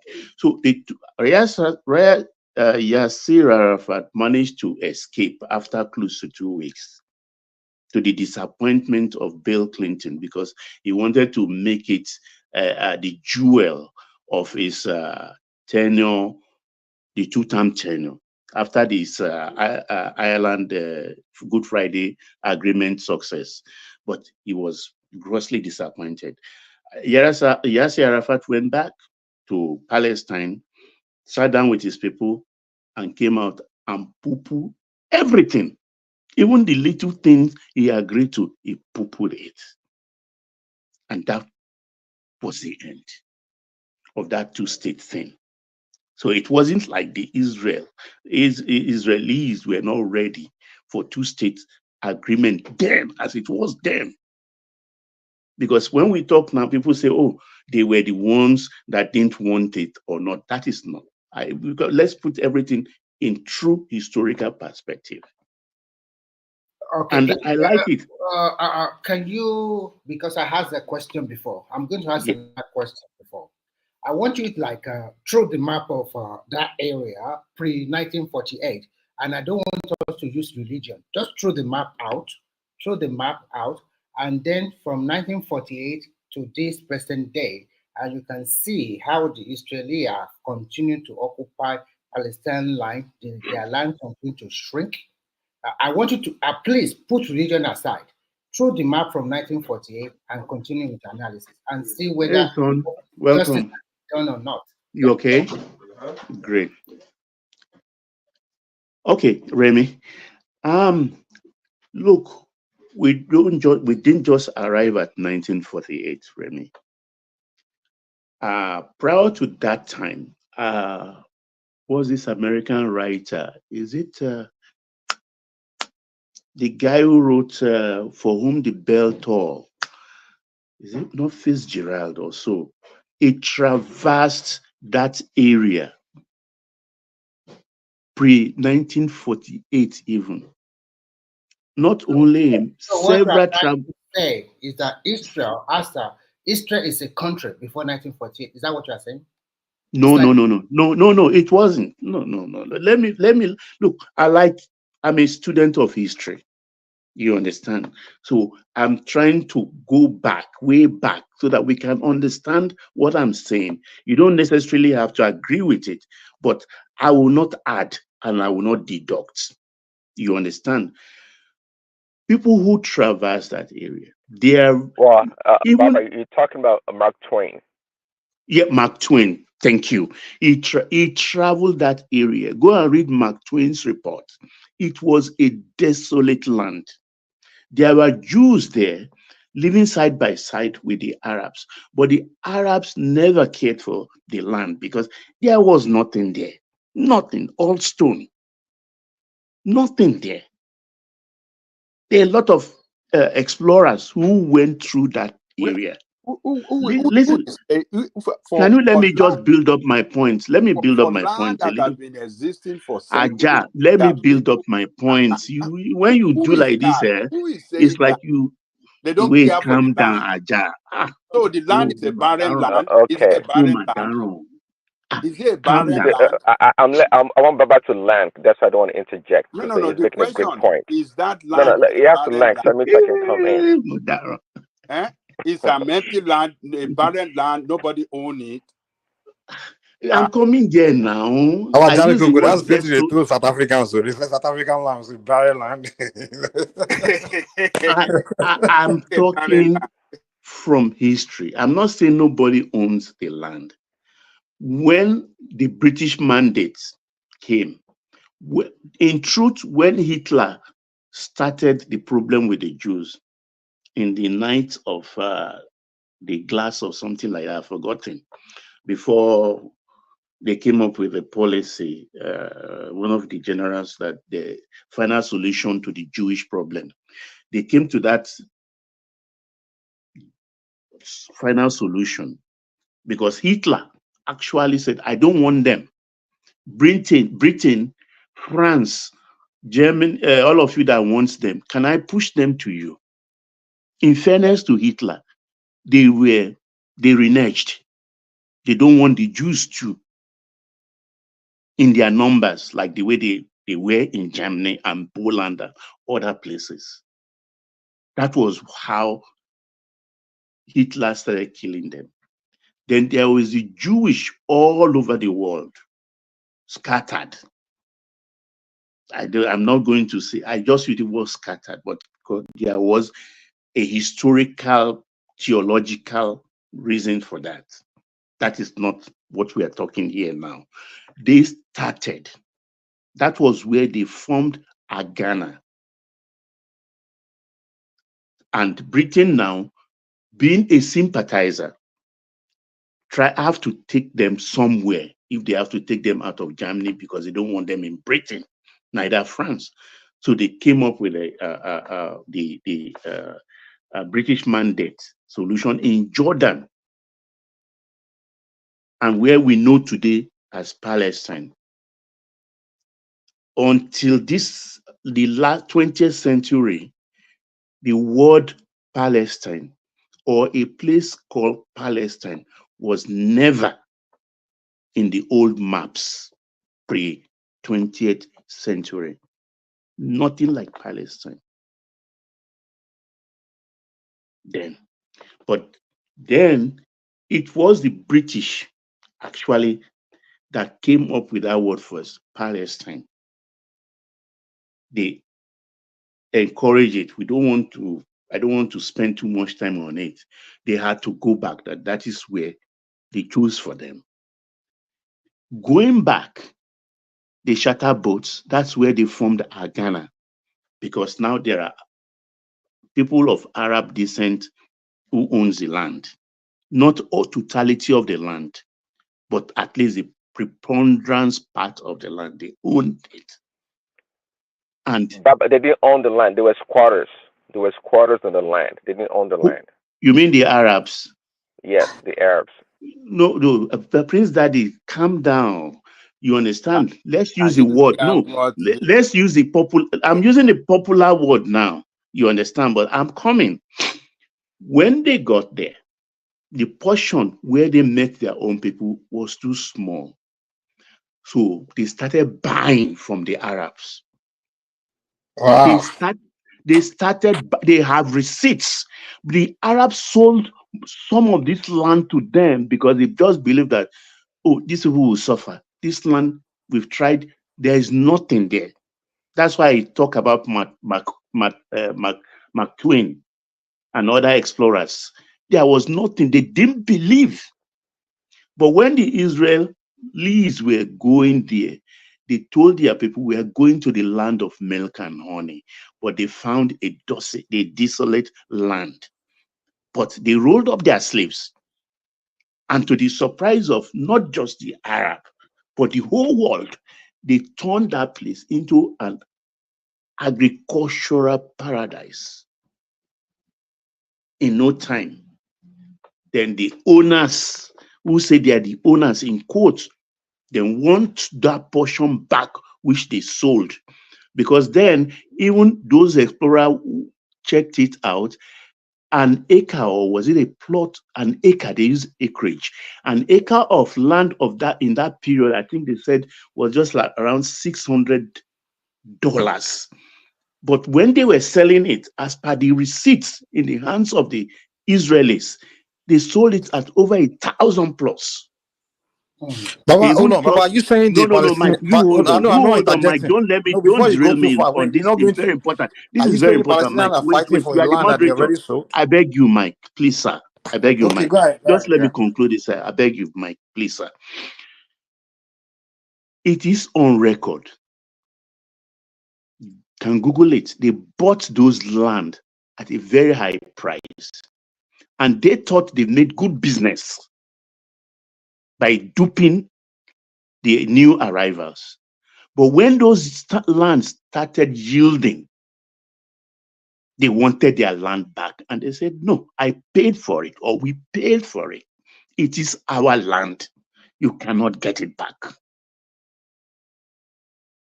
You cannot get it back. And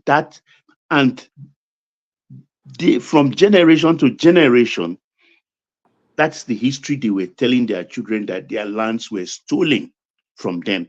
I would not discount a modern, fast forward to the 60s, to the 70s, not 60s, to the 70s. Yes, for security reasons, Israel took some buffer land by force.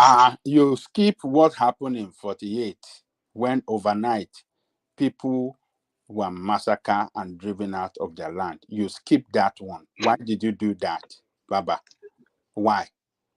Wait. Why did you skip that now? Because you are talking about land. I said they wanted their land back. Didn't I say that? What happened? And they said, no, you cannot get it. You sold it to us. Why did you skip the incident? Baba Charlie Boko, what happened in that part? The book there, Baba read. They didn't put that part in that book. You know, Ajali Boko, you know, there's a danger with single narrative, you know. The problem with us Nigeria is we only read the Western people's books. Now you sabi Baba for bridge, for Baba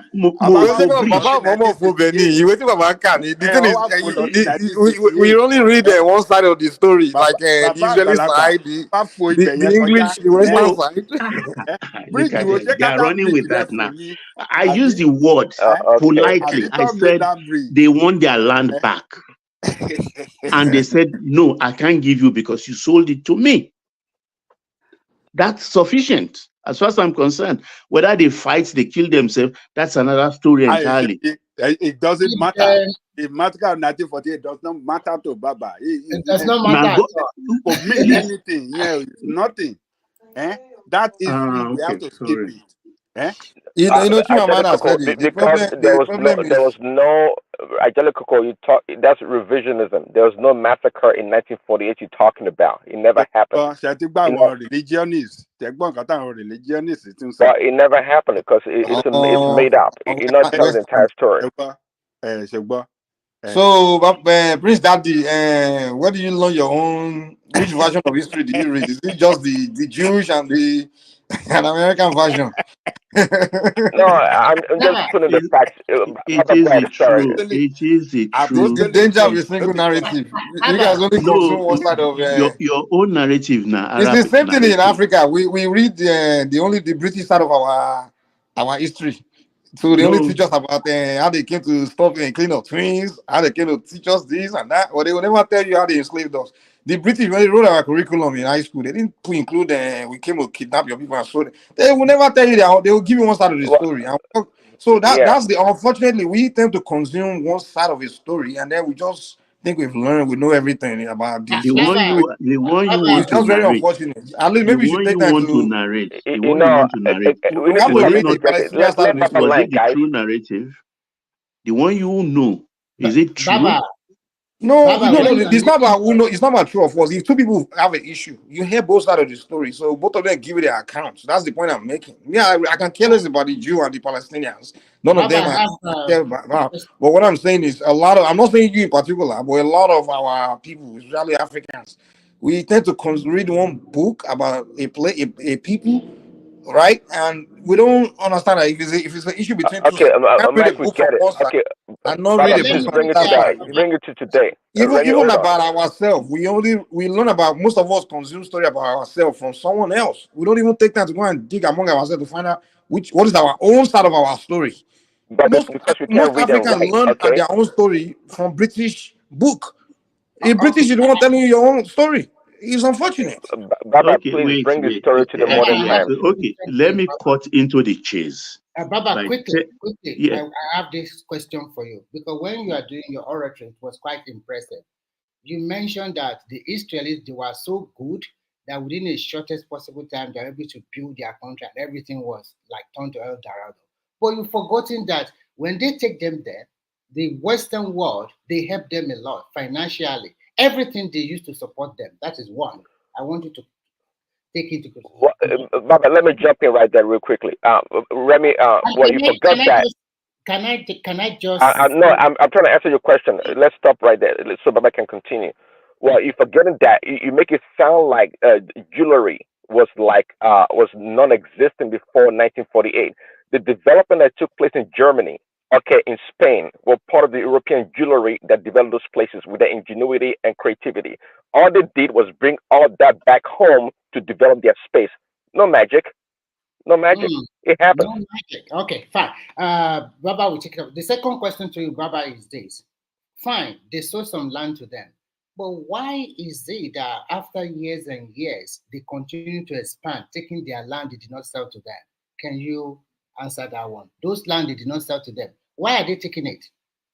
Okay. They needed a buffer zone. So you mean that Nigeria can just go to Nigeria and take their land just like that? Okay, Remy, calm down. Look, we will not get to the root of all this. At least you've used the word from my own perspective. And I believe in the history I read because it's not from one source. I don't pick history or story from one source. I update myself every day. You understand? What happened here is they fought the War of Independence. That was separate. I think 67 and 73. Remember the issue of the Golan Heights.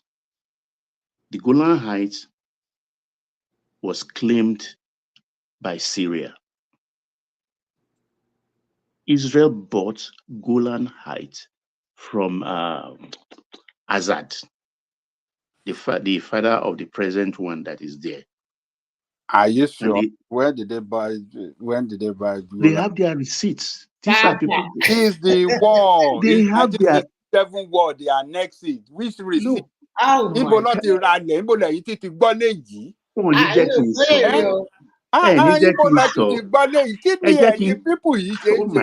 Baba, have you asked the Palestinians if it's true that they bought the You see, the problem is you people are emotional. You understand? My emotions don't rule me. I'm a realist.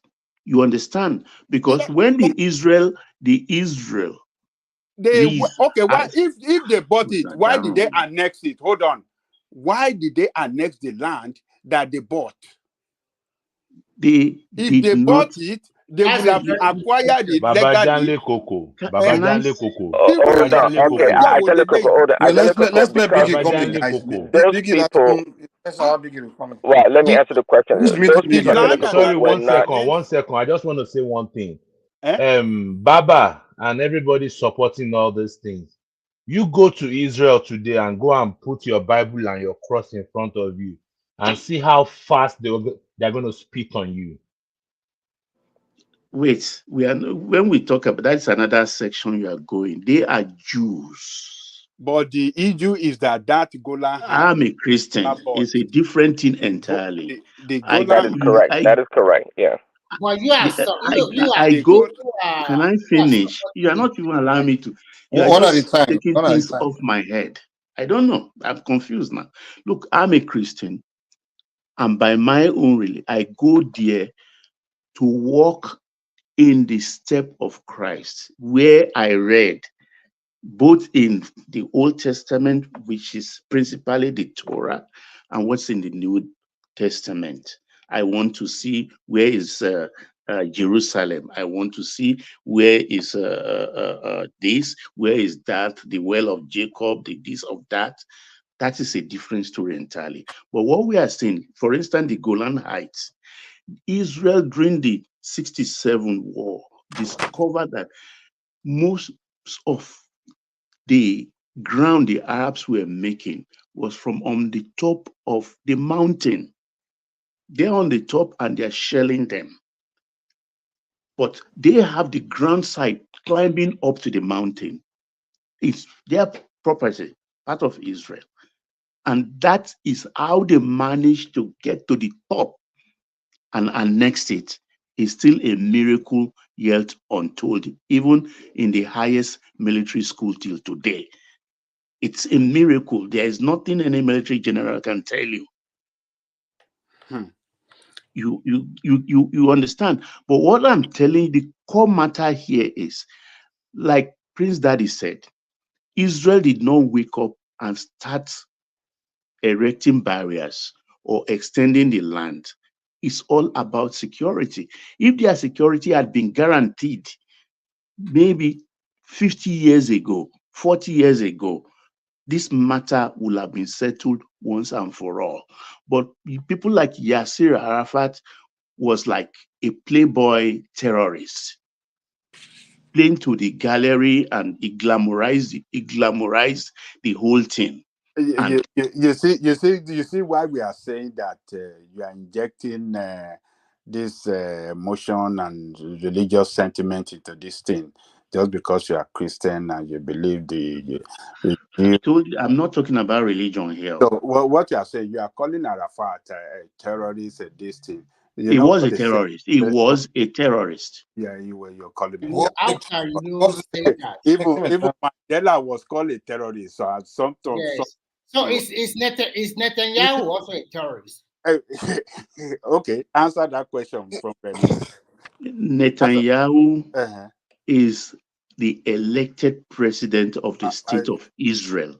It's like telling me, Biden, Joe Biden is a terrorist because he's helping Ukraine. Okay. What's the definition of a terrorist?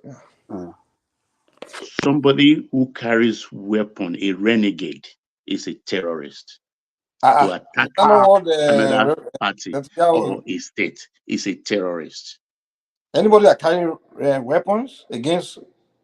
Yes, against an established state, a legal state, the authority of that state, or the people of that state is a terrorist. So are you saying America is a terrorist because they carry weapons against? America did not carry weapon against who? So the one they carry against Iraq, all these countries around them. I mean, that's nation against nation. It's not about an individual. That's nation state against a nation state. Yasser Arafat, was he not the one the head of the Palestinian nation? I mean, they are as a people. Before Palestine became accepted or recognized by about half of the United Nations or the nations of the world, they have been having their liberation organizations. PLO, September 15, Islamic Jihad, Abu Nadal group, this group, that group. They did not shed the toga of terrorism. They wear it as a badge, and they were very proud of it. They glamorized it in that period. In the Second World War, there was a genocide. According, a lot of Jews were killed. So what will you tell us that Netanyahu... Say that again, Remy. I can't hear that. In the Second War, there were about 6 million Jews were massacred, according to what we read. We are not sure how far that is true, but they said 6 million Jews were massacred by the Germans during the Second World War. It's true. It's true. Okay, thank you. Now, what will you now call this Netanyahu killing children, killing a lot of them, bombing them now? Is he also committing genocide or not? Well, I asked Baba Ajale Kuku previously. This is what he brought to fore when this thing broke. I think was it last October, and they were all talking here. But God can't catch him this night. He came with a different narrative, and I reminded him. No, okay, collective punishment is wait now. Make if you like God no catch anybody. When we are using, you can't. It's against international. Can I conclude? You guys are not making me marshal my points, and I don't. It's a problem for me. Okay. I think it was October. They woke up one morning, and their territory, their country was invaded. All their security network breached, and they killed a lot of them. We saw it, and they took over 260 something hostages, old, infirmed, children, men, women, took them back. to the Palestinian But do you know that territory. even the you know Can I? You are not according to allowing me. Can you be patient, They will please? have to interject you, we Baba. It's have to going to be a interject because there are a conversation. lot of things you It's are going to be saying a that I'm conversation. You just because have there to are a lot of prepare things you are Okay, saying wait, that wait, wait, wait. Did that the, happen or the, didn't it well, happen? it My happened, own but question. a I lot can't of hear you. I can't hear you. But why can't they go after the perpetrators now? Do they have to go after innocent people? I mean, if somebody from my neighborhood commit crime, so they have to come and kill me? Does it justify killing me? Well, Mike, because you I don't can understand the remind you of terrain. Odi. I can remind you of Okwama. I can remind you of Zakimbiam. That is even local. So you can take that in proper perspective. And if we have to go international, They are I can justifying remind you of several Israel others. bombing but children. Bama, but let me ask Baba this question. Do you believe that Israeli themselves, by the use of excessive force, excessive attack, killed a lot of their own people on that October 7th? Do you believe that? Response Of after that. course. Yeah. You No. believe Wait. Well, At majority what? of the people killed No, were that's not true. killed That's the by the PLO. Baba, That's the you have to PLO respond narrative. to Angelico fiercely Answer because me. Maybe let me marshal my point. I beg. okay. Go ahead, Prince Daddy. no, So you had my question. Did the Israeli kill them people, their own people, when they responded with helicopter attack on that day? Did they or not? they did not. They did not They kill did their not. own people. And they did Okay, not. They did not. and Israel did not Okay. retaliate on Okay. October the 7th. They did Okay. not. They were even in Okay. shock. Oh, okay. Okay. All right. It Okay. was a state in comatose So, after the attack. Baba, what you They are reeled saying back. now, Baba, what you are saying now is that in 1944, during the Second World War, genocide were committed against the Jews. But what Israel is doing now is not a genocide. I mean, the leader is not a genocide. They are just protecting themselves. Some people killed their citizens, and they went on and continued to bomb and kill a lot, thousands of people in retaliation. Is that what you are saying? Baba, when you respond, you have to be ruthless towards Angelico and Remy on this No, topic. I will repeat what Why I told ruthless? Ajanle Koko in October. Prince You Daddy, you are jump a born again Christian. I tell you, you are encouraging ruthlessness. You said you should be ruthless. Oh God, you people, you In ask response, question, because let you me guys are answer attacking now. him. You Christians know when to be ruthless. Well, you claim you are the Look, holiest. you are my neighbor. I was not home. You jump my fence, kill my wife, kill my 4 children. You jump back and take my steward and gardener as my mother. You took them across the fence. I like Posting that. your I will paint the same Can you origin. listen to I will me? paint you back. I continue. Remy, let Baba land completely. I said you should continue. You should continue. I like it. We did your house. I came back home. I saw blood everywhere. I have machine gun. Good. You think I'm going to call FBI? Think I'm going to call my state police? I'm going to load my machine gun, come to your house, and flatten your house. If I have caterpillar, after killing all of you, I will ride caterpillar into your house. I will drive it and flatten there. Let them take me to world courts. Well, you That is my you'll be answer. guilty of crime, right? If you do that. Yeah. Can I say the same thing to you, Baba? Wait, let Baba answer the question. Wait, Remy. Baba, if you do that, you'll be guilty of crime, right? Crime of passion, of deep But it's grief. crime, You whatever you bite want me, to I do. bite you back. Yeah, Lawyers are there to help no. What I'm saying is, you exonerate agree me. with me I that if you lost take it. that, I was insane. I lost it that moment. they're not going to buy that. The justice is blind. Oh, But people have been known Baba, that's not to the point. escape Whether I that insane or not. justice. But what I'm asking And you is people that have been known to go Mike free is because they telling call you them that you criminally committed a crime. insane. I just want Baba to agree that if you What is take that trying to approach, tell let me you? hold on now. We can't talk at the same time. Wait now, Baba, you have to agree with me that if you take that approach, you'll be breaking the law, and it's a crime. You're I'm breaking the law. criminally insane. But Simple. In the eyes of Baba, the law, there's I'm no point. criminally insane. Okay, They will but take you're me to breaking the law. asylum. Well, you're breaking the law. That's the fact. Okay, go ahead, Remy. Yeah. Okay, what I want to say is this. Look at me. I'm a small baby. I was born as a baby. My mother was carrying me. And in front of me, the mother, my father. I always knew that. Yeah, the mother, my father. What do you mean? You always knew. Can you just keep quiet, please? The mother, my father. No, you say you're the baby, right? The mother, yeah, okay. The mother, my father, and they take my mom to a prison. And before I could turn around, one of my cousins carried me. As he was taking me along, a bullet hit him at the back. A person took me. I don't even know who took me. He not show me. And before I know, they started to introduce my uncle to me. Before I'm even 10 years old, all my uncles have been wiped away. Before I can say I'm 16, all my friends have been wiped away.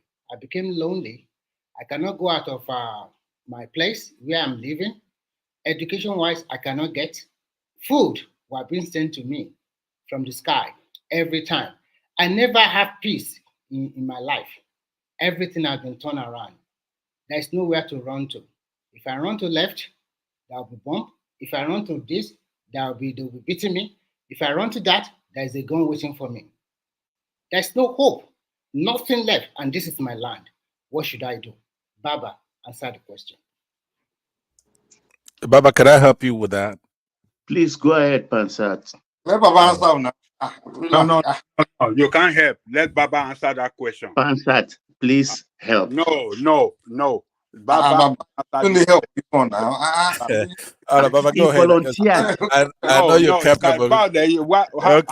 How can Pastor volunteer for you today? Okay, let me answer. Don't see eye to eye. Let me answer you. When they killed all your people and you managed to survive, only you, and the other people have grown in numbers.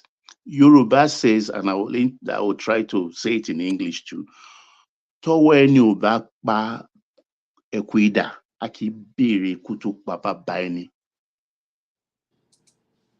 not, that means if you don't have the handle of a sword in your hands, don't go asking the deaths of the death that killed your father. If you do, or if you did, the deaths that kill your father will kill you. So if you are able, ready, fully armed, you can go seek revenge or seek for your father's property they seized. But if you are not, you are committing suicide. Simple. So your last word, they are committing suicide because at the end of the day, they already knew that they are going to die, whether north, south, west, or east. Why not give you all their might? So what you are saying is to and they have got it. all. They got. Listen, what you are saying is to have it all. But these people, they never even witnessed any development in their lifetime. They never even see that. I bet if you are growing up, you never people who constructed hundreds of kilometers of underground roads, they don't have anything. You said you want to survive. Baba, that analogy you gave, it's like you're blaming the victim.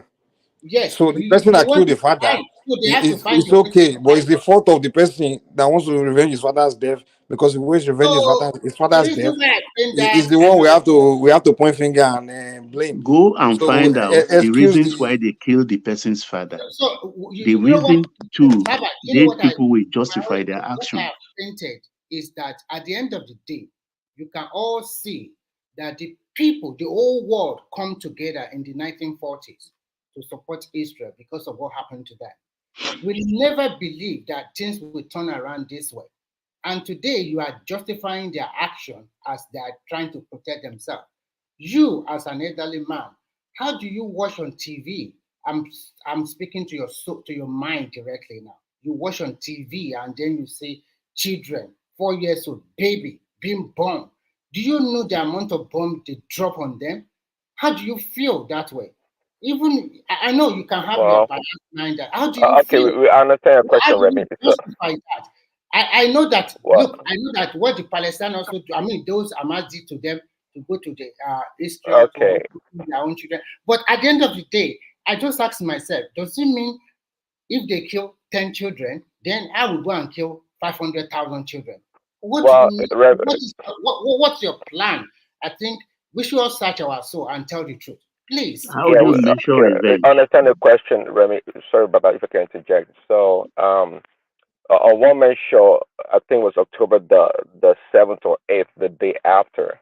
Okay, I said on the show that when Israel retaliates, it's going to be at a minimum of a ratio of 10-1, and that quote unquote prophecy is coming to pass right now. It's You're more not going than to expect 10-1. It's like about well, 1,000. no, I said a minimum ratio would be 10-1, Palestinian or to the Jews in the killings that occurred on the 7th. Well, the point here is that you guys you don't want to hold the Palestinian leadership responsible for what happened. Okay, you got to keep in mind that these people, okay, with the support of the United Nations and many nations around the world, they have billions of dollars. Their leaders are as corrupt as any other leaders. See, in such a small space, given the amount of money that they have, they could have been doing a lot of good things for their people, but they're not doing it. Now, to try to rationalize that Israel is maybe committing. How is that? Hold on. Let me finish, They please. don't do anything for their people. When they are They don't. They don't. They are a bunch of wicked and They've not conducted essentially useless people. election for 16 years. I mean, what are you guys saying? You may not like what I'm saying, but the point here is that the point here is that look, hold on. Do you really know that no money can come through them? No, it's not true. It's a lie. It's a lie. It's a lie. It's not true. I don't know where you get your news sources from. This is the problem. When you people don't know anything, the Palestinian people, their leaders, they live like the African leaders in European nations. Don't know they have billions of dollars at their disposal. They don't take care of their own people. They always want to use their own people as human shield against the Israeli people. Let me tell you today, the state of the Palestinian people really is the fault of their leaders. Absolutely the fault of their leaders. Now you can't expect. I'm not sure the rationale or how people are thinking about this. You can expect someone that has a stone throwing a stone at someone that has a machine gun. You are not going to expect the same result when the person with a machine gun retaliates. That's what happened. That you don't expect the Israel to go in there and kill exactly the same number of people that they killed on October the 7th. It doesn't make any logical sense. Well, it's unfortunate, though, that what is happening to the Palestinian children is most regrettable. No doubt about it. It is so because why? The Palestinian people, the terrorists, the Hamas, they use their own people, little children and young children, in essence, as human shield. They have tunnels. They have tunnels all across the area that they hide weapons. Okay, and they conduct their terrorist activities. See, again, nobody's trying to justify sealing the death of any Palestinian child or even a Jewish child. Nobody's trying to. But we have to face West the Bank reality. is peaceful. Yeah, exactly. So we have to face the reality of what is going on here. What are you saying? What are you saying? Nobody is trying to justify. You are justifying it already. I'm not justifying it. I'm just trying to paint the picture of the reality. I'm trying to paint the picture of the reality of what is going on. Okay. We are telling you that nothing that Palestinians can do without going through the Israeli authority. Nothing. Well, no. They get their money directly. The question you're asking, sir, how did it come to that? Because it is an interest. Listen, it is an interest of their leaders, from Yasser Arafat, to the previous one, to maintain this kind of antagonistic, relationship with the Israeli nation in order to dupe and use their people as a bait. Okay, to the international world, so people like you can have pity for them. Okay, that's the problem. If they truly want to resolve the problem, trust me, with the help of the Israel, they can help them establish themselves or the area as a more productive land area that actually take care of their own people and live a peaceful life. But I tell you today, the Palestinian people and the leaders, they don't want peace. Nobody wants peace around there. Okay, Yeah, let so trying me to turn. Prince Daddy, let me add a little caveat. There's a difference, by the way, albeit not that much subtle, between Netanyahu and Israelis. Now, I do blame Israelis for having this guy return to power on and on again. He's not a peaceful person. As a matter of fact, he's an evil man. So there's a big difference between Netanyahu as far as peace in that region. He's not a good actor. Now, conversely, No, I don't agree with you. When no, someone is in leadership position, when someone's in leadership position and they have to make tough decisions, many times the result of the action is not palatable. Is not the best. no, So, it's beyond that though. I know I'm borrowing a little time from you. You do have to acknowledge that if you are sincere, and I believe you are. You and I were aligned, and we're Christians. We don't get any respect, not even from the Jews, and most definitely not from Muslims. The two parties in this conflict, they have no respect for anybody beyond their religion. But having said that, we can still be able to look at minutia and point at Netanyahu and identify him as an evil person, as a troublemaker. And he's been there even when others were making efforts to make peace, and he's a hindrance to peace, especially with the conservative wing of that of the Likud and all kinds of people over there. Now, conversely, though, 100% of the Muslims, they have to learn how to live with others. That hardly anybody here who's defending Hamas, Palestinians from Nigeria, that's not a hypocrite, because we have similar situations in our own country. So we have to be wise. Like you've seen me here condemn what Israel is doing. I told Baba that it's episodic. In one episode, one party is right, and that's Israel on October 7th. But before that, they're occupying the lands of certain land, not all of it. I believe that United Nations, the United States, and other good actors have tried to bring peace there. Let's say 1948, but to start building beyond those areas that they're legally entitled to exist, I'm against that. And you have to be able to pass it through. You solve it with a scalpel, not something a bludgeoning instrument. So the way they think they're clever, both of them, but they're not that clever, because we could still look at it episodically, find out who's wrong this time, who's right this time. So occupation, like I believe, I don't know who was that that's arguing it, Remy probably, who's a hypocrite here, obviously, because right now might is right, because that's what he argues in Nigeria with Igbos in the southeast with the Nigerian state. So right now might is right. So I said earlier, we're not trying to judge that. We're beyond right and wrong. We're might, and the strong should dictate. But Prince Daddy, all I'm saying, and I'm going to conclude with this, I'm going to reiterate to you that you do have to go in there, make it episodic, condemn Hamas for the activity on October 7th, then condemn Israel for being so stupid that you're going to be committing a genocide in 21st century, where we could say it, we could record it. I don't care what happened to you in the past. It doesn't give you impetus to commit genocide. That's the point. But yeah, I get your point. But for example, you would think that what is going on right now is the only genocide that's happened in recent times. Nobody's talking about the Turkish Muslim killing of the Armenians in the Nagano and the Karabakh War. Nobody's talking about that. No, the thieves in Plateau State, in our own country. That would be a good example also. Okay, so we do have Muslim people or group, massacring other people, other ethnic group, be it Christian or others.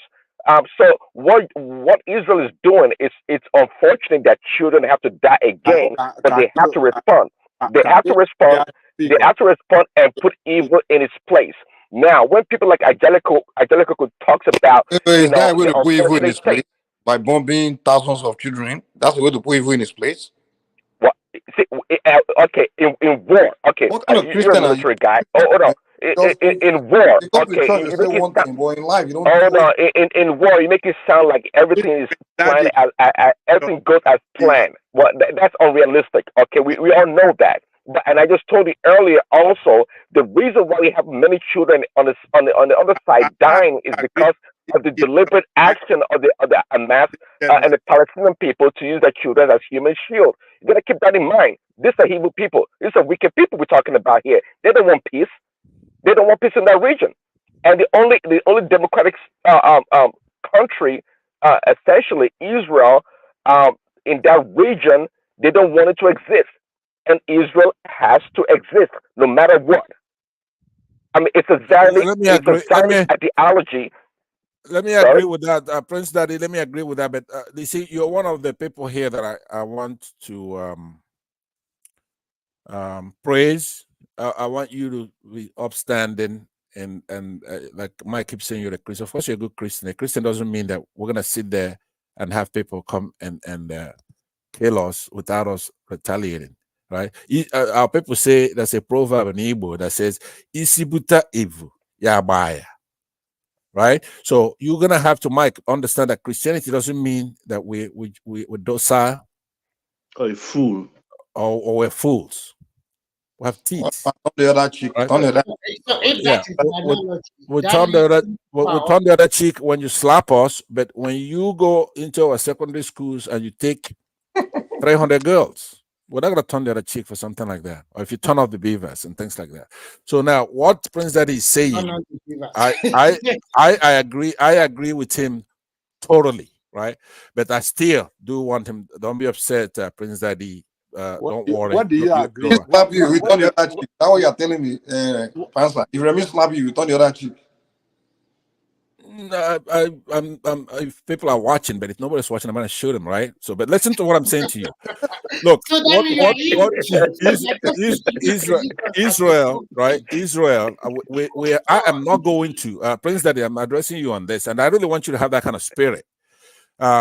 Israel, it's not the Israelis, right? It's not the Jews. They have a government, just like here in the United States, where our government is not doing the right thing. Patriotism is not support of the government. Now, the Hamas are not the Palestinian people. That is their government. Now, often people get the government they deserve. So we could do justice. Justice is something that is sacrosanct. They don't think we can by lumping everything together. Yeah, it's difficult to solve it that way, but I suggest an episodic method of doing things. In this case, the Likud party, the right wingers over there, especially this Netanyahu, he's omnipresent for many administrations. I don't know how he comes back. So in that case, Israel have to take the blame for all his activities, his recalcitrance, and doesn't want peace, period. Now, Israel is going to exist. Israel has a right to defend itself. It doesn't have a right to genocide. Methodology, their methods has been condemned by everybody. I see two different scenarios. Transat is saying that both of them are evil. What both of them have done is terrible. But you, Prince Daddy, you use religion as a small screen to tell us that what Netanyahu they are doing is the right of defense, which they kill a lot of people in retaliation. That what happened to them. But that's not religion. That's just common sense. That wasn't religion. That is an extremist. That's what you are doing. I didn't use religion. I'm trying to make a point that it's a religious extremist. No, it's not religious. It's clear. See, Prince Daddy, hold on. Let me tell you the truth. Israel is not about Christianity. In that country, they have all the religion. And they even have a place they call Holy Land where you can see mosques and church sit side by side. So they have both, and majority of them, they are Jews. But you guys, you always think majority of them are Christian, or you see Christian as the religion of the state. But it's not like that. So I No, want who told? Well, nobody told you I mean, that. it's because they are Israel is Messiah. a Jesus Jewish Christ is nation. a You are Nobody prophet. mixing said. it up, Remy. You are mixing Yeah, things no, up. nobody. I'm not So mixing we all anything up. know You they are guys is always Jews. like That that, and that is not true. You have to separate religion from the reality of what is going on. So I respect Pansa for saying the truth. So you separate that religion away totally, and let's face the actual truth. So because you guys, I know, you but always Remy, you cannot be a hypocrite, right? Now, what you're saying, like for me, don't get me wrong here, right? I believe in extremism for extremism, right? But constantly, I'm on the watch out for a balanced approach. Have to be measured. Things have to make sense. You just don't go do things that doesn't make any sense. so I believe Pansa. in extremism for extremism. If you are going to hop over a fence from Hamas and go and no matter, even if you have a just cause, you're not supposed to hop over that fence and go massacring, kidnapping innocent party goers who have nothing to do with your whatever it is that you're complaining about, right? and the Now question: imagine if they what is didn't the do that. likelihood? What is the likelihood of them repeating the same offense or It's the same offense thing. again? What is the likelihood of Israeli also allowing Palestine state? It's the same thing we are talking about. It's the same issue. No, no. Hold on, If we take care, if we take care of it right now, So maybe what is the it will likelihood never that they're happen going to be again. Yeah, but Christian? look, If you take care of it right Remy, now, maybe it's never going to happen again. I understand what you're saying. In another discussion, when we talk about the politics of the place, that's different. That's not what we're talking about here. We're looking at this particular episode where Hamas I'm terrorists. just responding to what Prince Daddy said. Yeah, that's and There's what a I say likelihood for that in thing to news. happen in the What future, I'm but there's saying. also a likelihood that these people will not get what they want also. And they have been fighting for years now, since 19. Okay, but Well, look at these people you're Remy talking about, apply. they are not peace-loving people. They don't want anything. They pretend to want Both something, of but in them are not reality, they don't peace-loving want people. anything. Both of them are not peace-loving This people. guy, Prince Both of Daddy, them. is Both of them. Not true. Both of them. Not true. he just In a time of Shimon Peres, actually, I wait. think When the occupied territory, when the occupied territory is being used for the settlement of Israelis, being, you understand what I'm saying, for the settlement and the building on. how can you occupy what you own? How can you occupy what you own? It's yours. What do you mean? Hold on. Those land regarded as I understand you. No, understand the kilon so. yeah, the land occupied by Israel that does not belong to them. That is not true. That's not a factual statement. That's an erroneous statement right there. You can't say that. Can you let we have record of it. Let Baba Jalico land Prince Daddy now. Let him land now. The occupied territory that being used for the settlement of Jews that are brought from various parts of the land. How does that look to you? You think the people whose land were occupied are now being used to resettle people, to build a house for Israel, for extension of Israeli territory? That is not true history. Oh, There were Jews on that land, not in the proportion we have it today, but they were living side by side with Arabs in 1940. Peacefully, by the way, side by side. Baba Jalico go to talk now. Prince Daddy. He wasn't taking care of it. What do you mean? Well, he's making a point. Let him get across now. He's trying to get across, So when Obama was fighting Netanyahu, this guy is here that I think is fair tonight. Pansa. When Obama and Netanyahu were fighting during the time of Obama, was because of resettlement issue, that the occupied territory that belongs to the Palestinians, you don't have to build houses on it. It is not Israeli land. According to United Nations definition and geographical definition of that land. It doesn't belong to you. But he didn't listen. He keep on building houses, occupying and extending the territory of the Israeli. And later he started building fence to cut people out, family away from each other. You see, there's no way you can continue to do this that will not anger It's the for other security purpose. Security purpose, hold on. There's no way you're going to be doing this that will not attract some attack, some resistance. So look, we have to look at things from both sides. Why don't you tell them to go to Saudi Arabia then? They can move to Saudi Arabia. What are you saying? Is your logic, eh? You are just, I don't know. So you don't. It's just too fanatic. This guy they call Prince Dandy. It's just too fanatic. It's just fanatic, and just one way traffic. And also call him extremist. He's not here to be fair. No, he's just here to take one side. And then we come and say Christian. You tell us they are the best people in the world. Don't mind these people, I beg. Don't mind them. They will tell us the Christians are the onlyest people in the world. But then when it's time for business, their emotions have overwhelmed them.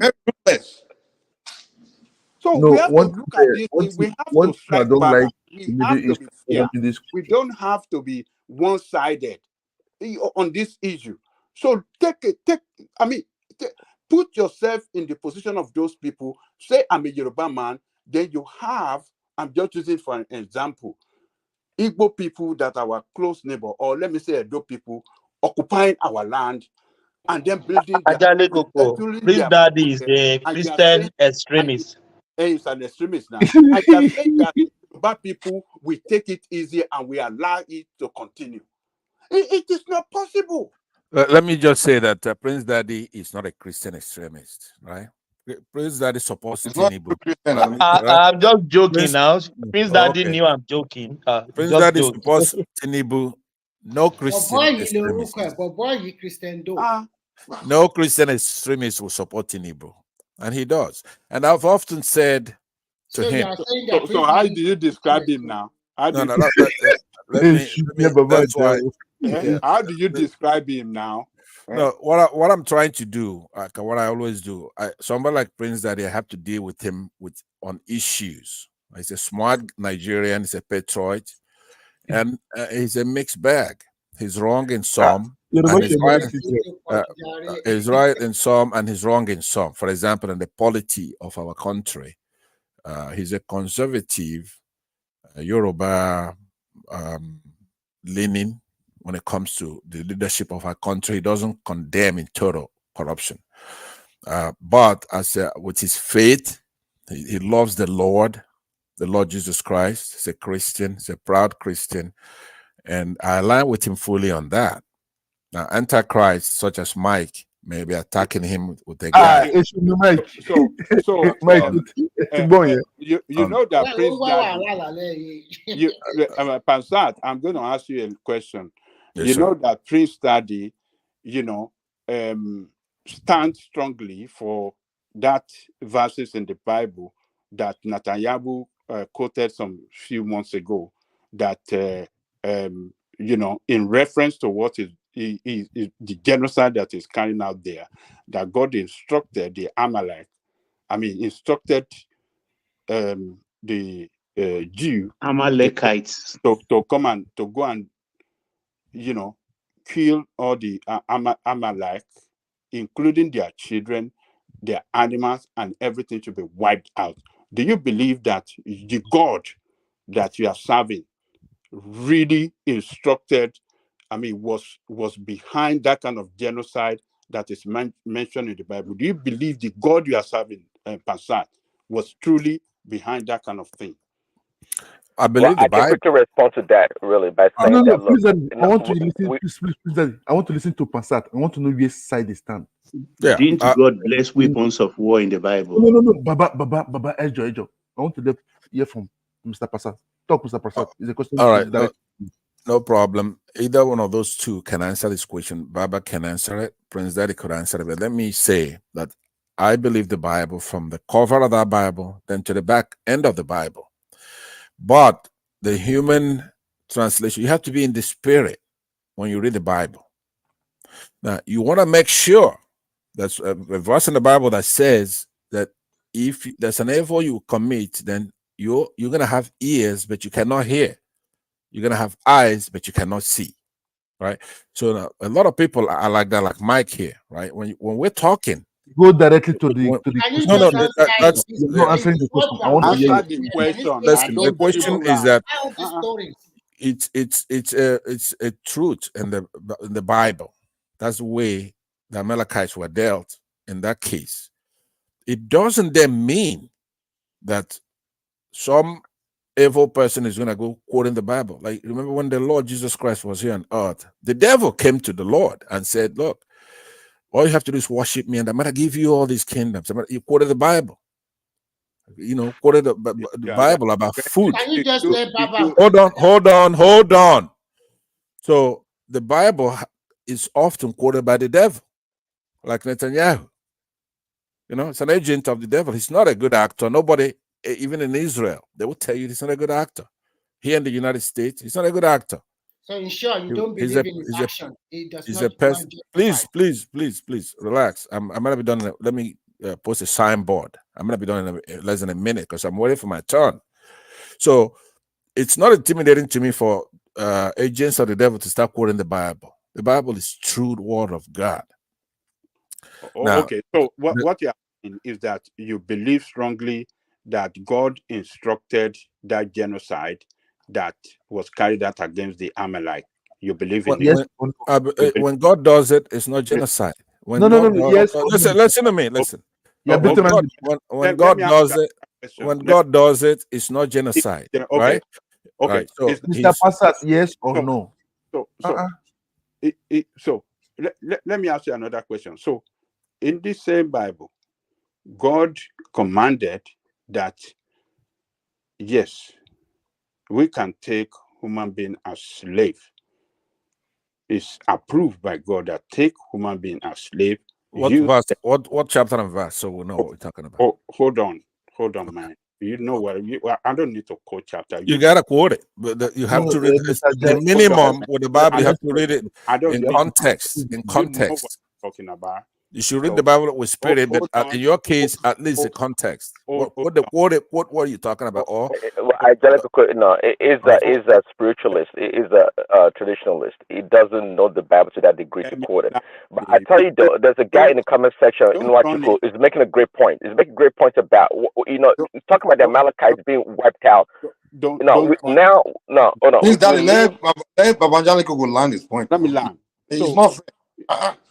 He instructed that yes, human beings can be taken as slave, right? You all believe that? And no, it's part of spoils of war. Part of spoils of war. Not directly go and buy people and then start using them. Those are captured men, captured territory. Yeah, okay. We have nothing that said that, okay, go and fight war, capture them as slave, So you people, your ancestors that were taken as slave by white men, God approved it too. Pansat, you agree that with me? Yeah, you agree that with me? Do you agree that because it's in conformity? No, hold on now. The Bible says. Let me answer you. Conformity. Hold on, is in conformity no correlation with what the Bible says. So you agree with that?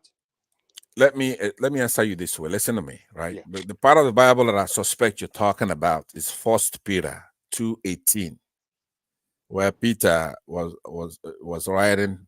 He wrote a letter, and it says something like, "Slaves, be subject to your masters with all reverence." Your place of job is the place. And not only to those who are good and equitable, but also to those who are perverse, right? And then in Timothy, I think it was 1 Timothy 1:10, where Paul, in that case, was condemning social immorality and all kinds of stuff. Now, the lesson there, you're missing what he's talking about. That equity is talking about the equity of how slaves should not only be good to those who are good and equitable, but also to those who are perverse. You're missing the lesson there. That's a big lesson. That is a huge lesson. The subject there is not about slavery. It's not endorsing slavery. They're already slaves. In order for them to come out of that slavery, right? Let me In order for comment them there to have, also. let me just, I'm trying to tell Ajan Lekuku. See, when we did BK in when schools were schools in Nigeria, BK, it's Bible knowledge. Bible knowledge. Right. Because I know if you were going to give that acronym, you would have going to say BN, because you don't know that knowledge. Mr. Triumph, I'm referring to you on that. So BK is Bible knowledge. And let me tell you, you have to study the Bible this way. At the minimum, let's say you're a non-Christian and you're just studying the Bible as a text, you have to know who is speaking, to whom, and on what occasion. That particular, what Nigerians were trying to teach in school at that time is context. Now, even if Paul or any of these apostles have spoken, then you have to read further and see if there's a place where the Lord corrected him. For example, if you remember that when Peter denied Christ, right? There's a verse where Peter said, "No, I'm not going to deny you. You're my master. You're this and that." If you just stop there, you're going to read to people on this platform. You're going to say, "Look, Peter said he's not going to deny the Lord." But if you read further, you're going to hear where the Lord says, "No, before the cock crows, you're going to deny me 3 times." So picking out a verse of the Bible and looking at context, the context, you do have to know exactly what is being said. And eventually, did a higher authority, did the Lord override it? Right? Did God himself say something about that? So you don't quote the Bible, just like I just told you right now. If you read the Bible, you're going to see where the devil is in front of God himself in heaven. About Job, where God goes, the devil goes up to heaven, goes back to heaven and says, the only reason why Job is worshiping you is because you blessed him with all this stuff. If you allow me to tempt him, he's going to curse you. So you have to understand what story is being told there, because eventually God gave him permission. It's okay, you know what? I trust my servant Job. Go ahead, but don't kill him. Go ahead and take away all his worldly goods. Take his kids. Now, I had a problem with that in school, right? I was enraged about that. So, because I don't think that if you take away somebody's kids and then bless him later with more, a whole lot more than he had before, it's not the same thing, but it's a spiritual thing. Do you understand? So you should have problem with the Bible, and you should question it. But God can never be wrong. I'll return it back to you. Go ahead. Yeah. Well, great submission, Pensat. But I say that Mike doesn't want to interject you except when I talk because he doesn't like my position on this matter. But nonetheless, people like Ajale Coco, it's when they make such proposition, it's what we call illogical outworking of Christianity. Well, it's not always the case that Christians would do the right things, or people that believe in God would do the right things. It's not always the case. So for that point,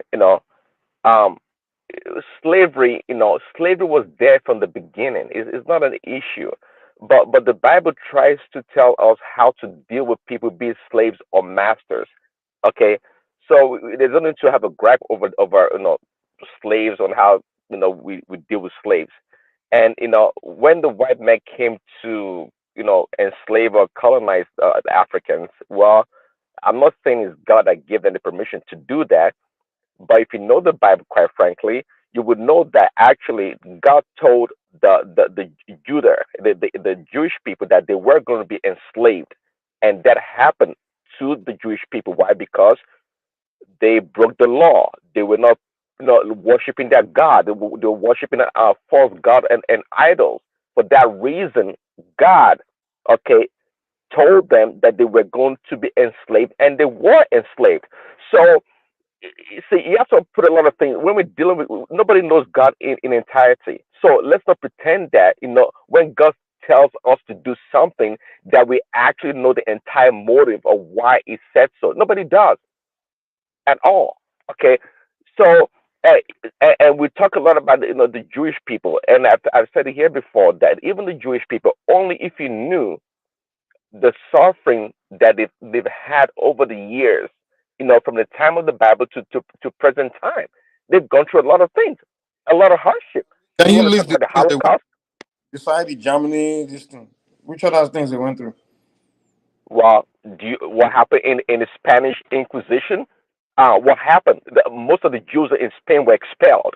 They were expelled, and their properties were confiscated. A lot of things were stolen. It happened many times, all around. I mean, it happened in Russia also, and Really? the jewelry was attacking Russia. But the point here is that That's a lie, man. Jews Only one. Jews are not Christians, okay? But as a Christian, we live now in I guess you call it the dispensation of Christ, our Lord Jesus Christ. We don't go by the Old Testament. We don't live by the Old Testament anymore. We live in love. And I tell you guys all the time, where there's love, there's no law, because you will be guided, by love, not to break the law. So the Old Netanyahu. Testament. So the Old Testament is not relevant again when it comes to No, biblical affair or biblical. no, I'm not saying it's not relevant. It's not relevant. Actually, you're right. It's not relevant if you go by the command of our Lord Jesus Christ. He already told you. Christ told us. Hold on. He said he didn't come to abolish the law. So the law stands. The law stands. When people try to twist Bible, when you try to manipulate what is in the Bible, when people are pointing to you, what is in the Bible, what did God approve that it should be done, and that was did in the Bible, then you want to separate it in such a way that, the New Testament is what we are going with now. The Old Testament doesn't matter. Why does it make the component? Why is it part of that component? Now, I'm not denying the Old Testament. If what God says in the Old Testament, the laws that He gave and the rules, they stand. They never change. Hold on. The question that you guys haven't answered clearly is that, does God approve slavery or not? Okay, please let me just answer that very poignantly. Hold on. No, let me not only I mean, Prince Daddy, please hold on, please. Yeah. Well, this is not the topic we're discussing, is truth, but let me give you an example, John Lokoko, because obviously slavery is an ancient practice, right? No. But one story that you know about to show you on whose side God came down. If you remember from the Bible, I don't know if you know this, but Ham's son, Mizraim, Mizraim, founded Egypt. Even up to today, Hebrews still call it Mizraim, right? That's what Egypt is called by Hebrew. Egypt was the first recorded nation in the Bible to have harsh slavery. Now, slavery has changed. That institution has changed over the years. There's something it used to be. I blame white people for actually perpetuating to where it's evil. For example, their slave activity in Africa was evil, but they're not the first to do it. Egypt was the first recorded nation in the Bible to have harsh slavery, and it was imposed on Joseph, the son of Israel. Do you know? In 17th ABC. Hold on. So according to, let me answer your question now. So what I'm getting to is this. Right, when God acted, whose side was He on? Who was on the side of the slaves? He parted the sea and helped them escape and punish the slave masters. Okay, right? Let me land. No, let me land because I'm trying to bring it to history. Let's look at that story, because I don't care what kind of devil worshiper you are. You've heard about the story of Pastor, hold on. So today now, you know that slavery is called job 2.0. You know that. That means It's we probably the boss. Wait first now. We yeah. the boss now. We that are bosses now. A patron, we say, but that means the CEOs. That means that now our workers, eh, Right. that means they can come against us tomorrow. That's what you're saying. Actually, you're making my point. Or inadvertently, you don't know you're making my point. See, today, when you go to a job, right, it's not called slavery, but in those a long time ago, that's what it would actually be. If you're working a 9-to-5 job, you're a slave, right? Now, that kind of slavery, it's not condemned by the Bible. So you're supposed to treat your boss fairly, even those who are not religious. Do you understand? But that's the point.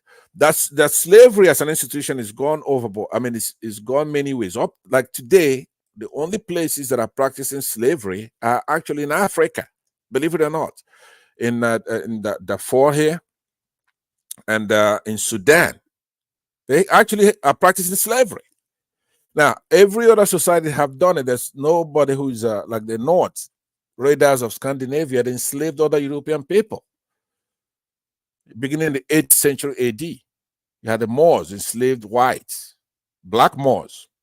So slavery is not a universal term that is just like the one you're looking in the Bible. Today, if you're working a 9-to-5 job, you're a slave. You have to clock in, and your boss have to tell you what to do.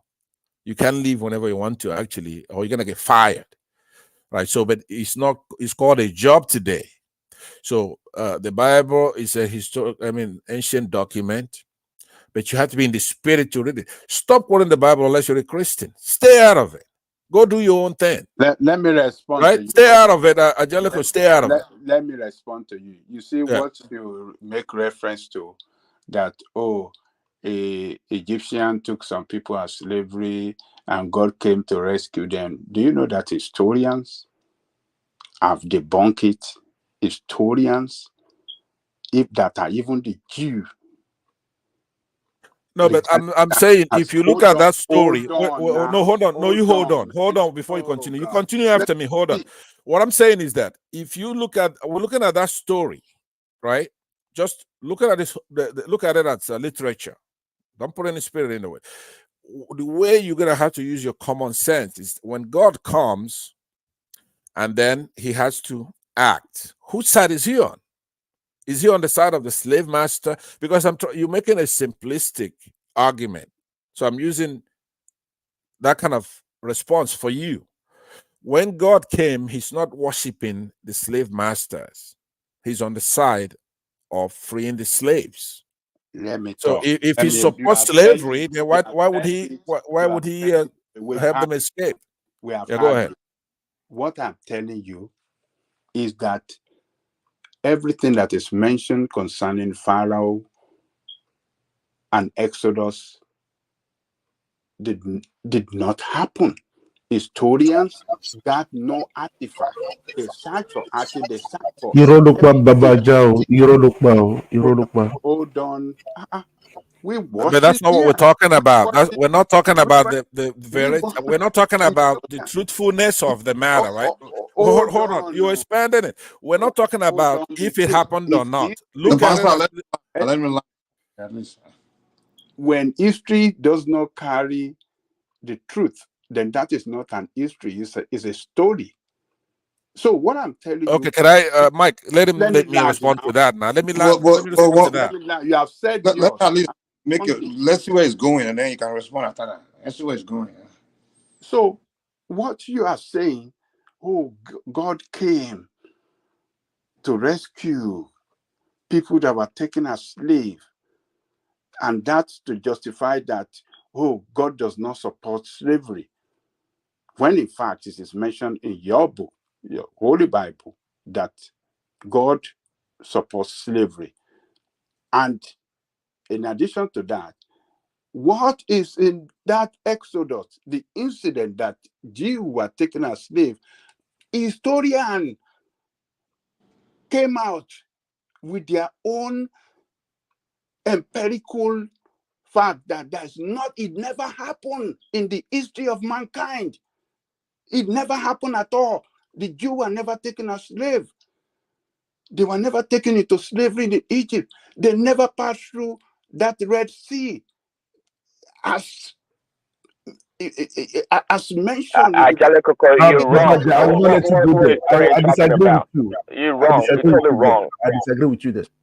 So what evidence do you guys have besides the story in the those Bible? historians are even the Jew. Some of them are Jew and Aja, you have to Americans. sometime, They Aja, you went have to make into your thing short so that we serious. can be able. Let me Let's deal land, with man. it. You Hold said on now, you've you need landed. to. Hold on. Come on, man. Why are you doing like No, this?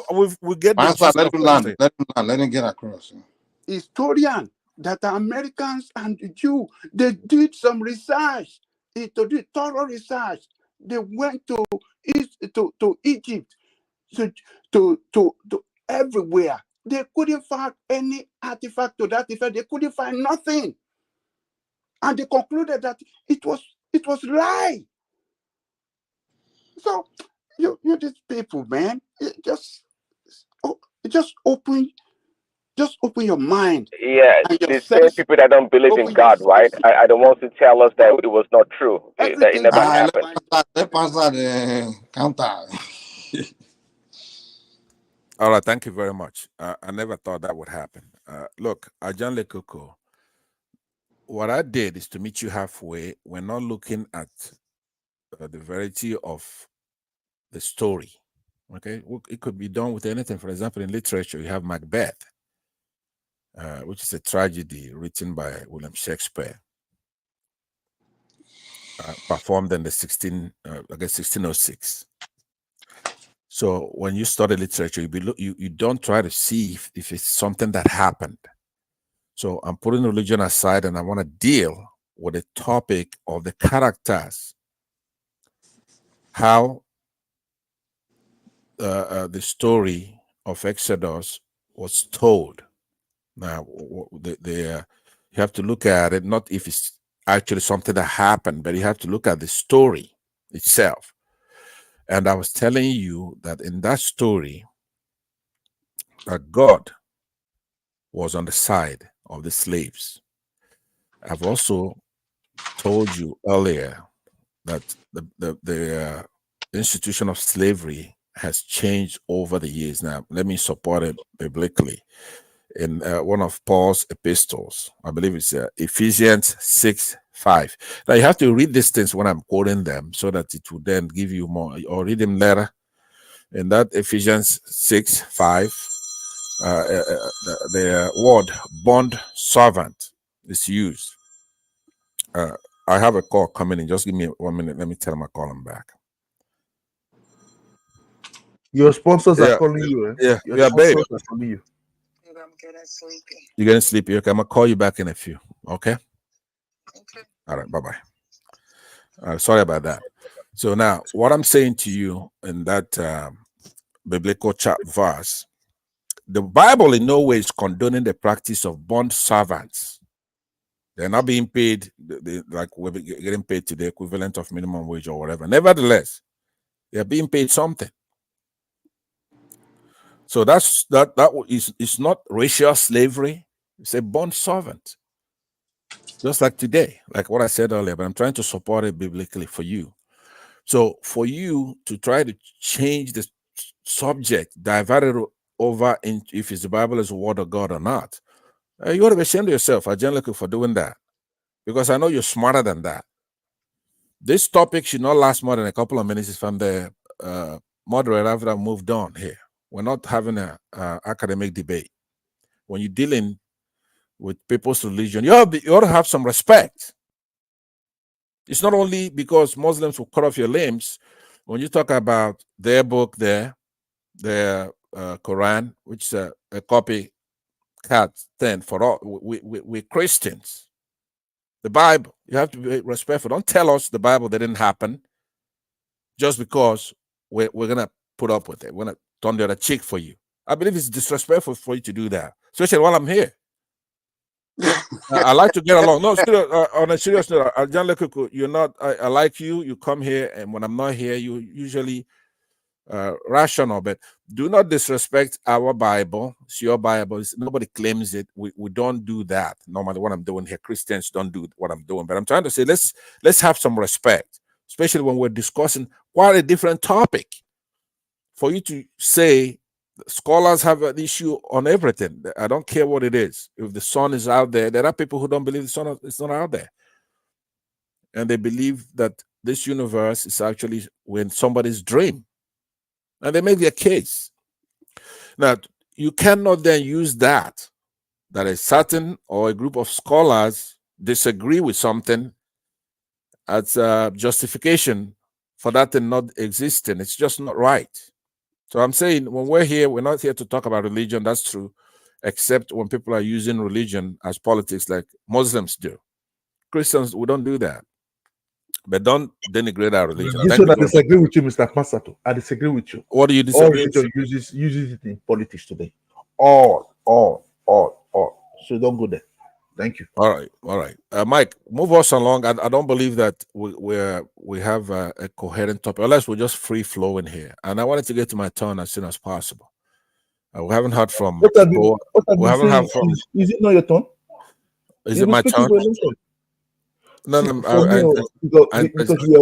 we all diverted. You understand? I interjected and it's allowed here, but it's not my turn. Okay, let me say something. Then I move back to the stage. Understand? Okay. One thing is that I found out that the British did they caused commotion all over the world. I'm not a fan of the British. Even though my family is all of them based there, generation to generation. I don't like them. They cause havoc, even in Nigeria, the same thing. Even in the Middle East, the same thing. Where they never succeeded was in America. They cause havoc everywhere, just in the name of control. Which is bad. They're the one that renamed Palestine to Palestine today. We are aware of it. But Babaja Loke will want to debunk it, as usual. That's unfair. Even in Nigeria, the same thing too. They know the intelligence of the country. They give Olodo to come and be controlling us, causing problems to date in Nigeria. So if people start looking, go to the root of everything.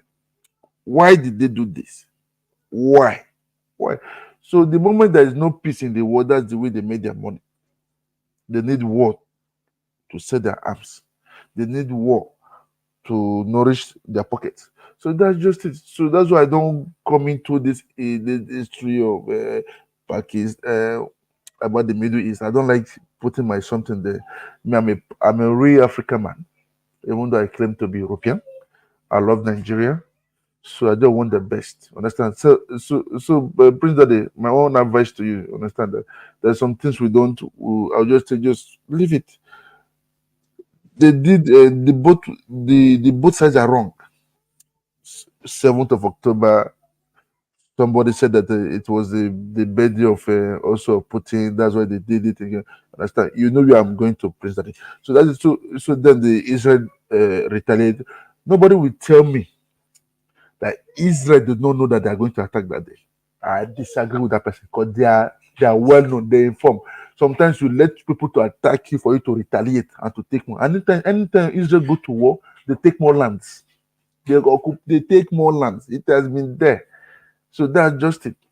So one thing is that according to the Bible, that the promised land is their land. So that's it. So I don't want to go there at all.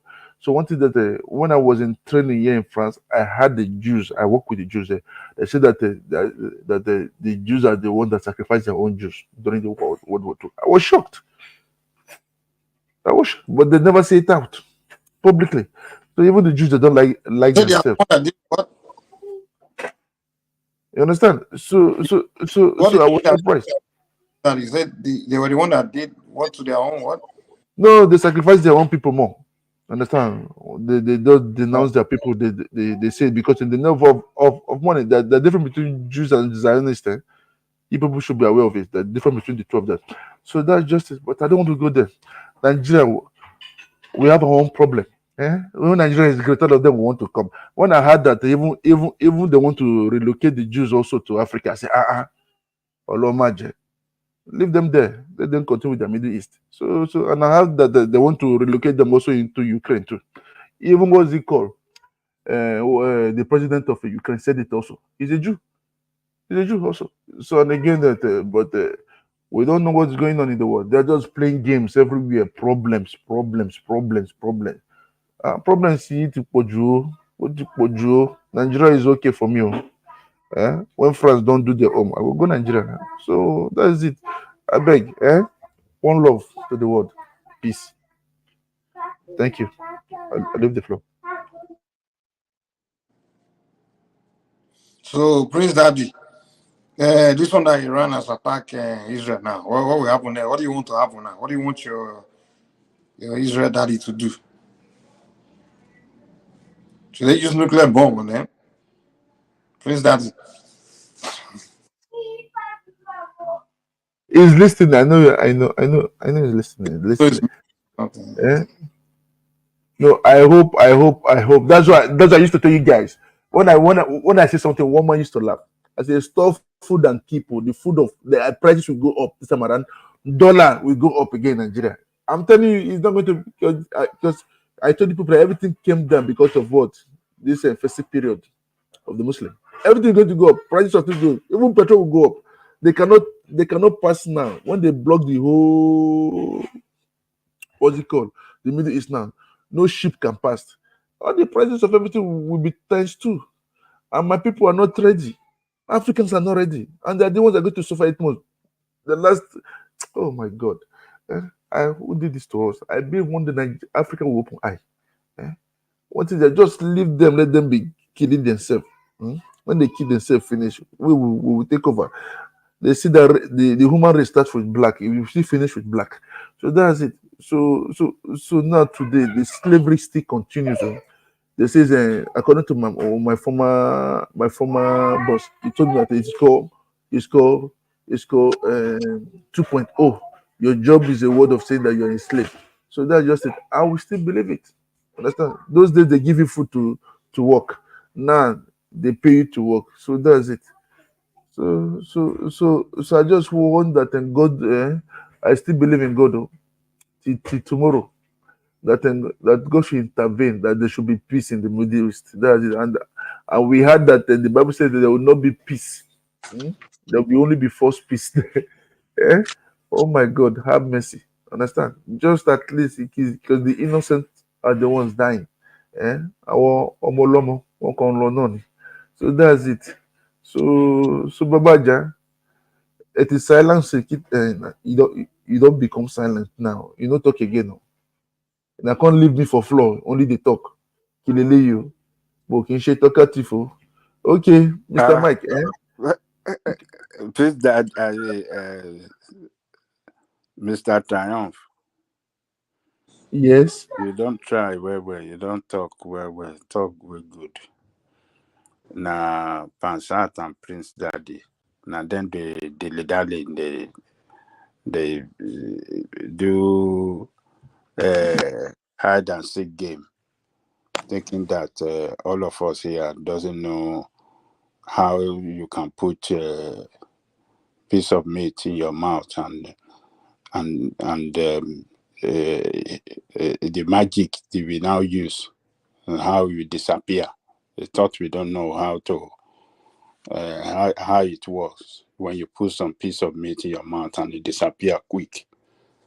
So you see the issue of this problem in that part of the world. You see, it is good to be objective and not too it's not good to be on one side. When you're on one side, then you living out the other perspective to that issue, then you'll be biased in your how do I say it? You'll be biased in your delivery of is saying the truth. So both sides have their own contribution to this problem, but we know the side that have done more worst than the other. So that one is debatable too. So, but you can look at which one between the two sides that is stronger than the other. And the stronger one, how have they treated the weaker one? Have they treated them fairly? No. So we have to look at it that the way the stronger side treat the weaker side, is it fair to treat them like that? So but if you want to believe that, okay, the stronger one can have their ways, it doesn't matter the way they treat the weaker one, then there's going to be, then the problem will persist, because the weaker one will not only sit back, they will resist in some kind of way that they believe within their capacity to resist. They will resist. So we are seeing it clearly, what is going on, and nobody is happy about it. I don't know, Mr. What did I say that both sides are wrong? That's why I don't want to take sides. I don't know if you are happy. That's why I don't want to say, but for me, I'm with Israel. If you have said, for me, I'm saying it openly. Both sides are wrong, but one side has done the worst than the other that you are seeing, that against humanity. You know that in the heart of your heart, that one side has done the worst in the history of mankind, the worst that should not be seen happening in this century that we live in, openly and continuously. Look. No, that it only just depends. It depends on the individual. For me, I used to tell people that I'm a Christian, I'm a believer of the faith, and I learned something. Hey, quit lying, okay? Your name is Abraham. Abraham. Your first name is Abraham, right? Yes. Okay, my name is Ibrahim. There's no Abraham that is a Christian anywhere in the world. You know that. You can say what you want to say. So quit your lying. Ibrahim, he doesn't want to. Ibrahim, he doesn't want me to. He told me that. My relatives are traditionalists. They believe in the idol worshiping. Understand? My father came from there. When I was little, they were practicing it. It was my mom that came and changed that lineage. Understand? Because of love, he followed my dad. So that's where my dad too. Okay, what age were you when you were baptized? That's none of your business, Mr. All right then. So let me tell you. Listen to this. No. You will not come and be telling me something you don't know. Hold on. See, go and reply to that lady that called you now. Hold on. Let me tell you, Mr. Triumph. You don't say much, and it's only fair that when you want to talk here, that you're given latitude to speak. That's good, and I've seen you improve. A lot of people are like that, like Japanese men, even some Chinese. They don't like to talk. Hold on, now, let me land. As I'm making a point, that's only take 30 seconds, so be quiet. So, and I like the fact that you've improved. That's what we want. I don't want to discourage you from getting your oomph, come up here and speak. And because I used to always needle you, say, Mr. Triumph, get up here and speak, get on the panel. And then I saw you taking baby steps. You come and you listen, even though you're on the panel. But now, what I'm going to give you is the advice of when you do speak, though. Now, remember, just because you don't say a lot, when you open your mouth and you're talking nonsense, we're still going to disagree with you. We're not going to say, you don't talk. You don't talk a lot. So whenever you talk, hold on now. I'm trying to help you. So no, you're not helping me. You're not helping me. You help yourself first. Right. Okay, no problem. Since you won't let me land, go I'm ahead. just giving you a little narrative about That's me. okay. That's fine. But I'm saying use it wisely. Because if you really Mr. Pansa, you're a Christian. Let me ask you. Like if you want me to come in, remember what we said last week Sunday, early. You show those things. A real Christian doesn't do that. I can bet it with you. A real Christian doesn't criticize others. A real Christian doesn't go in and poking at people at their back. A real Christian always go for peace. But you don't have any of these attributes. Sorry to say, Mr. Pansat. I watch you, I follow you everywhere. I listen to you when you talk. A real Christian go for peace. For you, one united Nigeria, not separatists. Jesus Christ made a comment before he left. He said, "Occupy till I come." Are you occupying anything now? Zero, nothing. Go to Nigeria and do something before we start listening to you. Okay? To tell you that I know what I'm saying. I don't come. I learned something here in Europe. You don't talk the talk, but you do the work. They say action speaks better than voice, and people ask me the same different thing. Many of my friends think I'm a Muslim because I don't drink, I don't smoke, I don't party. The other thing I'm a Christian, they are shocked.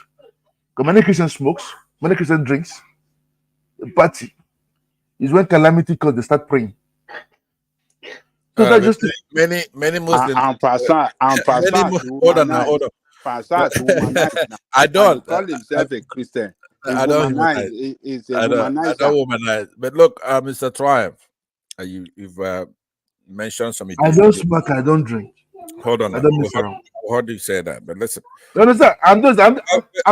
You have a nice direct line. The world is listening to us. At least they will use it to talk one day.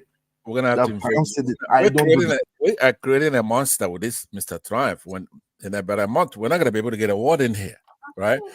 The trajectory is going. He won't let anybody else talk.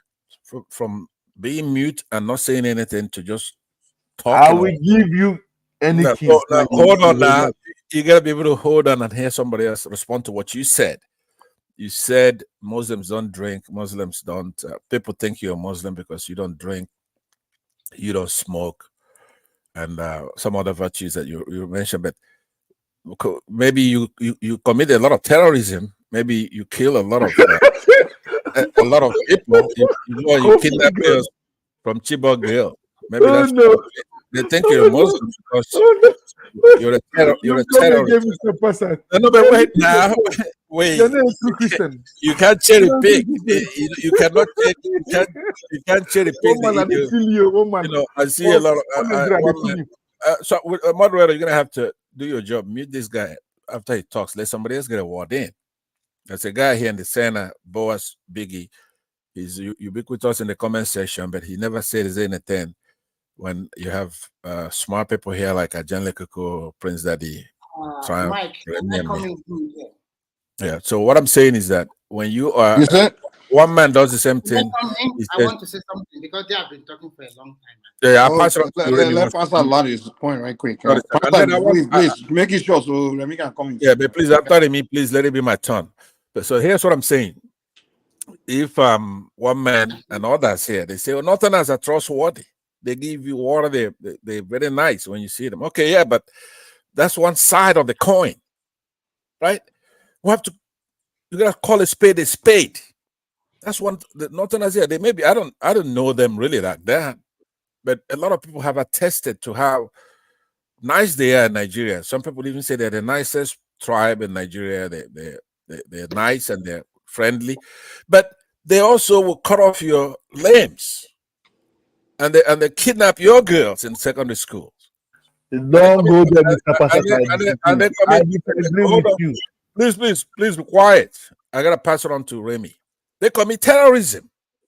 They're fanatics, and they don't go to school like the Southerners do. So it's good for us to praise them when they're praiseworthy, and praise the Southerners when they're praiseworthy, and also condemn some of the things, activities that the idiosyncrasies. Right? You just come here praising people. They don't come. Ever since I've been on this platform, 3 years now, I've never seen a Northerner here. Not one. And this is a friendly platform for them. Because this platform wants to get the Igbos before. I think they're changing. We haven't seen that today. Mr. Pastor, don't go there. You can see every Christian doesn't do that. You are discriminating people. You are discriminating other side, which is very bad. Christianity is not a monolith. We're not pacifists like you think. We used to go on a crusade in the past before we reformed. When people are talking jihad nonsense, we take the crusade to their ass, right? So it doesn't mean because we're Christians, we're Christ-like, but we're not Christ. Like me, I'm not Christ. I'm Christ-like, yeah. But I'll fight if I You have are not a good example, Mr. Passat. You are not a good example. I'm working on it. I'm working. Yeah, you could have it. Let's hear from Remy. Please, Mr. Triumph, don't play a role of a troll on this platform. That's not what we're doing here. I believe that whenever anybody's talking, you think this is all just fun and games. Come here to chit chat and laugh. Please, you could do with others. Don't do with me. I particularly don't like that. If it's your turn, you talk. I'm not your buddy here, right? I could be your let's dad. hear from Remy, man. I could be your dad. So I'm not here to play games with you. Thank you. How old are you, Mr. Passat? How old are you, Mr. Hold Passat? on, let's hear from Remy, guys. You guys can continue after Remy with your back and forth. First and foremost, trying to comment since.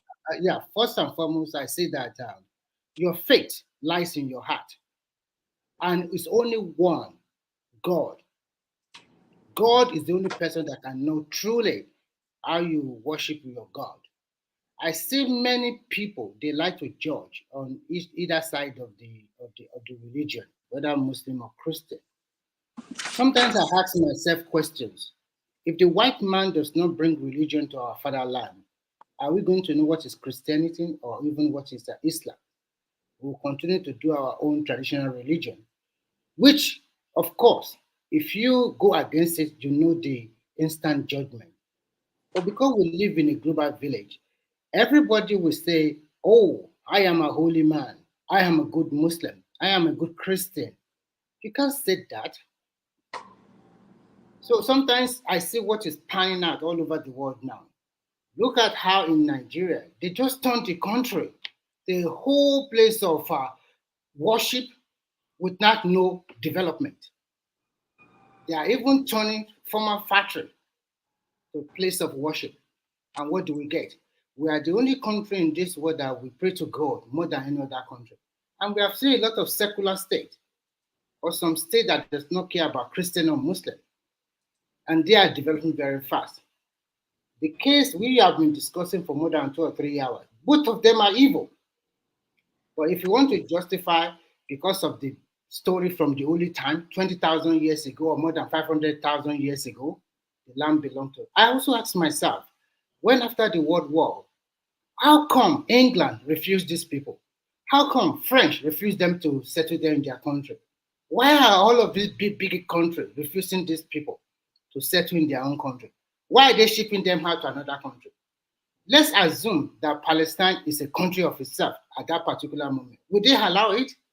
Why everybody refusing them? Just opposed to today, all what they have been doing, both of them is condemnable. Unfortunately for them too, or for our world, the so-called people that they say, we want to mediate, we want to find solution to the problem, they are extremely biased because of so many interests, whether they are going to sell their ammunitions or whether because they want to set up a factory or whatever. I just want to say, everybody, your faith lies in your heart. You can't come here and say you are the holiest man because you are Christian or a Muslim. That is immaterial. Walk the talk. Talk is very cheap. And I see politics as just a game a game, you can come on top or you can be a loser. But the beauty about democracy is that if you are still within, so if you're lucky, you can try again. And who knows, you can win. I don't see it as do or die, because at the end of the day, the person you want to die for, when he get there, he does not know you, does not even care about you. So sometimes we fight among ourselves unnecessarily. Before we can turn our eyes around, if Tinubu is going to spend 4 years, 4 years will be gone. We are all here when Buhari started, 2015. Before you turn around, he's no more president of today. Who knows who is going to be president in 2027 or 2031? Mr. Triumph, future president. About you. What I just want to say in conclusion is that your faith lies in your heart. The people that are negotiating, they are not negotiating on the fair ground. They are extremely biased, the superpowers. And the two people that are fighting among themselves, if we follow the Holy Book, they are also brothers and sisters. They don't care whether you are Christian. At least when they were, if you read the Holy Book, there's nothing like Christianity or Islam. So, Mr. Remy, you want to tell me that the southeast and the northern, they are brothers? If you call them, so that means the southeast and the northerners, the Hausas and the Igbos are one then? Are you talking about Nigeria, or are you talking about, I'm just referring to Israel and Palestine. But if you are talking about Nigeria, yeah, that means if you use the same concept, that means the northerners and the Igbos are one to their brothers. When we sit down and continue to look at everything, we are going to be interwoven one way or the other. How come that when you do your, what do you call it now, your generation test, you can say that, okay, you are American, but your lineage is from Nigeria or Ghana or Cameroon or Sudan. I've seen somebody I that is believe lineage. is from the north. If they take his lineage test, Who knows? Who knows? We don't know. He's from the north. He resembles the Hausas very well. Okay, let me. By the way, Remy, let me say to you that tonight is quite been an eye opener for me. Obviously, even with Baba, who is a pro-Israeli here on this platform today, and it's quite an eye opener. But Remy, I agree with the spirit, but I disagree with you on two fronts. Right? I agree with most other things you say, but there are two things I want to disagree with you, and it's not particular to you. And that is the commission of that moral equivalence fallacy, right? You're trying to make it, in the case of Israel and Palestine, that both of them, they're wrong. In the case of Muslims and Christians in Nigeria, both of them, they're wrong. But they're not. It's not moral equivalent. It's an. Let me land. I'm coming. I never said something about Nigeria, to be frank. I just equate about what you guys have about religion, and then I talk about Palestine and Israel, and I talk about the mediating team, which mostly they are all the superpower, UK, America, and the rest, which they are extremely biased. That's what I talk about. I don't really talk about Nigeria. I don't know why you are taking it to Nigeria again. Okay, go ahead. Okay. Okay. If you do that, then I will reserve. I'll hold fire on that. So I'll go ahead and pass it back to Mike. Mike, at some point, maybe one more person go. Maybe Boaz Biggie, then you come to me, unless it's not here. Boaz, are you here? Biggie, are you here? I don't think he's here. I think he just left. Prince Daddy left too. Well, you guys can continue your.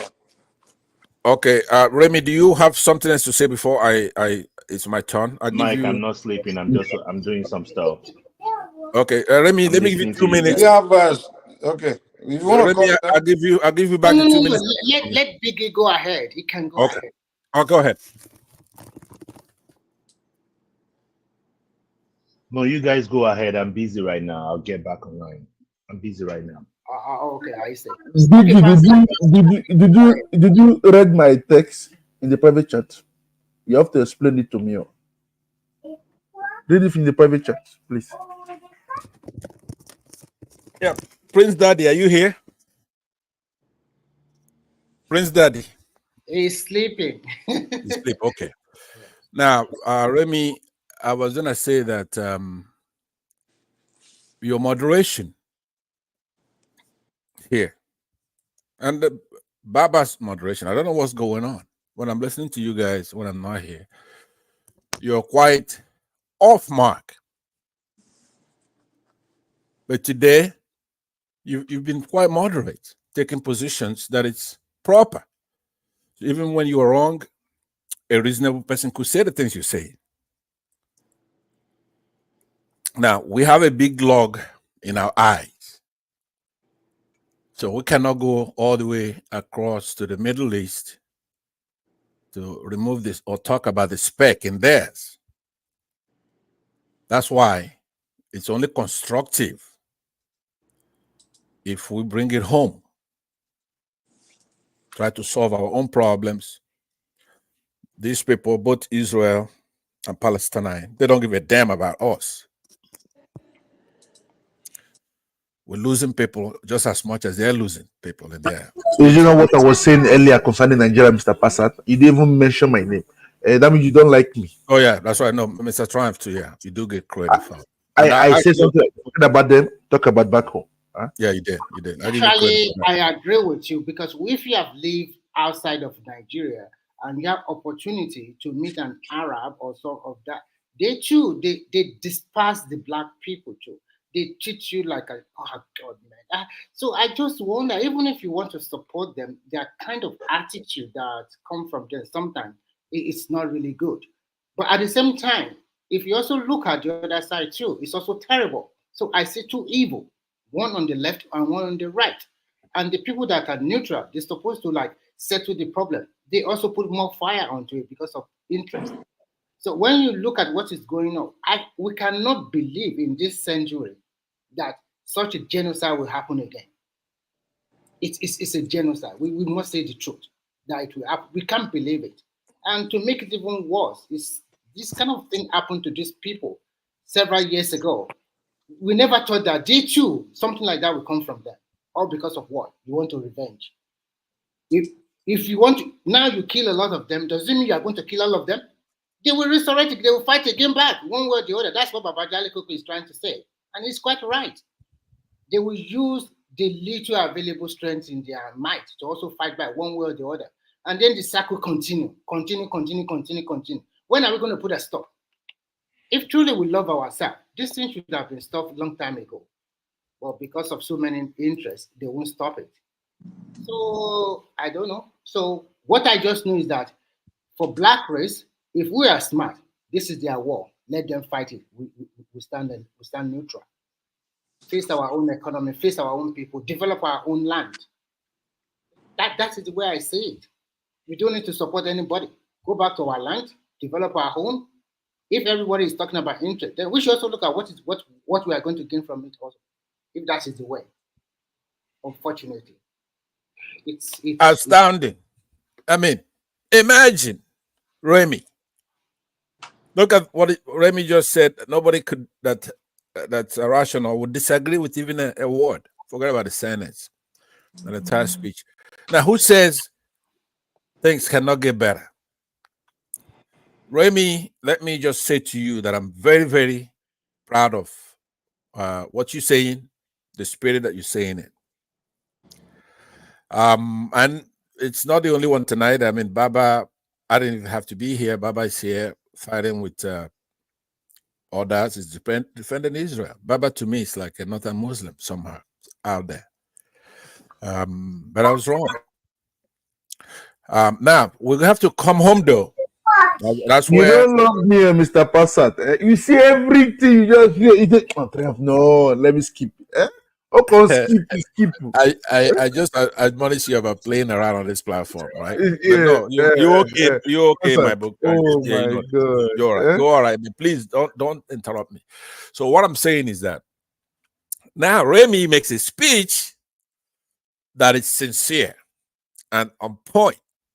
And I agree with that. Both sides are wrong. Obviously, when we go granular, all right, and look at episode by episode, because everybody keeps hinting at it. When we're talking about what's going on right now, they want to talk about causality,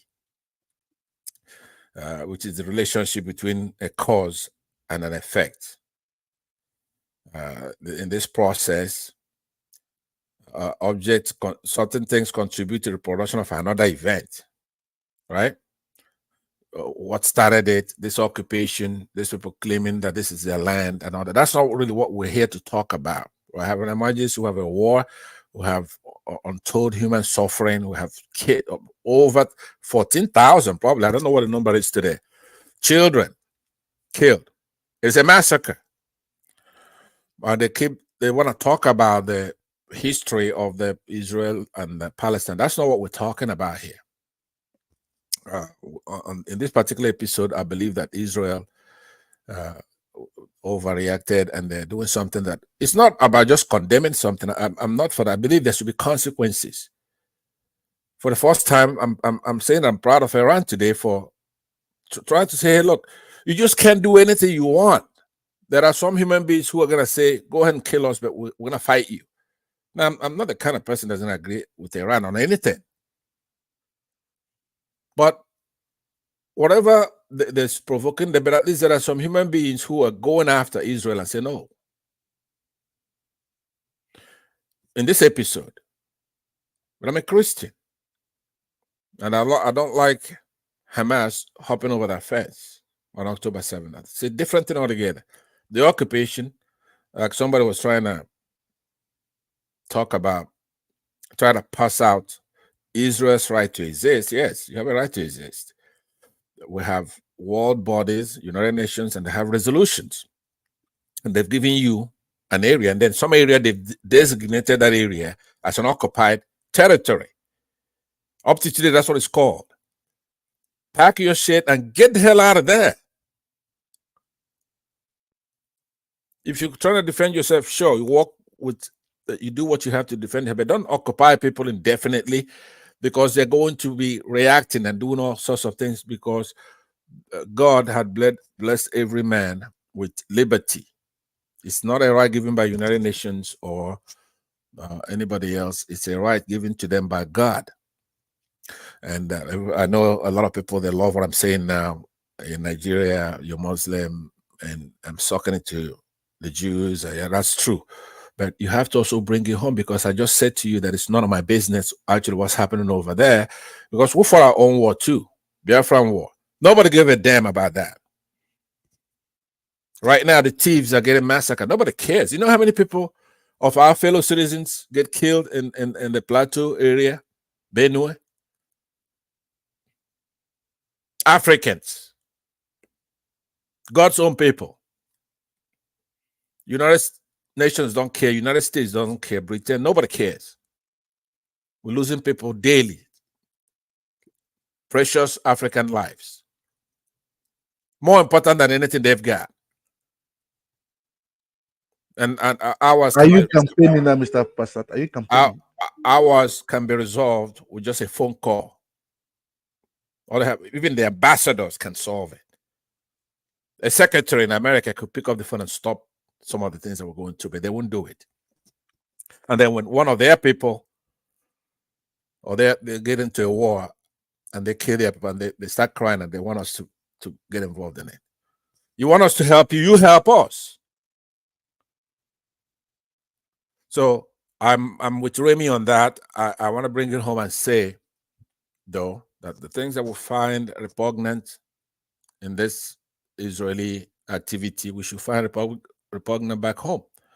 The occupation, throughout Southeastern as a concern, we're occupied by foreigners who are picking our leaders for us, who don't know what the hell they're doing, who are killing people with an alien lifestyle. These are things that are unknown to us, terrorism.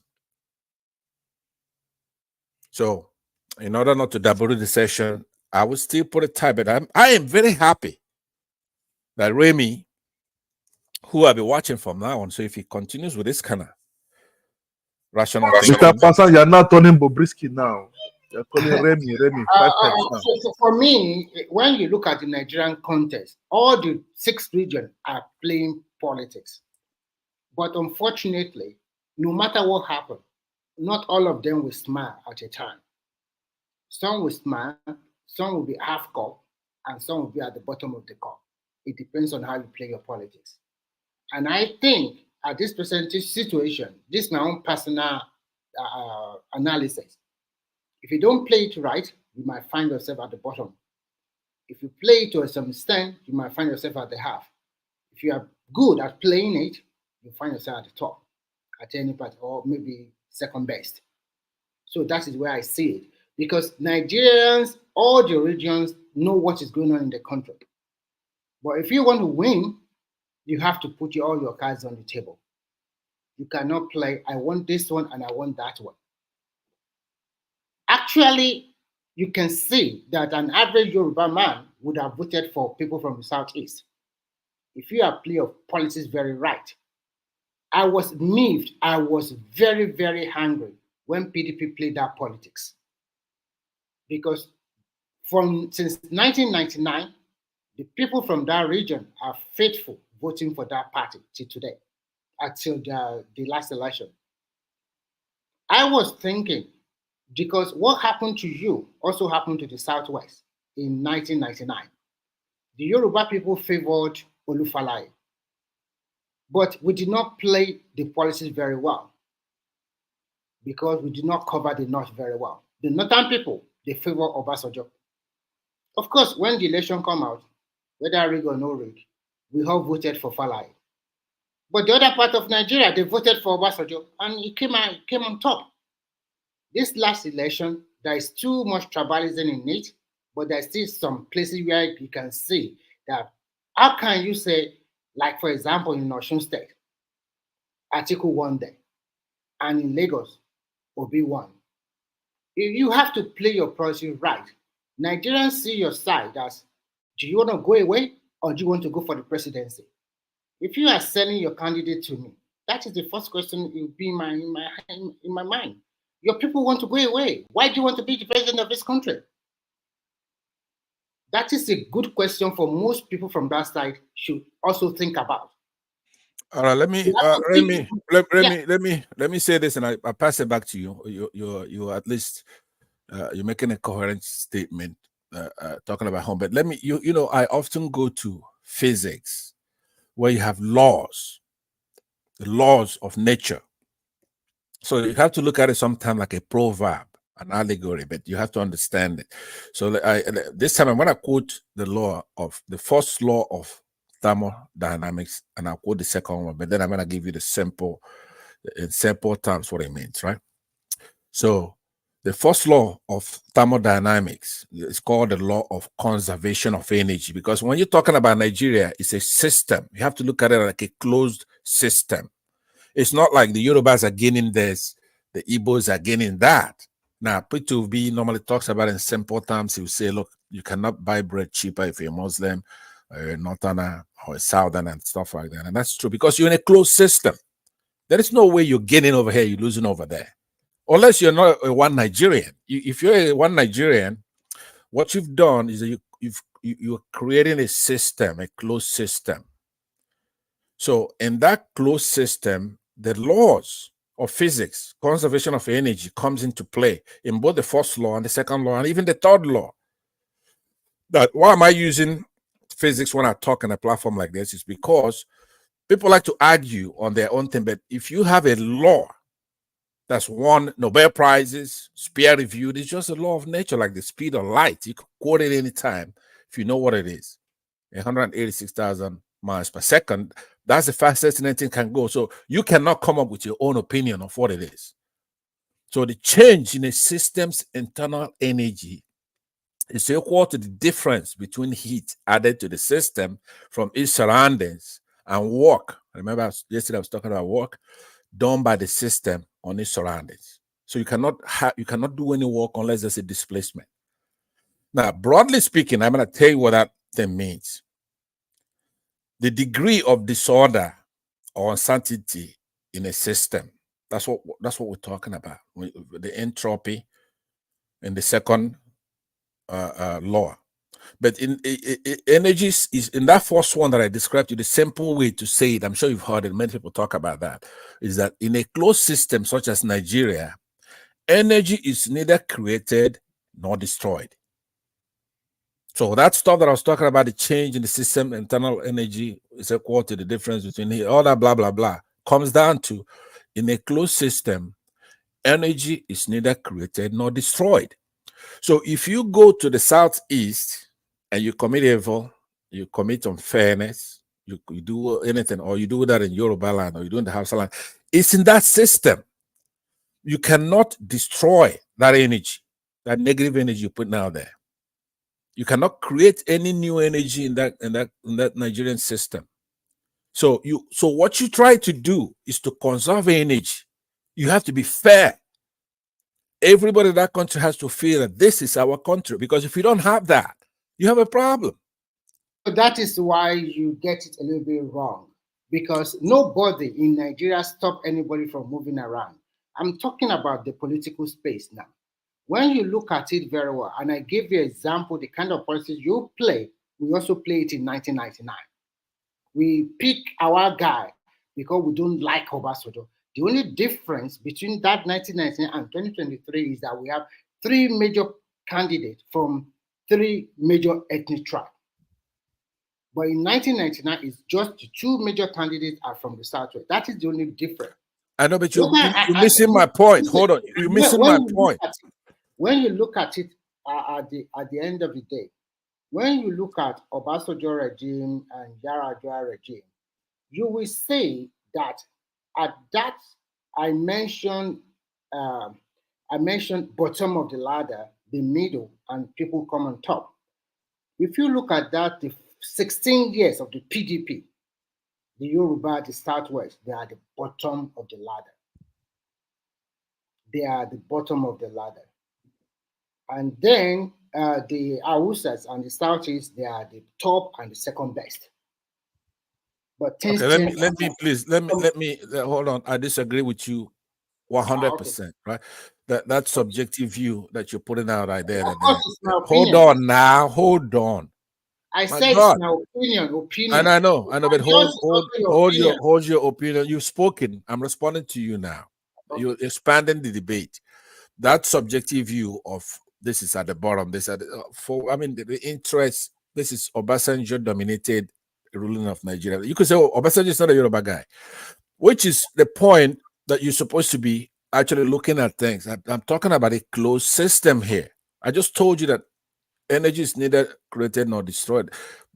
You have to be, if you're one Nigerian, right? You have to be looking at, you should be seldom heard to mention Yoruba, Igbo. Those are esoteric. Let me land because I know where you get that. I'm also on the internet. I read a lot of articles. I did not get anything from nowhere. No, but listen now. It's a mantra. Have you ever seen me in any platform except? No, it's not about platform. What I'm saying is that I've come across that argument made by ignorant people all the time. Let me land now. Be in order. Stay in order. What I'm saying is that you cannot go making a statement like that and not look stupid. That in the PDP years, the Yorubas didn't get anything. The Yorubas are an important part of Nigerian ecosystem, including the economy, literature, culture, life, service to the country. Lagos is the heartbeat of Nigerian finance, African finance. You make ignorant statements. You peddle those things that they talk about in platforms or websites, trying to divide the country, talking nonsense. PDP years, Nigerians try to do better. They certainly did better than they're doing now. All right? But it isn't about tribes. It's elites playing their games, passing around from one dictator to the other, even though it's cloaked in civilian uniform. You don't gain anything from whoever is at the helm of that office, no matter where they come from. Igbos do very well under any of those leaders, especially bad Igbos. They're the most patriotic Nigerians, but they're no good. So every time we're trying to solve the country's problem, and I was here giving you accolades for your outward view of Israel. And when it comes home, then you show your true color. But I I've think identified. Let me you land. are Identified your problem. You're not evil. you You're don't just. understand Let why. me land now. I'm almost done. See, I can work with you because you're not evil. You're just ignorant, right? It's not like you know better than you're doing the wrong thing. Those people I don't deal with. If you know better and you're doing the wrong thing, you are out of here. But I'm telling you tonight, that spirit you have in foreign policy, Israel, Palestine, where you are trying to look at it and find justice and condemn the person doing the wrong thing. You have to do the same thing back home. You cannot be a hypocrite. You cannot sound moral outwardly and hypocrite back home, where you have false virtue. You're posturing and using sanctimony in your argument. Where a system, Nigeria is, if you're one Nigerian, now if I say I'm a Biafran, which I am, and that's what we're talking about, we don't have a closed system. I'm a Biafran and you're a Nigerian, so there's conflict, disagreement. Okay, But if you so are first and foremost, before we yeah. continue this conversation, I Yeah. want a clarity from you. Yeah. Are you talking as a Nigerian or as a Biafran? Clarify that. I'm talking as a Nigerian here right now on this So platform. are you a Biafran or are you a Nigerian? I'm a Biafran. So then I don't think I will have this conversation with you. Sorry. Okay, very well. You don't have to have the conversation with me, but you have to understand my definition of Biafra. I'm not IPOB. My Biafra is Nigeria is part of Biafra. Biafrans brought independence to Nigeria. We're not going to let you have it.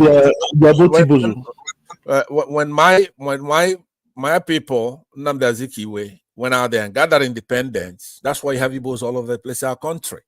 But we made a mistake where we let you come to ruin it and claim that you are more patriotic than the Igbos who brought independence. It's our country. We're going to take it back from you. And we're prepared to do it by force. It was everybody that contributed on this, Mr. Yeah, so a lot of people added to it. Wait, hold on, Mr. Trife, why don't you go to your people's platform? Go to your country's platform. This is a Nigerian platform. This is my people too now. I'm from Yoruba also now. I was born, I'm a Logation. You're Nigerian? I'm a Nigerian. Okay, all right, so no problem. But listen to this. So I'm not in Nigeria anymore. I don't know where the hell you come from. I don't see you as a Nigerian. You don't talk like a Nigerian. You know what I'm saying? But we'll take you. So what I was saying to Simba, was that Simba? I don't know, or Femi, or whatever his name was.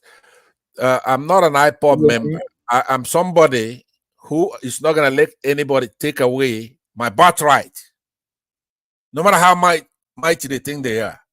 What is your birthright? My birthright is that my people brought independence to Nigeria from north to south. No. Hey, be quiet. Let me land. And it's not only Nigeria, by the way. Biafra is not only Nigeria. We have to go back to that where they breed in those people over there, Chad, further north there, and then to Cameroon. We're gonna get all our country back, all of it. Now that you see people of Palestine having the problem they have now, which they also should have in Egypt, to come from outside and take over people's countries. And when do you think they're weak? The French and start being patriotic, more patriotic than the indigenous. When Nnamdi Azikiwe was out there in London making that argument, fighting British people, your people were not there. They didn't know what the hell he was talking about. So he goes out there and he gets that independence and chase him out in 1960. Stop and lying. You started your lie. And he's trying to go over there and get other Pan-Africanists so that we can do it continentally, remove these people from exploiting us, and your people come in there and take over our country. And then you're talking nonsense about Nigeria. Yes, I'm going by Biafra because it's nothing but semantics for right now. Now I was asking I forgot who it was yesterday. I say, are you a West African? He says yes. I say, are you an African? He says yes. You're a Nigerian? He says yes. You're a Yoruba. So I have many names just like you do. I'm the one. I'm the one. Okay. Okay, so it was you now. Hold on. You're Yoruba, you're a Nigerian, you're a West African. So It's all mine. It depends. I'm a Biafran, I'm a Nigerian, I'm a West African, I'm an African. It's all mine. I could use any of them interchangeably. What is your name? Geographically, What's your name? yeah. You're from the north, Mr. Pastor. You're from the north. Look, Mr. Triumph. I told you, stop trolling here. We're serious. But anyway, so let me. I think I've told you guys enough about this. My point I was making to this guy, the guy, I forgot his name. He's gone now. So it's mute. It's called Mr. Remy. You have to know the people Mr. by Remy, name. yeah, sorry, yeah, he's gone. So it's mute. I'm not gonna try to lecture him because he comes here trying to be more patriotic than the Southeasterners who brought the independence. Imagine the laugh. This guy has no shame. Yeah, maybe they're magnanimous. Normally, I'm the only one who talks about this. We normally don't talk lie a about lot, it, right? Passat. Listen to this. Southeasterners, You're a you liar. can accuse me for anything. You know, just because it's like me, maybe I have a Rolls Royce, I have a Mercedes, I have whatever, and I decide to just drive one of them, right? Will you be quiet? Gani, you be quiet. You're a liar. You're a liar, Pastor. When it's your You're turn, a liar. you poke You for talk nonsense. you poke holes in one of I don't know where your brain is. You've been insulting me, and normally you think Mike likes that, and it means you're winning, right? When you insult me. Now, Mike, please mute the guy and admonish him of his language on this platform. There are a couple of rules that we have on this platform. One of them is don't insult anybody. You don't win when you insult me. You don't. I can insult you because you are lying. You are rewriting history. But you don't also, have to rewrite any history. I have tentacles. I have. By the way, here's the difference. I have tentacles that can reach out there and deal with you and touch you over there. Whatever the hell. 100 of you can never do that. Okay, so let me conclude by saying that just because you're running your mouth about Nigeria, I'm a Nigerian, you're a Southeastern, you're Biafran. Know one thing, right? And we do know this. It's our country. And we're gonna take it back, including by force, because you see it happening in Israel. They've been gone, I don't know, thousands of years. And then when they decide to come home to go take their country back, you can't stop them from taking. I mean, they're gonna take. What is taking now, Pastor? You guys are Israel now. And you guys are the Jews of Africa. And those in Egypt should also be nervous because they know they got no business in that Egypt, right? They have no business in Egypt. That is also an African country, and they came in there with their religion and took it over some time ago, right? And they're bothering their neighbors up to now, right now. They're digging out our ancestors from their graves and selling it to Europe. These are pharaohs. These are Africa. This is an African country. So Muslims in the past got some kind of strength, and they started taking over capitals, including European capitals, but especially ours here in Egypt. I'm trying to tell them to behave themselves because at some point we may come over there to take it back. Like Jerusalem was a major capital, and they developed their religion. It took over the whole world, but the Muslims came over there and took it over. Now the Jews don't, and it's not going to let them do it, so they've come back to get their thing back, Bethlehem, Jerusalem, and all that stuff. They've come back. So it's the same thing. Africans may one day decide to take the Egypt back. So you could be crying and talking about how unfair it is, but beware. Okay, Nigeria belongs to Southeasterners. That's who got the independence for that country. If you want a country, if you want a country, go and get your own. Go and take independence from Britain somewhere else. This one, we got it. It's ours. That's why you have Igbos from north to south doing their thing, building a house. It's just that the government haven't done the right thing to protect them in their country. It's our country, so you could be doing your nonsense about you're a Biafran. It's because a lot of Igbos are just letting you talk like that. It's not like we don't know. I'm telling you right now. I do know who brought the independence, and I don't know where the hell your people come from anthropologically. You might have come across from Gabon or something like that, or from Chad. We're welcoming you. You need to amalgamate. They say patriotism is the last refuge of a scoundrel. You keep talking about patriotism, or you don't love Nigeria. We don't have to. It's our country, though. We don't have to love it. If you don't like it, get the hell out. We're gonna take the country back, and make it work for everybody. We're not saying that only Igbos brought independence. No, there are Nahoro and others who signed. But when you talk about going to London to argue it, shaming the Brits, go to America to do the diplomacy, it's us who did it. You probably don't have a college graduate when this was happening in your whole town. So respect yourself and respect your fellow citizens. Stop painting. Hello, who are you talking about that doesn't have college graduates? Are you talking about the Yorubas? No, I'm not talking about the you should stop. I'm not talking about changing history. I'm not talking about Yorubas. So where do you get that from? But I yield to you now. Go ahead and poke holes in what I said. You should go stop ahead and make the Zik of Africa. That's what I'm saying. Go ahead. Yeah. That's what I'm saying now. You should stop rewriting history. See, have you heard about Olayinka Bakmakoli before? You've never heard of him. That's the first lawyer in Nigeria. He's just pulling names out of your ass. Every time Yoruba sort of mention some guy with an English name and talking nonsense. Who cares? Macaulay, Barclays, and all that. Does that sound like an African? You see, because you don't understand. Because it's Macaulay African. Hello, because I'm telling you about Zik of Africa. You're talking about Macaulay. You're ashamed of yourself. Hello, you don't know anything. Olayinka about Macaulay. Olayinka is a full Yoruba name. Yes, because they took them. That's not African. His father is Bishop Ajayi Crowder. Hello. Olayinka about Macaulay's father is Bishop Ajayi Crowder. Okay. I see another one. You don't know something. But listen. But if I ask you now, say Yoruba guy, if I say to you, who was the president before Buhari, I say his name is Jonathan. Then if I say Jonathan, I say Yoruba guy, you're gonna say Jonathan. You can't even pronounce Jonathan. Every time Macaulay this and that. You can't even pronounce as a Yoruba guy. If I say Jonathan right now, you're gonna say Jonathan, like a Mumuru who cannot talk. Every time I'm talking about Nnamdi Azikiwe, my pronunciation. What does my pronunciation have to do? What do you mean by Haba Macaulay? I'm talking about Africans here. Yeah, I'm telling you about Africa as well. Are you a South African? Where you have Nelson? Why should you call me South Africa? I am a Yoruba man. I'm a full-blooded Yoruba man.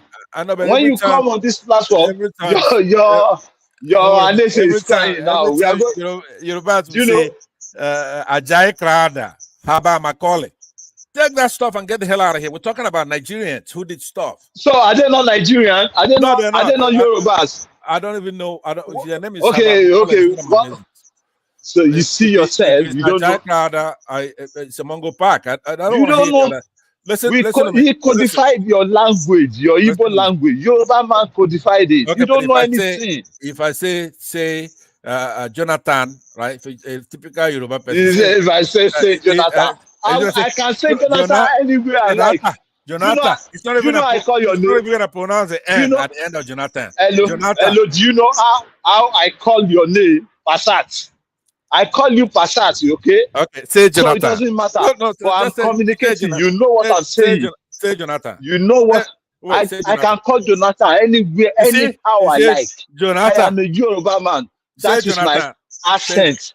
That's my accent. I can call Jonathan anyhow. What are you talking about? I can call Jonathan anyhow. That's what I just said. It's enough. You came in here to make trouble. So I wanted to give you a little bit of your nonsense. I came here to make trouble with you because you always you always want to rewrite history and be saying nonsense. I told you yesterday, your Nnamdi Azikiwe is a criminal. He was the first that he passed out. He passed the criminality to you people. And that's what you are carrying. Come here with your nonsense about Ajayi Crowder, Mongo Park, all those. And that's what you are carrying. And that's what you are carrying everywhere now. Your nonsense. Or you say, wrote to me Williams. Or you say, Johnson. Wait, let me learn. Right? So I want you to take that nonsense and get the hell out of here. We're talking about Nigerians now. No, Mr. Pastor, you told me that I'm not in Nigeria. Mr. Pastor, you don't my name. You say you're a European. Mr. Trump, you say you're Pansat European. doesn't know what he's I'm an saying. European and I'm also a Nigerian. Okay, very good. Pansat, you need help. But You Gani, need help. he's here to talk. You are talk full of nonsense. criminal. I'm trying to give him You some have all. What you just said side. earlier, even though I am a full admiral. If you don't know, I'm ready. We are ready for you guys. Waiting for you every time. We Mr. are Trump, ready, waiting. get order from him. Speaking Yoruba to him. This boy is in Nigeria and he won't Why? let us speak. Hello, Mr. Chayob, don't mind. Mr. Chayob, don't mind him. Don't mind him. He's a criminal. You know the way you know the way criminal does things. He's insulting me, right? Mr. Trump. You are a criminal. You inherit it from your forefather.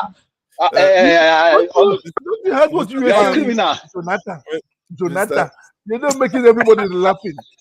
Listening at the background. You insulted. Wait a minute. You cannot say Jonathan. I didn't make it like that.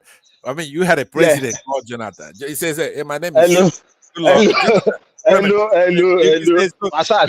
My name is Good luck, Jonathan. Right? I mean, it's a simple name. Passat. Let me tell you, you are a criminal. You inherit it from your forefather, like Nandi Azikiwe, Ojukwu, Nnamdi Kanu, Nwansiribe. You are all criminal. You won the debate. You insulted me. Your grandfather, your forefather, they are all criminals. Do you know what happened? You know what happens from them. You know what happens? You are all criminals. Can you tell me one good thing? Can you tell me one good thing? Igbo man. When I curse you now, then you're gonna be finished because you're assaulting an old man. Do you know what happens to you now? Yes, they are criminals. They are criminals. I don't care. I'm saying the fact. You are all criminals. You've never brought something good to Nigeria. You are the one that brought. You've never brought anything good to Nigeria. You Igbo people, you've never brought anything good to Nigeria. You brought the civil war to Nigeria. You brought the civil war to Nigeria. You spoil our regional rule in Nigeria. You kill a lot of people in Nigeria. You've never done anything good for Nigeria. You never brought independence. You never brought independence to Nigeria. You are all criminal. Who brought it? Awolowo and Naoro, as a lot of our great men, they brought it. Nnamdi Azikiwe was just a criminal among them. He was a criminal. After he left, you brought it. If you don't know, I'm telling you now, you brought crime to Nigeria. All crime, anything that is happening in Nigeria now, you people caused it. You caused it. You brought the first civil war. You brought the first coup. You brought everything bad. Now you are causing. You brought another tribalist now with your stupid idiot Peter Obi that doesn't have brain. You people, you never done any. The only person that will say he has done something good is just this guy, that the headpiece man. From the beginning of Nigeria till now, you Igbo, you've never brought anything good to Nigeria. Do you know that? Can you tell me one good thing that the Igbos have done for Nigeria? Nothing. You've never done anything good for Nigeria. First civil war, first coup, first everything. Is there anything crime? Is that why we see Igbo people?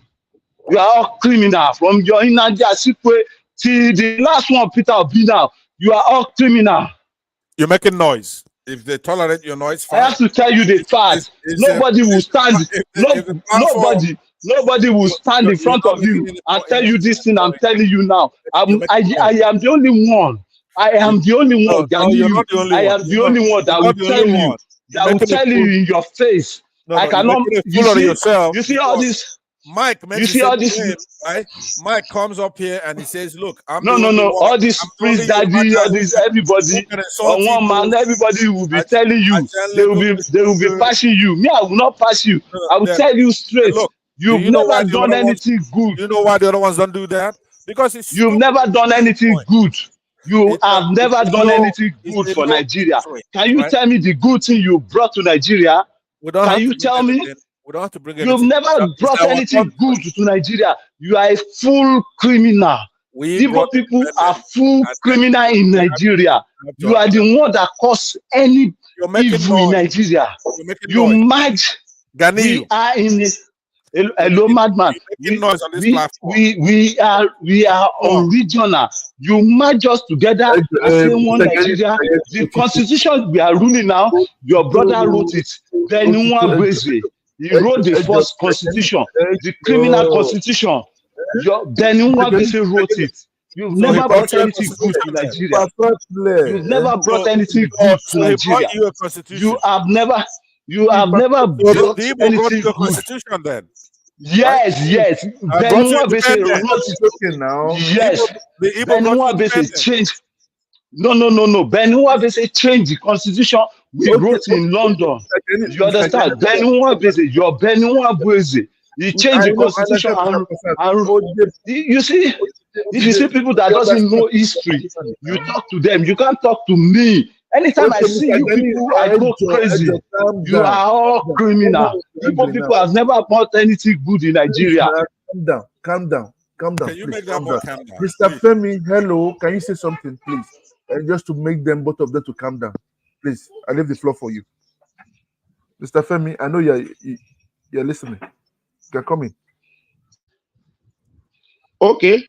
Yes. Good morning, everybody. Yeah, this is what I just want to say, that we are discussing. I met you guys discussing about Igbo and Yoruba being Nigeria entirely. I'm not interested in that. The reason I came up is because of this issue of Israel and Iran. I think that should be very important for everybody to speak about it. It's more important than the Igbo or Nigeria issue for now. No, Mr. Femi, Nigerian first now. Nigeria, this no, is only we are speaking about history. We cannot control it. Okay, let me ask you this question. We can control what will happen tomorrow or today. Okay, let me ask you this question. That is our past. Are you a Christian or a Muslim? I am a Christian. That's why I understand now. Understand. Okay. No, okay. It's not about the Christian part because I'm Christian supporting Israel. No, I'm not.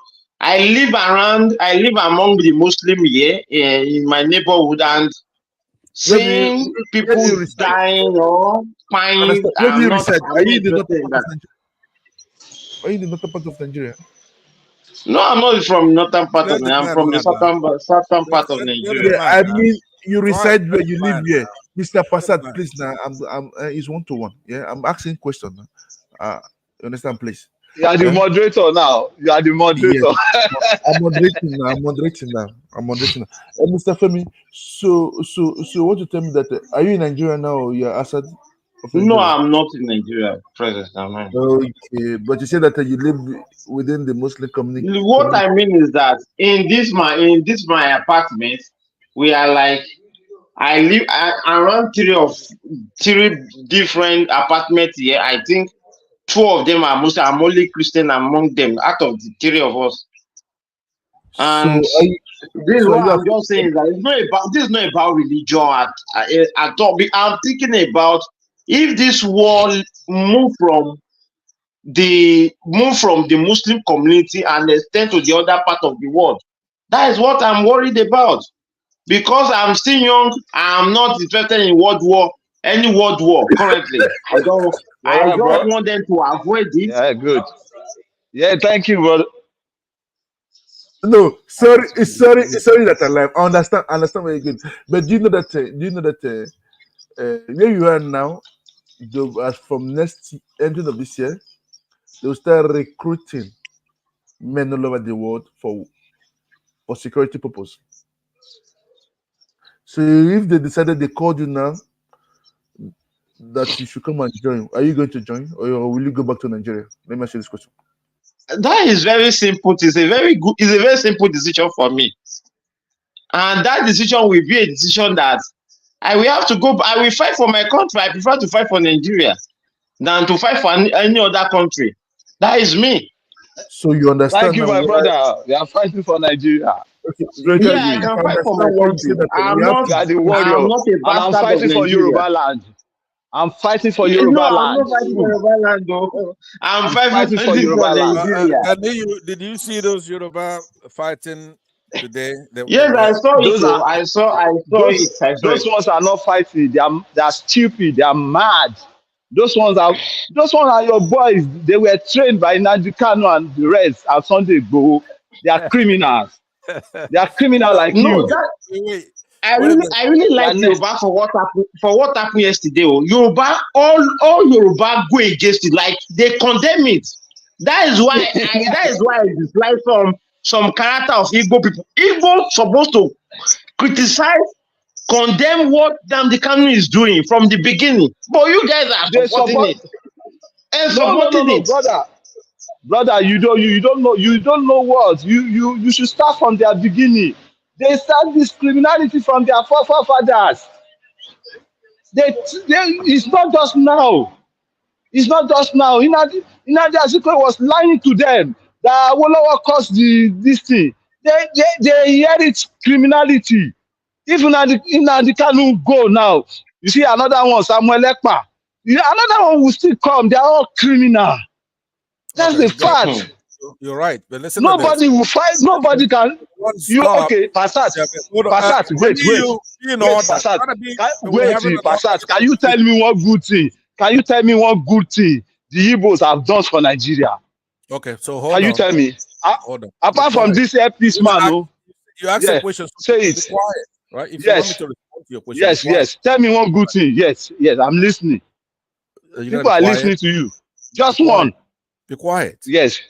It's very hard for you to Talk do that. Be quiet. Are you talking to your boy? Number one, I'm your superior if you don't know. Femi, the point you're making, success normally brings, if these people went in there like commandos and they were able to achieve their aim, then Yorubas will be proud of them, right? But remember, what we're not doing here is to condemn Yoruba will be proud of them as a Yoruba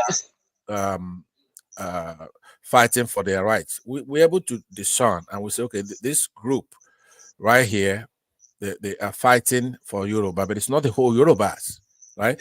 Even people that we already know that are fighting for the Yoruba nation, like Boho and the other older guy, I forgot his name, they condemn this group. So you do have things like that even in the Southeast. You do have people who are fighting for Biafra, but you don't insult every other Biafran or every other Nigerian or every other Igbo. For example, on this platform, when Joel of Nashville comes here, or Ekene, they will say, hey, look, we're not IPOB. We are for one Nigeria. You are all IPOB. You are all IPOB. You all are IPOB. You see the question I asked, the stupid question. The question I asked you now, you never answered it. I'm asking you, what's good thing? What good thing has Igbo people brought to Nigeria? You've never brought anything good on the table.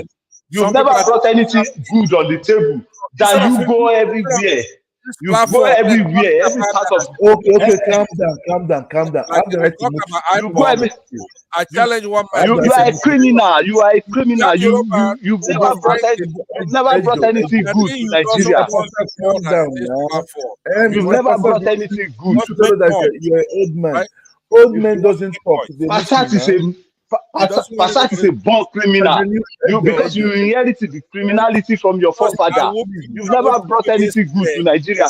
I asked you just one question. You can never answer it. It's better for you to leave because you are a criminal. You inherit criminality. And because you inherit criminality from your forefathers. Mike. Hey Joe, no, Mr. Femi, continue. Please, Mr. Femi, wait first. Mr. Femi is talking. He has not landed. Now let him land. I'm gonna let you insult Pansat. No, Mr. Pansat, calm down now. I don't see that maturity. You were here when I was whooping his ass yesterday. That was yesterday. Whooping whose ass? Whooping his ass. I was whooping whose ass? I am your superior. You are a criminal. You inherit the criminality from your forefathers. Mike tells you, you know what? I know how to deal with Igbos. Come, I'm hosting. I'm gonna let you insult. Igbo alone, Mr. Passat. Keep talking. You. As for now, leave it alone. You're on your own. Come up here like an idiot, making a fool out of you. Hello, can I come in, please? Mr. Femi, yes, come in. Yes, I think I will bring another discussion, and I think that will be better than this Igbo or Nigeria Don't of bring the thing. Bobrisky, don't bring Bobrisky like yesterday. Something far. No, I'm not. Hello, This if you is what I want to. This hello, I want to talk about my state. I beg, Femi, let Passat Okay. answer me first. What good thing has brought to Nigeria table? That's the question. Only one question. What good Nigeria thing has itself. they brought to the table? The Igbos brought Nigeria itself. It's called the independence of Nigeria. You Igbos see? brought, you also said that the Igbos wrote the constitution, the shambolic constitution we have now. After that, you brought civil war. Right? So get lost. Let Femi talk. After that, you brought civil war. We're gonna bring the second one too. After that, you brought civil war. We're gonna bring the second one. You brought the first coup. After that, we're gonna bring the next one. You changed the regional system. We are ruling in Nigeria. After that, no, but look, Gani, you go and Google what I'm gonna tell you. There's a guy that's you are so stupid. You don't understand anything. You are stupid. He wrote a book, you right? people are And he criminal. says that the Yorubas are the problem. The name for Nigeria, Igbo people should be criminal. Go and read it. It's called Stupid, Sanusi Lamido Sanusi.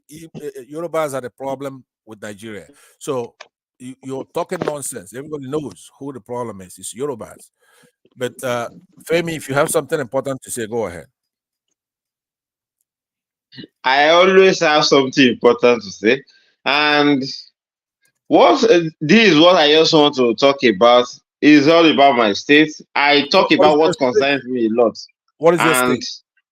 I'm from Ondo State, and this worry.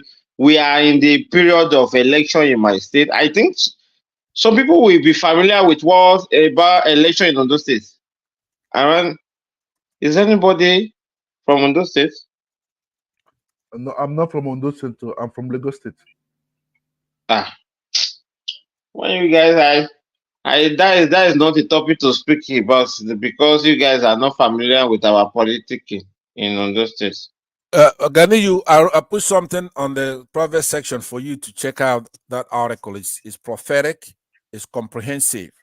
This is a scholar, Sanusi Lamido Sanusi, making the call of who is the trouble in Nigeria. Go and read it. It has nothing to do with Igbos. Don't give a damn what you're doing over there in the Yoruba land. We don't care. But we brought the country. That one I'm claiming. I'm gonna claim the entire thing. I'm not Nnamdi Kanu who wants Southeast and all that. The entire Nigeria is part of Biafra, and that we're gonna get it back, and we're gonna kick ass to get it back. We're gonna kick some ass, right? We're gonna kick some ass to get it back. You guys are gonna have to respect whether you like it or not. No. Back, we're gonna do it by war. You like confrontation. We're gonna take that country back. Why do you like confrontation? Why? No. This is. I'm telling you what's coming right now. Yeah, we are ready for you. Do you think we are not ready? We are ready. 100% ready. He's here running his mouth. mouth. 100% ready.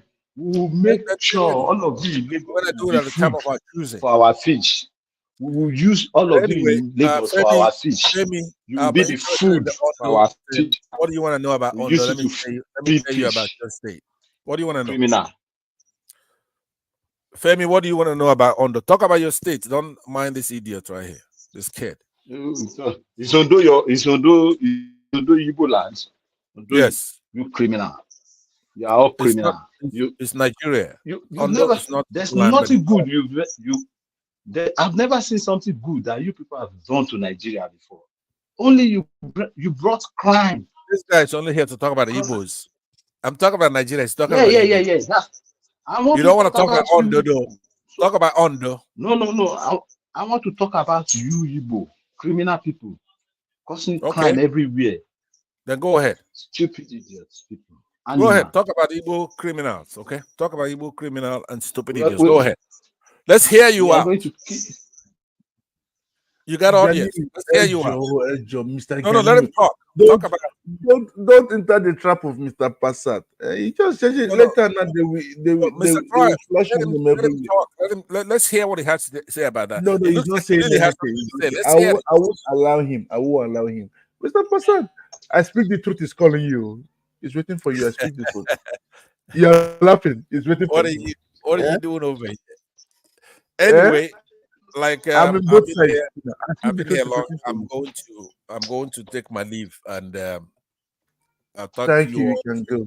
participating in Thank the you. conversation. Thank you. That's This nice of guy you. has to be banned from this website, from this site. He has to be banned. He doesn't add No, anything to no, it. no, no, no, no. It's Coming going here to be a making noise. moderator also, like you. He needs to be banned Mr. from here. Pastor, why? Why? This is not your style, eh? And you like bashing on everybody. Huh? What did you But eat last night? it's not me. The point is that I'm here for the discussion. But if the platform doesn't enforce its rule, which it has about 2 rules. Number one, you don't You're use making fun of him of his accent. you don't use Of his somebody's accent. That's ignorant of you. You know it's not bad. And you know it's very sorry. You know it's very, very bad. Using the fun of his accent. Trump, Jonathan. You're making everybody laughing. Mr. Trump, say Jonathan, let me see. Jonathan, what's bad about it? You're not a Yoruba guy now. You know that I told you that already. I'm a Yoruba guy now. You can say Jonathan, you're not a Yoruba. Get the hell out of here. Jonathan, I'm a Yoruba guy. Anyway, there's no other topic. I wanted to talk about Ondo with no, you guys made Femi to go. I should have liked to exchange more about him. Understand? Because he's worried because if now there's problem between the Jews and the Muslim, they say after Friday, after Saturday is Sunday. That's the proverb they used to say in America. That means later they will come after us. So we don't want war. Even Mr. Femi is afraid now. He's afraid. Because now, when there was a problem in Paris, the problem is in Paris, when they were fighting the Jews were bombarding the other place. Then in Paris, some hoodlums go after the Jews in Paris, started beating them, beating the Jews everywhere on the street. Understand? So that means that's why the Jews are start going to Israel. So that's it. So what we need now is just peace. Understand? One love. I don't like criticizing people. That's why I said that, Mr. Pastor, that for me, you're not a true believer. You're just, how will I put it, Christian for mouth. You don't practice it. I know Choma too would agree with me. Understand? Choma too agrees with me now, as for now. And even though I don't like exchanging, talking, as I'll discuss with exchanging with you, when the comment section, I can say what I want to say. Understand? When you were making fun of Mr. Genyu, she was laughing. I know she has to relax also. So that's it. So, Mr. Passat, I will ask you something personal. You have to reply to me. Not if you want to reply me here, you will reply me in the other place where you're going to.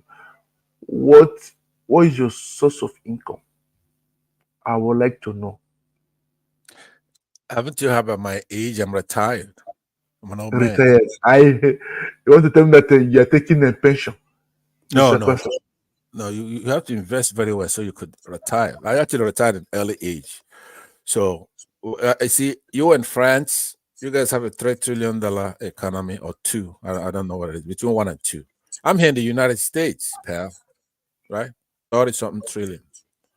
So we don't get the respect. You have no business whatsoever coming here questioning me. I'm in America. What? You're in Nigeria. You're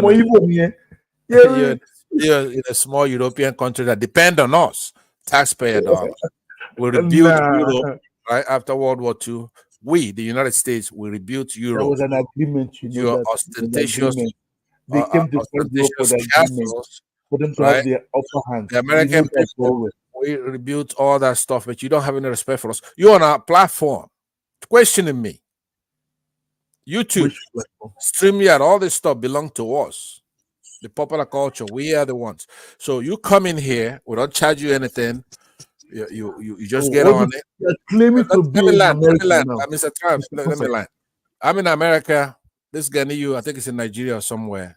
You in France. No. It's in the UK. And you see me here and you have no respect.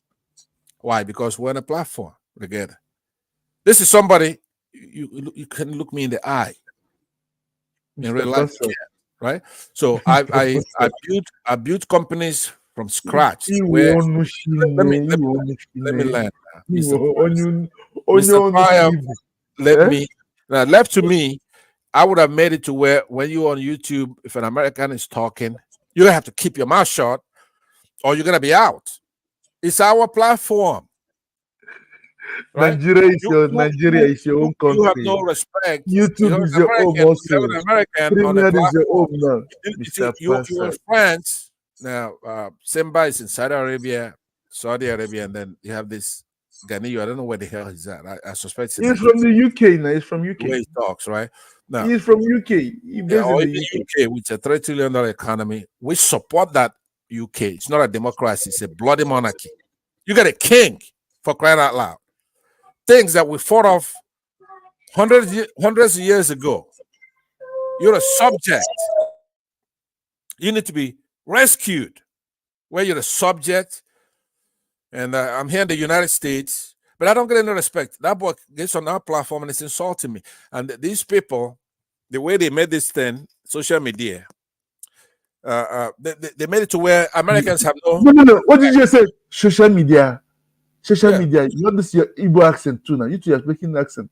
Social media. So we're on the social media, and then only Igbo Kibu. Only Igbo Kibu. Oh no one. You but you get on it and you're insulting me. No. Nobody insulted you. I speak the truth. And you do it with impunity. There's nothing anybody can do, and I believe that something ought to be done about that. I don't think the way this thing is set up, it's going to work. There should be consequences for insulting an American. From Saudi Arabia to France, there has to be a way for me to punish you. No more. They're crying now. America gets no respect anymore. You on the platform. A few years ago, if you're in London or something and somebody comes from America to visit, you'll be looking at that person and you came from America. You're gonna have some reverence. You have to have some respect. Whether you're in Nigeria or you're France or you're in United Kingdom, they made it to where everybody's just equal. You get on it from wherever the hell you are. You see an American, you start talking nonsense. That boy was America is a poor country. I've been there now.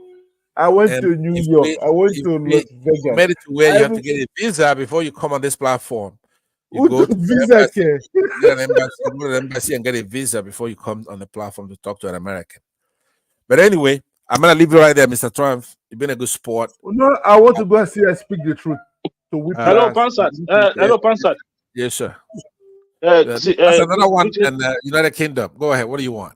Greetings to everybody on the platform. Yes, Pansat, you see, this is one of the problem you have. I'm sure you are a grown-up person from the way you talk. Ekene comes to this platform on a regular basis, and he has certain deficiencies when it comes to pronouncing certain words, right? And nobody has ever made a mockery of the way he speaks or his accent, or to use the way he speaks to kind of generalize the whole tribe to say this is the Igbo tribe could not pronounce certain words.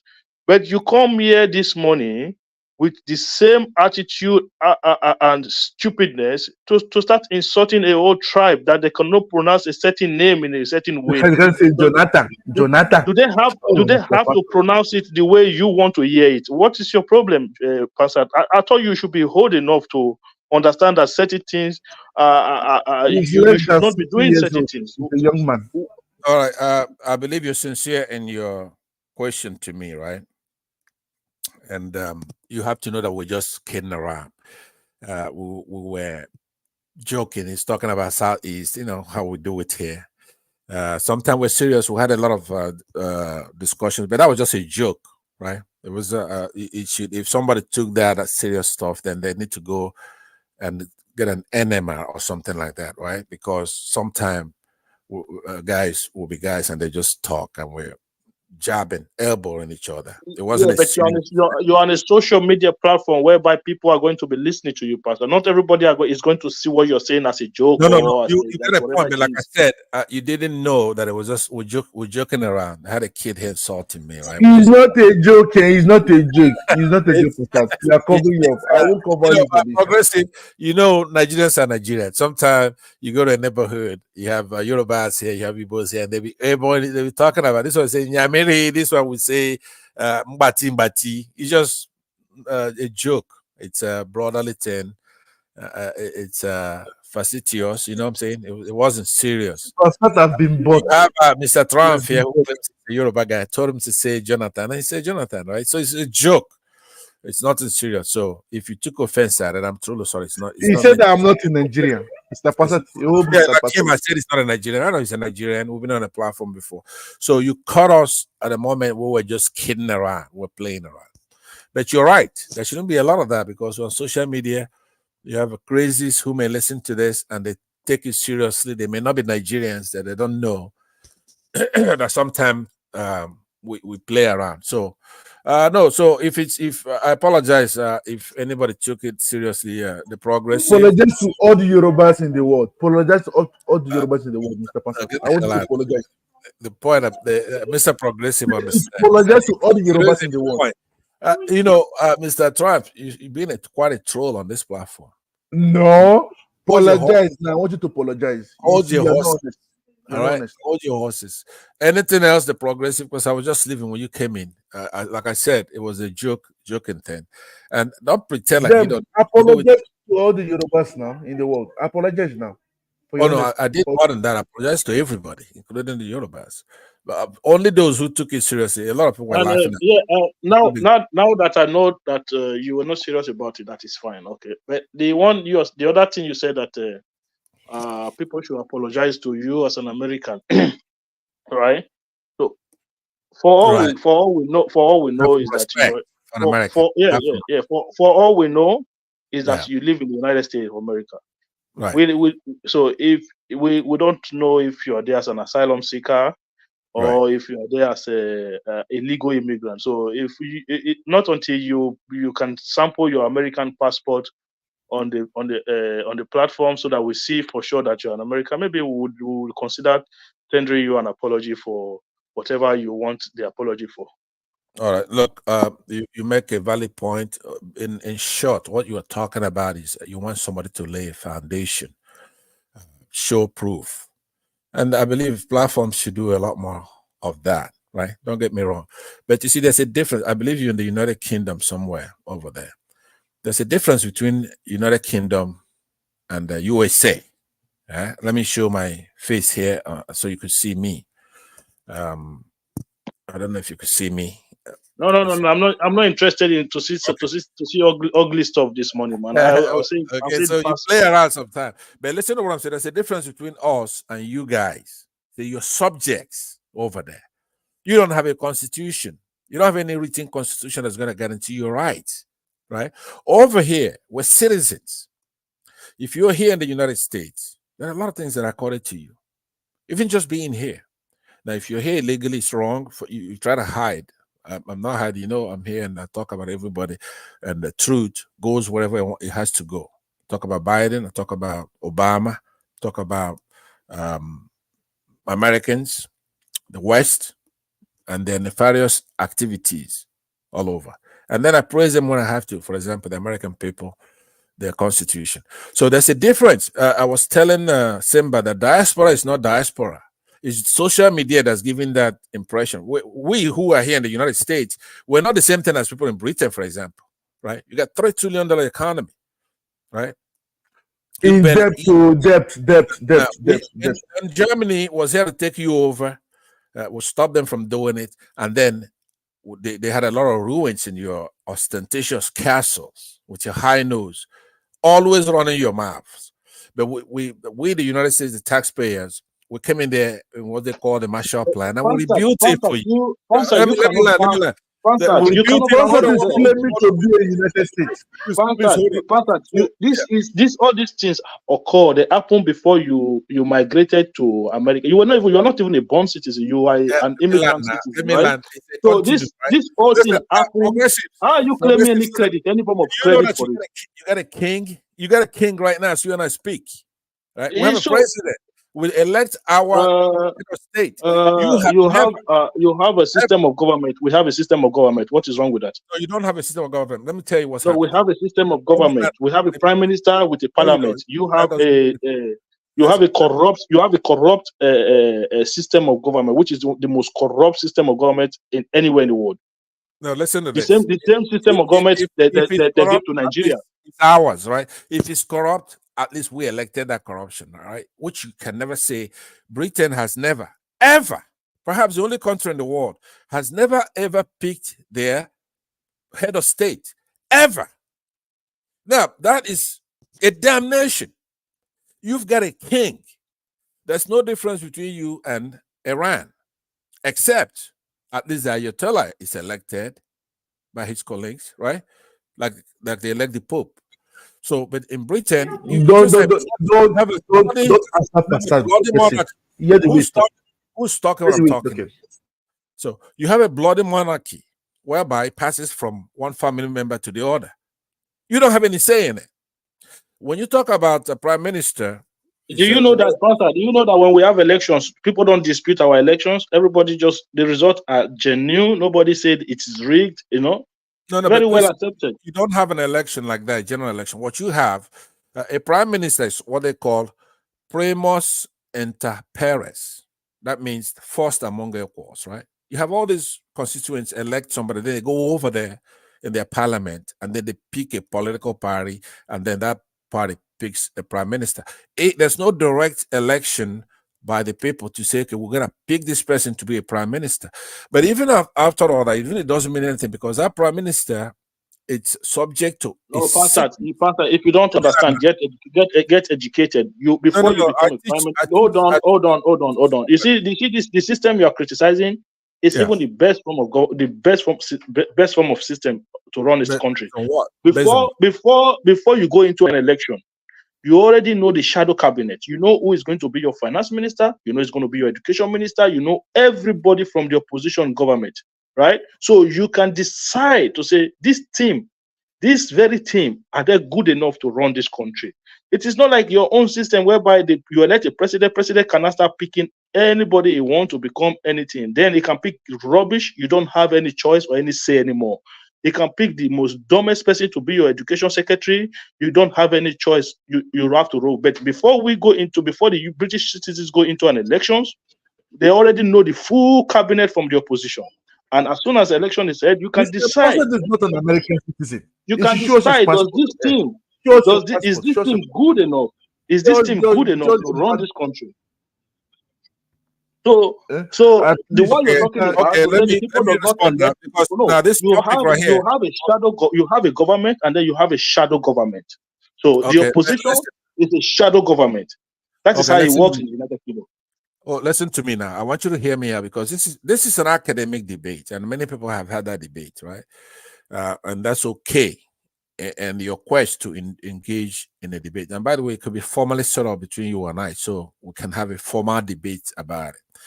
But in practical terms, you don't even have anything to compare with the United States, because it's an antithesis. You have the US system because of the British system. People left there to go and establish something that is not this monarchy. You don't have complete separation of powers in your system. Your legislative is flip-flopping. There's political fragmentation. Democracy is unaccountable. You have an ambiguous, overarching monarch, a king or a queen, whom the elected, this is unelected, bloody person. It could be some kind of imbecile that comes, it's his turn, then he's going to get up there, right? You cannot challenge it. It's autocratic, right? So it's the head of the church, for example, the king or the queen. It's head of the church. So unelected. But then where you have a little bit of plebiscite activity, you elect people who pick a prime minister. He has to report to the king every week or every 2 weeks, something like that, right? In secrecy. And everybody there is not a citizen. You're a goddamn subject. For example, you could never be king. Ever. Your kids can't be. Because you're a bloody subject. Over here, Obama became president, and his parents, some of his parents and his lineage is from Kenya. Not even Nigeria, Kenya, of all places. Became president of the United States. So, Pastor, your own south is where you come from. Can you be a king? Can you be a king there? Yes, I can.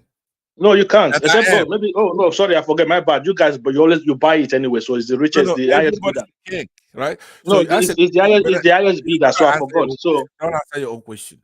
so King, in because you see every man, hold on, in some every man is a king. tradition, kingship is inheritance. Okay, Yeah, so but listen, it, let's, you, not everybody can be a king in that sense. I'm being facetious again, but what I'm saying to you is that you could, I say, what a quaka, yeah, it's Surundezi.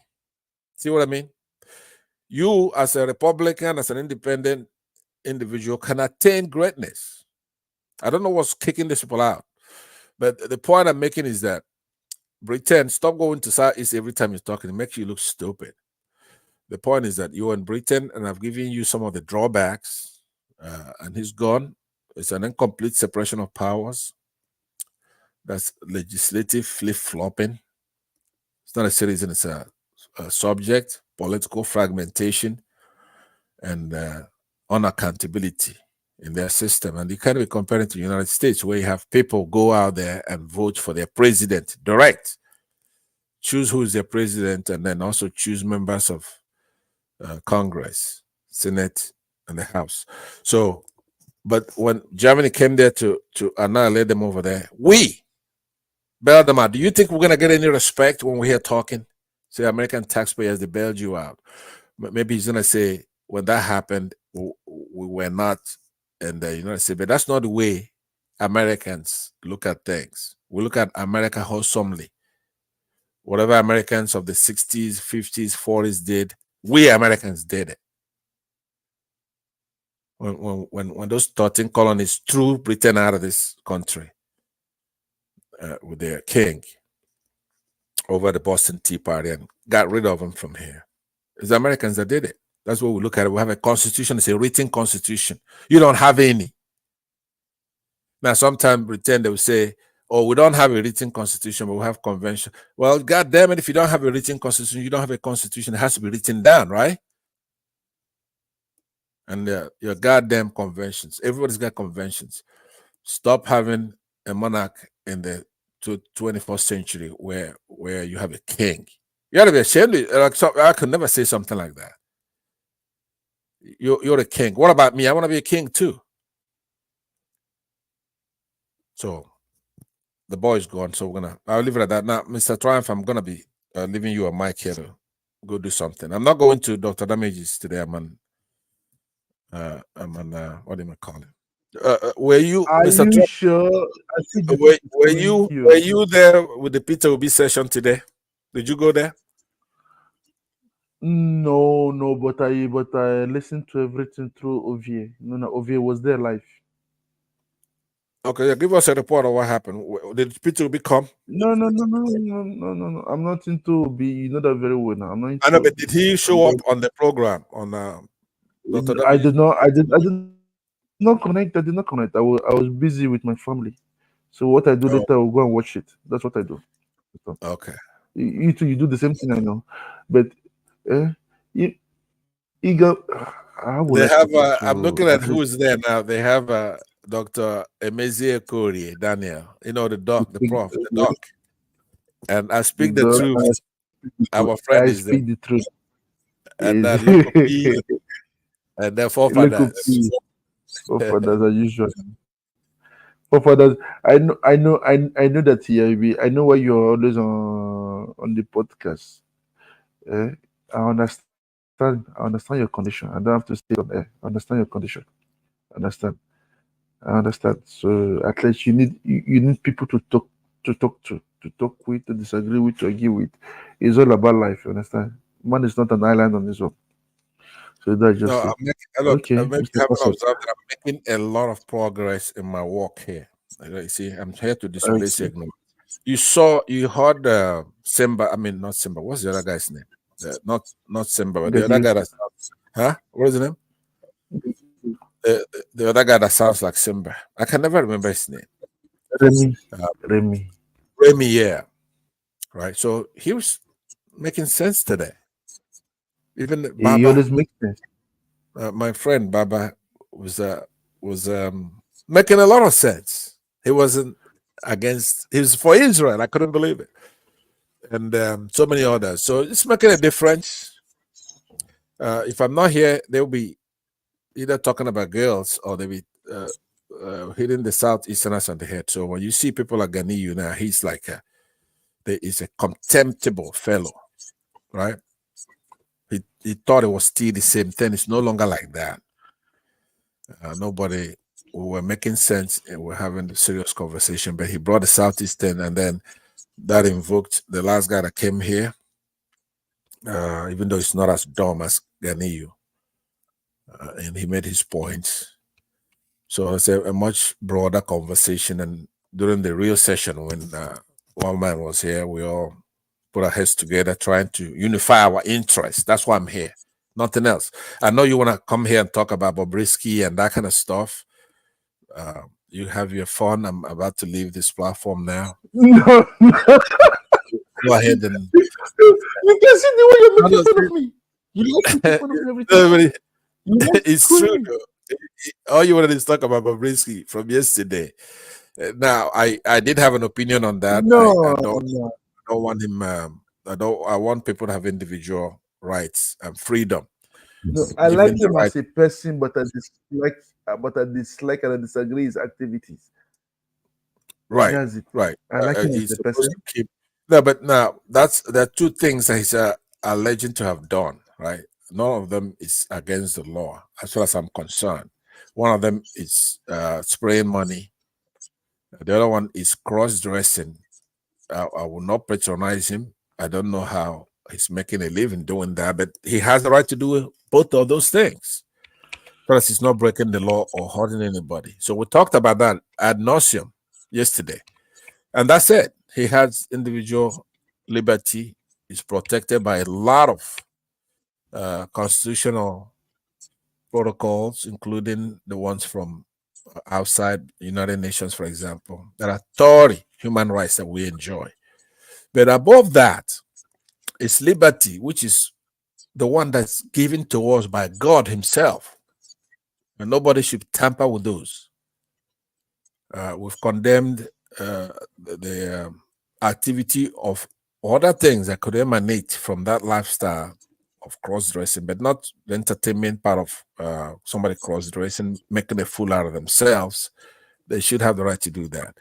But when you go further down and go to sexual deviancy, as far as you're not breaking the law, nobody wants to hear what you're doing. It's your goddamn business. Don't ask, don't tell, kind of thing. You don't push anything. We have kids. We don't want our kids to see certain things because we have our culture as Africans. So that's the approach. But we don't want people running around jailing people with deception. You're thinking something else that you dare somebody. Like I said, Mr. Triumph, we covered that very well yesterday. And if there's nothing for that, go ahead. You could go over to the other platform where they're staying up late. But I'm heading out. Okay. All right. Mike, thank you for falling asleep as a moderator. We're leaving you. You're making fun of him again.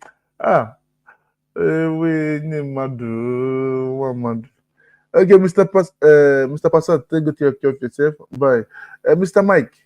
All right, bye-bye. We always going now. You can sign out. Take care. Bye, and thank you, Choma, Ozi Seriki, One Nigeria, Godfrey, Woman Adewale, Boaz Biggie, Wachuku, Olori Ogun, and so on and so on, and Izon. Thank you for making this chat a lovely day. And AB, I would like forget my AB, my one and only AB, Mike Uforma. Thank you very much, and it's been a very good pleasure for the exchange, for the talks. Is all we have to say. One Nigeria, for we are one united Nigeria. Nigeria will survive. Nigeria will stand. Whether the enemies like it or not, from the external and within. One Nigeria. Peace. Bye.